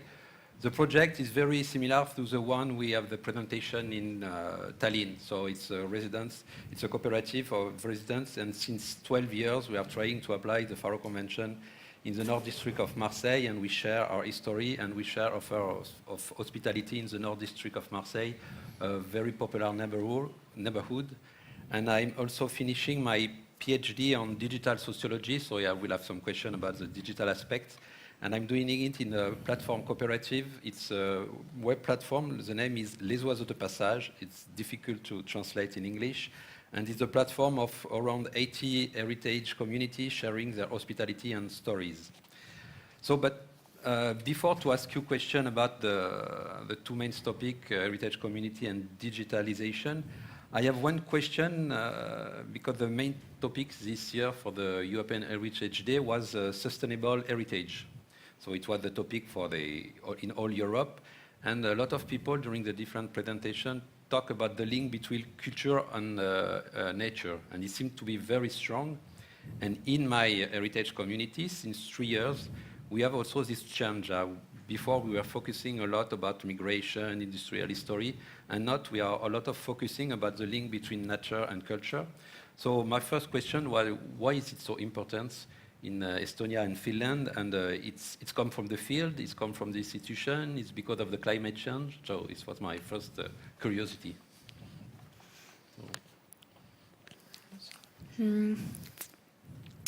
Yeah, for me. Okay. Well, like also Marilyn said in the very beginning, it's cultural heritage is the greenest way to preserve and to live, actually. So the connections are so there that it's actually more for us to explain between different people, like different fields, what are the connections. So it's yeah, it's just the people, the way people have lived in the past. They didn't have, you know, they always lived in a sustainable way. So we have a lot to learn about the past, how our buildings are built, or our monuments are done. It's kind of like you know, preserving life. Yeah. Okay, thanks. Well, of course, we all know that the ecological situation in this globe is the most burning issue we have to deal with, and cultural heritage and culture is an essential part of it. And we are all probably have been working towards the goals of the UK United Nations UN Agenda 2030, and discussing about the sustainability issues, and recognizing what the role of cultural heritage is in that. And we actually in the Finnish Heritage Agency, together with some other colleague offices, we have recognized quite a lot of things that we can be involved with. And also of course there are all the aspects of sustainability, the social, the economical, the ecological, and then there is the cultural sustainability as well, which is not in the Agenda 2030, but it's sort of woven into the whole system. And the change, I think the change cannot be done without changing of the culture, and that's why it's very important for us. We heard today in Minna's presentation about the cultural heritage barometer which was made, and in Finland actually it was the majority of people thought that the relationship with the relationship with the nature is the most important cultural heritage feature. So it's quite interesting that people think that nature and culture are joined together. So we have to look into that and think about how we can work. There have been a lot of different kind of initiatives and projects around these issues. There was a very interesting Dynamo project which was dealing about the cultural change which museums can do, about trying to find new ways to work in this field, and they're talking about this, I don't know the term in English, but it's about the tulevaisuusperintö, the future, heritage future, future of the heritage. So that what are we passing to the coming generations? So these are some of the things that come into my mind when you ask why it is so important. No, I think we have to learn a lot about this, because I think it's less stronger, for example, in Marseille, and it's new for us to work on this link between the culture and nature. Yeah, it's just, I think for Estonia and Finland, nature has always been very important. And that's maybe different for Central or West Europe. So we have always lived in nature, so it's kind of more... it's a special relationship. Yeah, it's a special relationship, yeah. And the same question for Frances, because the Council of Europe choose sustainable heritage, and the name of the Faro Convention is the value of cultural heritage. But now we talk more and more about culture and nature. Yes, but I want to point out that if you read accurately the terms of the Faro Convention, they talk about precisely this aspect of sustainability of the usage, because they already had in mind, as I say in my introduction, that the cultural heritage is not only for tourism, it has also to have other impacts and significant impacts. And in terms where we are talking of quality of life, it has a more large concept than just economic wealth. It's also the way you live, the way you benefit from that. And I think that is very important. It was really in the mind of the persons who created. I think it's always interesting also to read, to understand better what was the thinking behind. You will see that there is an explanatory note accompanying every convention. And it's very interesting because in these explanatory notes you have far more the logic that led to some kind of more abstract legal checks that we have. And so I invite you to read it and to see, and you will see that this point was very important, having this concept of usage, and maybe also to think that the material part that we have discussed is also a very important one, because the methods of producing, of building, and so on, is typically some kind of immaterial knowledge, but that is important and is the one that nowadays we can maybe consider to rehabilitate in the present situation in order to face this problem of the continuing to grow, but in a sustainable way. So I think it's very important to take that on board. Another point that I wanted to point out is that also I think that we're talking of nature, but most of the people, the nature, they are understanding more, let's say, the landscape. And if we take the definition of landscape, you already have some kind of cultural content of the landscape, because the landscape is the modulation of the nature by the humans, and is the reference. Of course, we have also to differentiate these two kind of things, and then it's natural that you also think how the nature is changed by the humans through this heritage. Thanks. And you talk about tourism, and it was also my second question after the link between culture and nature. You say that sometimes you have to show more the economical impact about cultural heritage. And I say I'm from Marseille, but I also live 14 years in Venice, in Italy. So we have a very, can say, high experience to use heritage for economical development. And I like to say that tourism is like a pharmacon, so it could be a resource, very useful, and it was useful in Venice after the industrial history. Then they use heritage and tourism to develop economy, but it's also poisoned. Today in Venice, it's a big problem how to manage tourism, and because the situation is very hard and they don't find an issue actually in Venice. So my question was about this idea to say that you can use heritage for economical development, but do you have place where you discuss this balance between the fact that heritage tourism could be poisoned or benefic? And it was the same question I asked this morning to say, what is the place of the heritage community inside this place of dialogue? So not only to share their history, but also to be around the table when you discuss about urban planning, touristic development. And so do you have reflection, place of dialogue about this? Well, in Estonia, probably we are not talking in the same way about poisonous tourism because it's just not that much. But we talk about in a more positive way. But I think also tourism or for museum sector, for example, it's always about thinking what is your mission, what do you want to offer, versus what people want to see.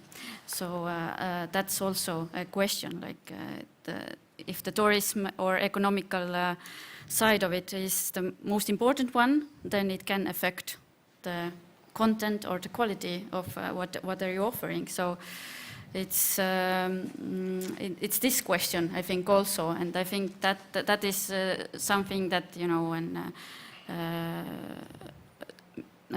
Mr. Sacco is talking about heritage 1.0, 2.0 and 3.0, that is something that Faro is talking about.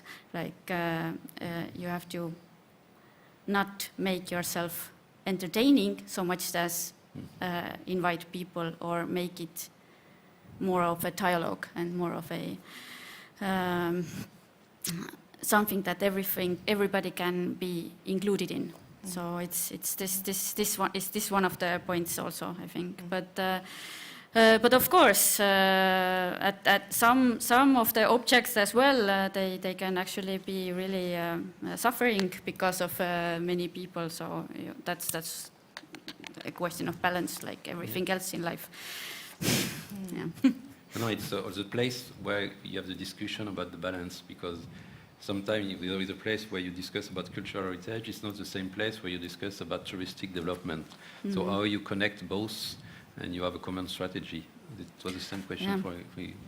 Yeah, well, of course, in Finland we don't have exactly the as difficult problems as Venice or Barcelona or maybe other great cities in Europe.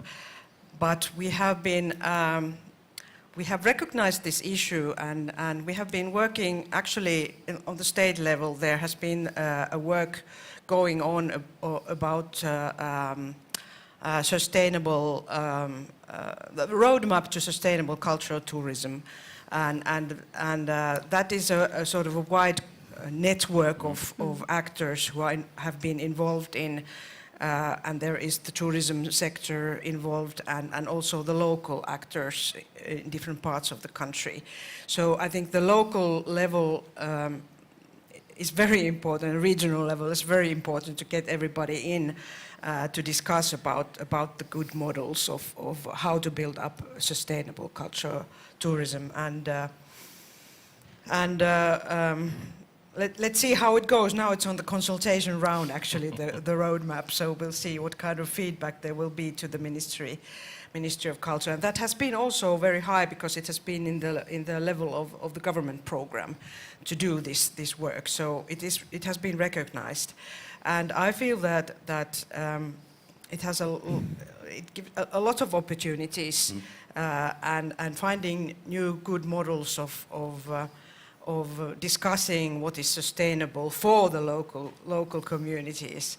Of course, the tourism will produce working place and enterprises and so on. So it will bring livelihood to people. But then on the other hand, for example, we have the World Heritage Sites that have been working around this issue. And for example, the Suomenlinna Viapori World Heritage Site, which is the biggest tourist attraction actually in Finland. Over 2019, 1.3 million people visited the island. And you are starting to reach the levels where it's not sustainable anymore because it's consuming the constructions on the island and nature as well on the island. So this is an issue which different parties have taken, talks about how to make it more sustainable and what could we do. So I think that's one of the most important things that is done at the moment. Yes, I think I know that I say I come from Marseille, and 10 years ago, 12 years ago, it was a dream in Marseille to have tourists. And now we have the first city to fix a quota in France to block tourism, and last week it was the first protest in Marseille against tourism. So you can succeed in only 10 years. So you can completely change the situation in a city. I tell it by experience because 10 years ago it was not a touristic place, Marseille. Today, they say that it's one of the 10 places that you have to be in Europe. It's Marseille. So you can succeed, so you have to anticipate this situation. Yeah. And one aspect of the sustainability, of course, the traveling itself, that you are traveling by air, and that is not a good thing. So we have been talking in Finland at least about the slow tourism, how could you promote the slow tourism, that you would have more time to use the trains and bicycles and go to the sites using those. So that would be, I think, wonderful if we could find good solution. Europe-wide, for example, the train traffic would be a great advance if we could get something joint ventures in there. It's a question to Francesco. So because 10 years ago, tourism was not a topic inside the Faro Convention network, and today it's become to be more and more a topic. So also, maybe we need you to talk about the link between culture and nature. Maybe we have in Lisbon, in Viskri, in different, we have this experience in Venice about how to manage tourism development. Like I think about the example in Viskri when they made like a social contract about the development of tourism. So. Yeah, I think that tourism cannot be avoided. It's something who's there, who will stay, and there is a wish of the people to continue to do. I think it was quite interesting during the pandemic that people begin to make more local tourism, but they need this action of going to visit something.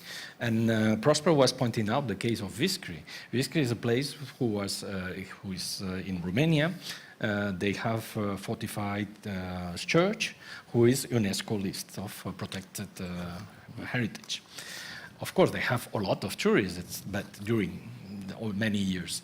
But it was the worst when it was the pandemic, because they explain us that in fact all the people from Bucharest went to visit the place, and it was overwhelmed. So in fact, it was not the English or the German, because it was a heritage who is coming from the German community who was established for many centuries in Romania. So most of the visitors were Germans who were interested of the story and so on. But this time it was the nationals who were very interested and came to visit, because it was within the range of what they can visit during the pandemics. And we have seen that also in France. There was a big increase of the tourism, the closer tourism.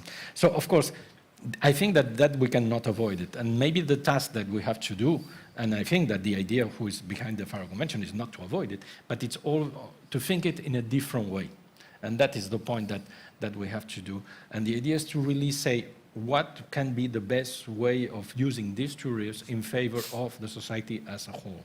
And the problem is that for nowadays, due to problems also of level of investment for this kind of hotels or whatever, it means that in fact you only have a reduced part of the society who can take advantage of this touristic increase. And I think that the initiative that they have in Hôtel du Nord, where they have moved in the direction to propose on bread and breakfast in in a neighborhood who is not particularly attractive is quite interesting, because in some sense it has two aspects. First, it changed the perception of the place by the people who are going there, because all the comments that we see afterwards is, I was surprised of how nice it was and what we can visit and so on and so on. Why, at the beginning they thought it was just for sleeping, and it's what they are trying to convince them. And the other side is that it also brings some kind of resources for the people who are living there. So it's also interesting. So I think it's this kind of action that has to be promoted, and to really push for the tourism to be a motor of this well-being increase, but in the general way, not as I say, just in the financial part. And I think that has to be promoted everywhere. And unfortunately, we know that there is significant social impact. And Prosper has said the example of Lisbon. Lisbon is typically a case very interesting. Maybe Barcelona is a bit different, but at Lisbon, historically, the city has very poor neighborhoods, precisely the more touristic now. And these neighborhoods, of course, at the beginning benefited a lot of this renewal, and it was very positive. But then you have some kind of curve who is returning and going back in negative, who was the fact that then the touristic use of this part of the city was so interesting from the economic point of view that it pushes to expel the usual inhabitants, because it was more useful to rent these things at 100 euros per night, while the average of the rents for 1 month was about 500 euros, because you have to consider the purchasing power. So it means that, in fact, you are indirectly excluding a lot of the population and pushing them to other neighborhoods, because they don't have the means to remain in the places they were living. So that is the dramatic place. I don't know in Tallinn if it's a little bit. I don't know if in the past, for example, people were able to live in the historical part, or now when you visit, you see that there is a lot of restaurants, hotels, and so on. So you also feel that part in terms of having a movement of population outside that, because it's far more interesting from the economic point of view. And that is one thing that I think we have to insist through the Faro approach, to take on board these social consequences also on the society of the tourism. So need it, but take care.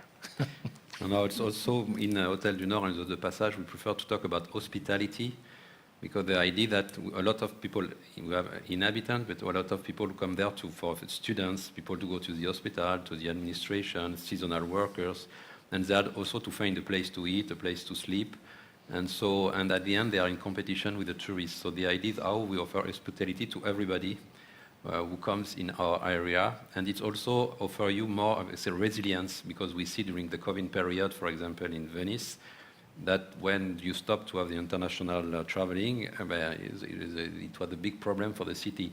In another city where you have hospitality for very different kind of people, it was more resilient. So, but it was not the topic, but it's our topic in the Faro Convention Network, more and more important, because generally when you think about to give some economical values to heritage, you think about tourism. So you have a lot of other opportunity to give economical value to heritage, but for the moment, we think it's focused a lot on this tourism activity. So now coming back to the first topic of the first session, it was the place of heritage community. So you are from institution, and we talk about the value of dialogue, we talk about interaction with people. And inside the Faro Convention, in the Article 12, it's about shared responsibility, and it's the right to the people to participate to designation, interpretation, study, protection, conservation, and valorization. So it's not only to participate to one element, it's to participate to all the process, but also to participate to the debate on ethics and challenges. So also to be part of on the reflection. So my question, what your activity about this place of dialogue you want to develop, or you have for the moment this place, how you manage to have dialogue between heritage community and public institution?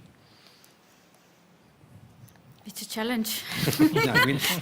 Why we ask it, we know it. No, well, in Estonia, at least now, we are in the middle of conservation area, establishing new conservation areas. So it has a big part of it, and it's challenging for both for the institution as well for the community to have voices heard from outside, because like Linda said also, like we are very protective of heritage, and we in the institutions they're usually working experts. They are working like and they are very good experts all. So and they know mostly about things that everybody else maybe don't know. So it's very very big challenge to have a common ground on a subject like that. And from the other side as well, maybe, for example, I remember Maria said in the morning she started that I didn't really understand that we are even talking about heritage. So, but they are. So we have to also listen to different words and maybe different approaches to heritage. So I think Faro is not important for like societies or people. It's more important for the governments and agencies, state agencies, to understand and reach this level of maturity to actually start listening. So maybe, but already to really take this on board from the governmental side, it's a big step. So it's it shows that we are ready to have this conversation and then ready to listen more. So it's a challenge, but it takes. I think it's important how you talk about things, how you make yourself understandable, how you listen to people and to communities, and also about letting go at some point, maybe. It's ongoing. Thanks. Well, I don't know whether this is an answer to your question, but I really do believe that cultural heritage actors and institutions such as museums have a central role in recognizing and also acknowledging the cultural needs of both individuals and groups of diverse backgrounds, and I think they can sort of cherish the dialogue, and museums, for example, are a good platform for this dialogue in society between different kinds of groups, and also talking about the dialogue and discussion that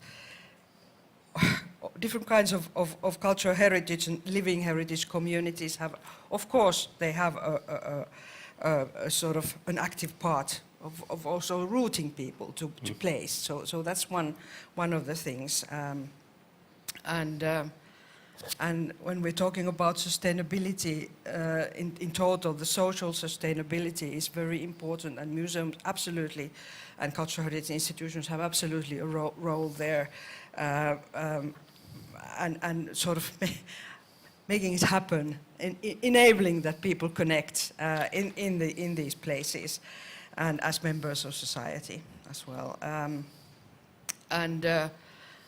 I think we all have an opportunity and responsibility to be a part of the solutions, to work differently, and change how we work. And I have one example. What Finnish Heritage Agency and especially the National Museum of Finland has done is the repatriation of the Sami collections, which is one good example of the dialogue which has been in last years that has been done. So it's it was done together in very good collaboration with the Sami community. So that was very fruitful example of this dialogue. Thanks. Yeah, I think that maybe to have this dialogue, first of all, the awareness from both has to be taken on board. And what we have seen sometimes is that the awareness of the civil society on their role, potential role on cultural heritage is maybe not enough present. If I analyze most of the cases that we have seen, who has a bottom-up approach, they're corresponding to a response to a threat. So the threat, in some sense, makes value to what is threatened. And then from that, two options. Either you take it away and it's finished and that's all, or the other way, and I think there are several cases, and most of the cases we have in the Faro Convention Network are that they have taken advantage of this threat when it has been overcome to rethink what is this cultural heritage. And I think that, for example, the case in Tallinn is what we are saying, and we see so many cases where we have people who are, in some sense, doing Faro things, but without knowing it. And we have that in also even in Spain, for example, in Huelva, in a deprived neighborhood where we went there and we see the different things. Of course, they are doing a lot of things who are social, economic, and so on. But for example, they have developed precisely to include in the society the gypsy community, which is quite important in these neighborhoods. They have developed some classes of flamenco. And this thing, in fact, they do it in more in social way, but they didn't realize that de facto they are working with cultural heritage, because all that is cultural heritage. It's essential cultural heritage. And then when we went there and we discussed with them, they were surprised because they said, yes, in fact, we are doing things on cultural heritage. Because at the beginning, they were surprised that we were visiting them and to see what is happening in the neighborhood. And in fact, they say, but we don't do cultural heritage things. And I think that this awareness is very important already. And the only trick is that it has to be also from the bottom that it comes, because we cannot also arrive to a place and say, in fact, you have to take care of that, because if not, we are once again in the top down saying you have to do it because now I think that it's important. I think it's a tricky part to find a way that you motivate the people to take on board, but they don't have the impression that it's something that it's imposed to them. And so I think this part is very important before having a real dialogue, because if you are not considering yourself in a certain level of legitimacy to discuss, then of course you have always, it's what happens if we have all the, in other domains we have all the situations where there is consultations, okay? You're wanting to do a new line of tram, you will make consultations to everyone and so on. But the question is, what is the result? If it's just consultation for saying, okay, I have ticketed the consultation, it's over. No, I think here the idea is really to go to a more cooperative approach. So really to taking on board and to have a dialogue. And also, I think the people, sometimes we say, the experts are frightened that they lose the power on that. The idea is no, I think that the people from the civil society are conscious and know and recognize the expertise of the persons. But they always also want to make value of their own specific expertise, who can be the actual living in the place. And that we see it all the time, because finally they will live in the place. And the consequences will be that, not of the engineer who has designed the line, who maybe lives 30 kilometers from there. So that is a very important point, and it touches a lot of policies, not only the ones who are related to cultural heritage. We have discussed today, urbanization is a very important point, transportation. We have plenty, even fiscal measures. All these things can have a significant impact on cultural heritage. And we have to think of this dimension a little bit like now we are doing in terms of environment. Every decision that we take, we try to have an environment analysis of the consequences of this decision. In some sense, it should be in different domains, and cultural heritage should be also one of the domains where we make an evaluation of the consequences of the proposals. So you answer to my next question, so, but I will ask you. But before, I would say I'm happy because I have only to ask the question, but we are working on this topic since 10 years without answer. And I only to say the three main topics we work in the Faro Convention Network. The first one is respect for the different interpretation of heritage. And we talk about the Russian narrative. In Marseille, we have the colonial narrative. In Italy, it's about they work about the narrative about the fascist period. So how you manage where you have dissonant heritage and the different interpretations. So it's main topic, and since 10 years, we still continue to not to have an answer, to discuss about it. The second one is what we talk about it's commons, how we invent new economical models. We use heritage as a resource for local development, for quality of life. And the last one is the one we are talking about. It's about cooperation. How we create a new, that people trust their institution, that the institution trusts in people. We are talking about this, and it's the situation in Venice, in Marseille, but in all the Faro Convention network, we have a problem that the people doesn't trust their institution, but the institution have no trust in the people, in their capacity. So it's a discussion since also 10 years inside how we change the paradigm in both parts. So I ask the question. I know that the answer is not so easy, but I have first you answer to my last question. They say that if some persons say we cannot do it alone as institution. So for you, the Faro Convention is a chance, or you have to use the Faro Convention because you don't have the choice. You need to work with the people. So you have the choice and it's a chance, or it's not only because you have to work with the people. So I see that it's a great opportunity. Yeah. Absolutely, to have more impact into the goals of preserving cultural heritage and so on. So the participation, absolutely. Well, my background is I come actually from the city museum where the community, Helsinki community, and the people in Helsinki were really important in our work, and that's my background, and I see it absolutely and very essential way to work towards the future. We are doing it for the people. I mean, we are not doing it for ourselves, but we are doing it for the people, the work that our existence is based on this. And I see it also, we talked earlier here about that it's a learning process for all institutions, that we need to sort of learn to listen. It was a good thing that we were talking about listening, to listen and give space to people, and also sometimes in collaborations just step back a little bit and let the people do the thing they want to do, and not be the expert who says how it should be done. So I think that's sort of in my ethos, I think. Thanks. And for you, it's a chance, or? Yeah, well, I can't argue with this. So, of course, for me also, it has always been that every civil servant, not only culture civil servant, works for the community, for the people, and for its state. So it's not even a debate, I think,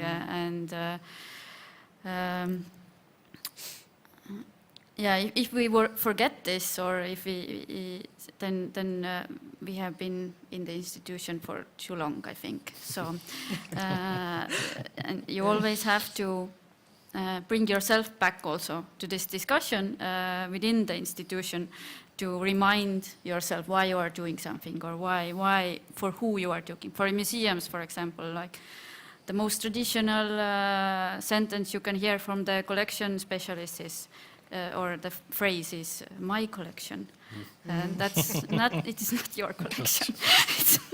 It's everybody's collection, and even the way you compose it, or what you collect is. It's not only up to you. The same goes for the built heritage. So it's really. And I'm glad that the Estonian government has taken this discussion very seriously, and I'm glad that we are here today and discussing this. And I'm saying it again, that Faro is more important for the government to understand the subject than for the people. It's also important for the people. Yeah. If you want say something. Yes, maybe just to temperate, because sometimes it seems that we want to sell, as I say, something. Let's people talk, and they will tell the truth and the best choices and so on. I will be cautious, because I'm always thinking of the reaction of the people when they go to a museum of contemporary art. You have maybe 60% of the person who say, but what they're exposing, that it's rubbish, because it's their perception. But we know that if we have used that, we will not have in the museums the impressionists, because at the time it was the attitude. So in some sense we need also this expertise and the persons who can see beyond or the very and this is the point where the dialogue has to appear. And I think that that is very important to avoid that, because if not, you can have the situation that things are destroyed because the people don't value it. But from the point of view historical and aesthetic, it has a value. But on the other side, we have to have a situation where something who is not valuable from your point of view as expert can have a value for the society and has to be considered to be preserved. And also the things change a lot. For example, for many, many years, all the folkloric events and things like that, people were considering as old-fashioned and not very interesting. Nowadays, we realize that maybe they have an important content in terms of culture, or transmitting their culture. I think that in Estonia, you don't have this problem because it's very vivid. But I'm talking about France or Spain, where some things were considered as folkloric was a bad word, let's say, something that is old-fashioned and non-interesting. I think that we have to, precisely the dialogue and the fact that the both are involved can balance a little bit, not to have just, for example, in the museums exclusively for a few, happy few that can understand what is exposed in there, and that I think the museums are moving a lot in direction of involving the population, but at the same time, on the other side, not only say, okay, we only keep what the people think it's interesting for them. I think the balance has to be found, and here's the trick that we have to do, not to put one in favor of the others, but to have the dialogue, even if we have differences, because that is clearly one point. And I think in France we have a federation on 140 associations working on folk music. So since the 70s, they collect sound, they collect music, they collect dance, and now it's more and more important, and not because the relationship between nature and culture is changing. They are using this data. There were no value before, now they have a lot of value. So they created a website on internet, so you can find all those sound, video, and people are using for music, but also, for example, or need to refine the sound to call some very special animals. So I know that they know they are also using the Faro Convention to promote their activity. So now we are going to talk about the digital aspect. And as I said, I'm just finishing my PhD on digital sociology. And for me, I think digital is like tourism, it's a pharmacon. It could be very useful, and I'm working in a cooperative and we are developing a platform, so we are using digital tools, but also it could be a poison, because the impact on climate change is very significant, like tourism, the impact also on freedoms, the control of the data, who is controlling the data, but also about standardization. So you can put the data in a certain way, and after you are going to calculate them in a certain way, and it can influence the relationship between the people. So my first question, because now all is about digitalization. Tourism is about digitalization, heritage is about digitalization. And in the Faro Convention, there is one article about digitalization. And they say that the creation of digital content should not prejudice the conservation of heritage. So do you have place where you discuss about this debate about ethics, about using digital in the field of heritage? Do you have place of reflection or?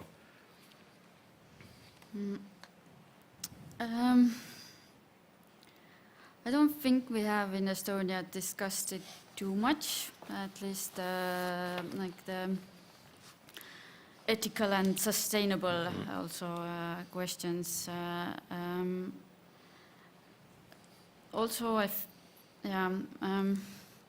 of course, the GDPR subjects are there. It's been a big discussion, and also right now even it can go to the other side. That somebody just said the other day that from a civil servant from a different agency that you should delete in 5 years all this personal data from your museum information system. And for me, it was like, you know, would you also say this to the person who wrote the history book, that, you know, in 5 years you have to delete every personal thing that you wrote there. So it's again about balance, but museums and cultural heritage has a role to also to preserve data. So it needs ethical discussions, of course, but we don't have also cases that has made it that are questionable. At least I don't remember that we have cases like that. So it's I think the bigger question still is not about the technicalities, but rather why you are doing something, and that also maybe is connected to this your question. But this is the €1 million question for the last 20 years. But, yeah. And if we are talking about digital, I just want to take this opportunity to advertise that this Mairos project that you saw in Oru Castle, that's the best example of digital. You should really take a chance. Yeah. Thanks. Yeah, I think, well, in Finland, I think we're talking quite a lot about this. It's present in, it has been present in the discussions of the Cultural Heritage Strategy, this footprint of digitalization, and it is. I think it's present. Last Friday I was sitting in a digital network panel discussion talking about this, so it's very topical at the moment. Of course we don't have really green solutions at the moment, but I just want to put some hope into that there will be development, that we will find solutions for more sustainable ways to preserve this enormous data which is growing all the time. And we need to find solutions for that, because we of course we have in our essence is that we have to lower the threshold and you know, remove the thresholds of participation. And one thing is that it's the data about the cultural heritage is accessible, and we have to take care of the accessibility, and digitalization, difficult words, is of course a very, in a way, quite a good way to do that. So we need to find solutions, and I think it can open up opportunities to participate, and we need to do it more interactively in the future as well. So I think that's something. But another aspect which has come now after the Russian attacked Ukraine and the war started there, that we have been much more concerned about the preservation issues of the data also in Finland, and how prepared are we for this kind of situations. We have not been talking about this since the Cold War time, that we really have to think about it, and that's a very burning issue at the moment, that we have, for example, tried to get a project going on piloting this 3D modeling. That's why I was interested about storage questions of the Miro project, that how have you solved this? And we would need more documentation of the most important heritage, listed heritage, which we don't have yet. So we should be doing that as well. Yeah, I think one of the characteristics of cultural heritage is really that there's questions afterwards. Yes, I just respond and then we will. Is the particularity that it's far more irreversible than other domains. And I think that it's very important. And in this sense, the digitalization, I think it's very important in terms of having some kind of backup in the case that something happens. And I think that, for example, in cases of war and things like that, we have very well seen that bombing a library destroys completely all the memory of a nation. And of course, this, the digitalization can be a way to have a backup on that. Of course, it can also help on other things. We have seen different uses of artificial intelligence and other in order to exploit, to use this information. But I think that this part is quite important and has to be taken on board when we do that. So, but the only risk that we have is that then the problem of the destruction of the actual goods is less dramatic in some sense because we still have the information. And if you plug that with the enormous cost of maintenance of the actual goods, I think it explains why already in 2005 this article was written as it was written. Because they realized that the risk is that if you transform, if you have a wall, a virtual wall, while you have all this information on the cultural heritage, why on earth I need to spend millions in order to preserve something? Because I can visit, I can see it, I can even visit better. Because I was surprised when I visited the Sixtine Chapel. You enter and you have 10 minutes to see it and then you are thrown away because there are so many people. In fact, it's ridiculous because it's enormous. You cannot, if you like painting, it's impossible to understand and to see. And it's amazing that recently there is now precisely a virtual visit who is touring in Europe. And then, of course, you can spend as much time as you want, increase the very closely, and so on. So, in fact, the experience as visitor from this virtual one is far better than the one that you actually have when you are in a physical place. So here, I think it has to be cautious on this thing, how we use it. For me, backup, it's essential, because if not, we have seen so many things who has disappeared, it's important. In terms of afterwards, is saying if we want to replace one thing by the other, no, because the experience is completely different. And here, we have to be cautious in the terms of saying, okay, well, if we were say that 1/3 of the cultural heritage of Estonia is destroyed, well, we can spend maybe 10 million euros just numerizing what will be in risk. If then it crawls down, we will have the information. But Take care of that. I see the presentation about the numerization of the archive in Venice, but as I was part of Faro Venezia with the heritage community, and we organize heritage work inside this place.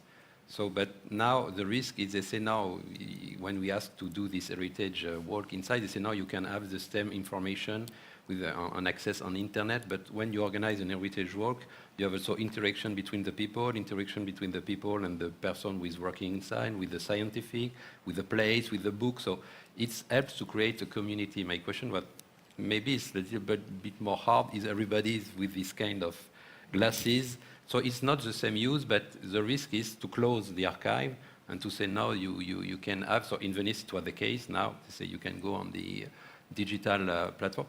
And the other thing is in my heritage community in Marseille, after the COVID period, people say that they want less digital and more relationship because it was digital at school, digital at work, digital with the administration. And it's why first our platform, we call it not Les Oiseaux de Passage, but the name was human to human because it was not consumer to consumer, business to business. Yet this to use digital to have more relationship between people. So it was a question also for you to, do we have also this kind of reflection to that digital is creating more opportunity of research than to substitute that you can alone that visiting the Sixtine Chapel. And we have also a question, but I can't read it. What might be the obstacles that prevent heritage professionals and the general public from trusting each other? Are the fears, if such exist, real or imagined? Spontaneous reaction is that I believe, at least in Finland, that, for example, museums are very much trusted. They are trusted organizations. People trust that the data, the knowledge that they share is valid and true. I think that's I don't see there are, of course, parts of the public might feel that, well, the heritage agencies, you know, it's hiding something, it's not telling the truth about the history of Finland. There are always these kind of people, but that's a very small group. And vice versa then, that are the institutions trusting the general public. I think we need the general public. I mean, and we have to trust people, and I think, why not? No, well, it's about knowledge and language. A language, yeah. Yes, yeah, that's good. The language we are talking in with that terms we are used to, and things like that. So, and also as we have said before many times here, that in institutions there are experts working, so they have a kind of invaluable they have a deeper understanding of some subjects, so you cannot deny this. So it's about learning to understand that you are not the smartest and to listen. Yeah. No, I can see in France doesn't firm and ratify the Faro Convention, so it's still a discussion why. But so we decide in the North District of Marseille that the mayor will, at a symbolic level, adopt the Faro Convention. But it was not only the mayor, it was the mayor inside with the institution and with the civil society, that we have all both to change, because in the Faro Convention, the definition of heritage communities, they say that they want to act in the framework of public action. So we want stronger institution, we want stronger political player. So it's why we decide to use the Faro Convention. So I agree that it's for the state, but I think it's also for the civil society to say, now we have to change maybe the paradigm, but we need strong institution and we need also strong political party. So the Faro Convention, I think for us in Marseille, was used to, because people stopped to vote in the North District of Marseille. We have the far-right party who is very strong, so we need to do something together, institution, political player, and civil society. It's why 12 years ago, the mayor decided to adopt the Faro Convention. Maybe it's 1 minute, Frances, if you want to... Yeah. I think that there was already this question more or less asked and responded by someone who was saying that it's not that there's a certain fear of that the work they have done can be reverted in some sense. That can be the case. But I don't think it's, I think it's more general in terms of the specialist in all domains has always been very bad in talking to non-specialists. That is the, if you have someone who's able to be a physician, nuclear physician, and explaining you simply the things, you can have a conversation with this person. But if he sticks to the language and the way of presenting, it's clear that the person in front will say, I don't understand anything, and can even consider that is the opposite, that they are using the language in order to keep them at distance. So I think that this part is very complicated, and you have to really go to the people and change the way you act. And it's very interesting because in the culture you see more and more this concept of mediators, cultural mediators, because it's these persons who are the capability or supposed to have the capability to precisely translate one thing to another and make that there is this exchange. So thank you, Frances, for this conclusion, because time is out. And thank you, everybody, for this participation. Yes. And thanks for the organization of this event. Thank you. Thank you. We need a word of conclusion, or just before you go, yeah. I would like to invite the person who is responsible for bringing us all together. Lina. Yeah. And Ulla also. Lina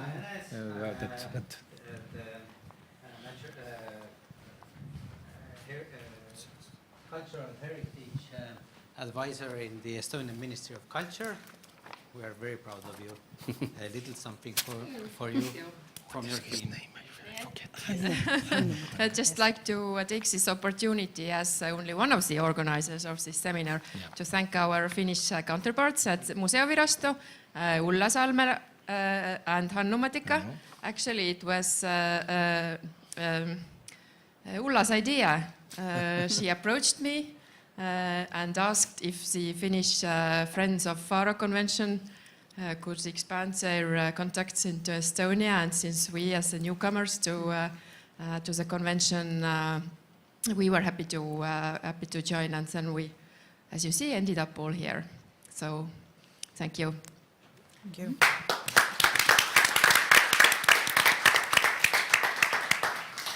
Well, just on behalf of the Council of Europe, I would like to thank the help of Lina, Hanu, Ulla, all the persons who has made this possible and very interesting.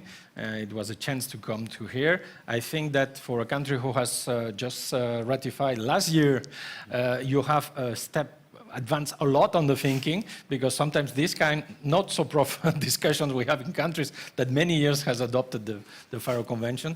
So I welcome already your commitment, your enthusiasm on that, and I hope that precisely with the Finnish colleagues you can work, but also we will take advantage, and we have seen so many interesting cases that can be enrich our presentation and our advocacy for the Faro Convention in order to present them. So we will be very happy to promote throughout Europe all the good cases that we have seen here, and only encourage you to continue this work. I forget to say that, well, we have an European convention network who is trying to have, let's say, not a number, a very important number. We are trying more to try to have qualitative cases, and cases who are different and ways of handling. But now we have seen that there is more and more initiative in some countries, for example, in Italy, in Spain, in France also, in Serbia. And now we are, there is springing this idea of having some kind of national networks on Faro, because this allows to increase the number of participants in this network, because the language barrier, which sometimes can be problematic, disappears. And it's more easy to communicate and to work on a day-by-day basis, while the international organizations were a little bit more long to activate and so on. So maybe that is an idea like that. When we continue, it can be interesting to see how you can federate the different initiatives who can be interested by Faro in some kind of exchange. Maybe a digital one can be a good solution in order to benefit from this experience and to learn one each other. So congratulations for the excellent preparation of the meeting, and I think that there is a lot of things food for thinking that has appeared in this meeting, and I hope that the participants online has also appreciate the quality of the event. Thank you very much for your help on setting up that. A big thanks to the Council of Europe, Francesca and Giovanna, who have also helped to organize the seminar. And we feel very welcome to the Faro members in Estonia. And let me take this opportunity very quickly to just to remind to those participants who want to join us tomorrow morning for the Faro Walk and Talk event. We will meet at Kalamaja Museum at Kotzebue Street, 9:30. So see you tomorrow. Thank you. See you.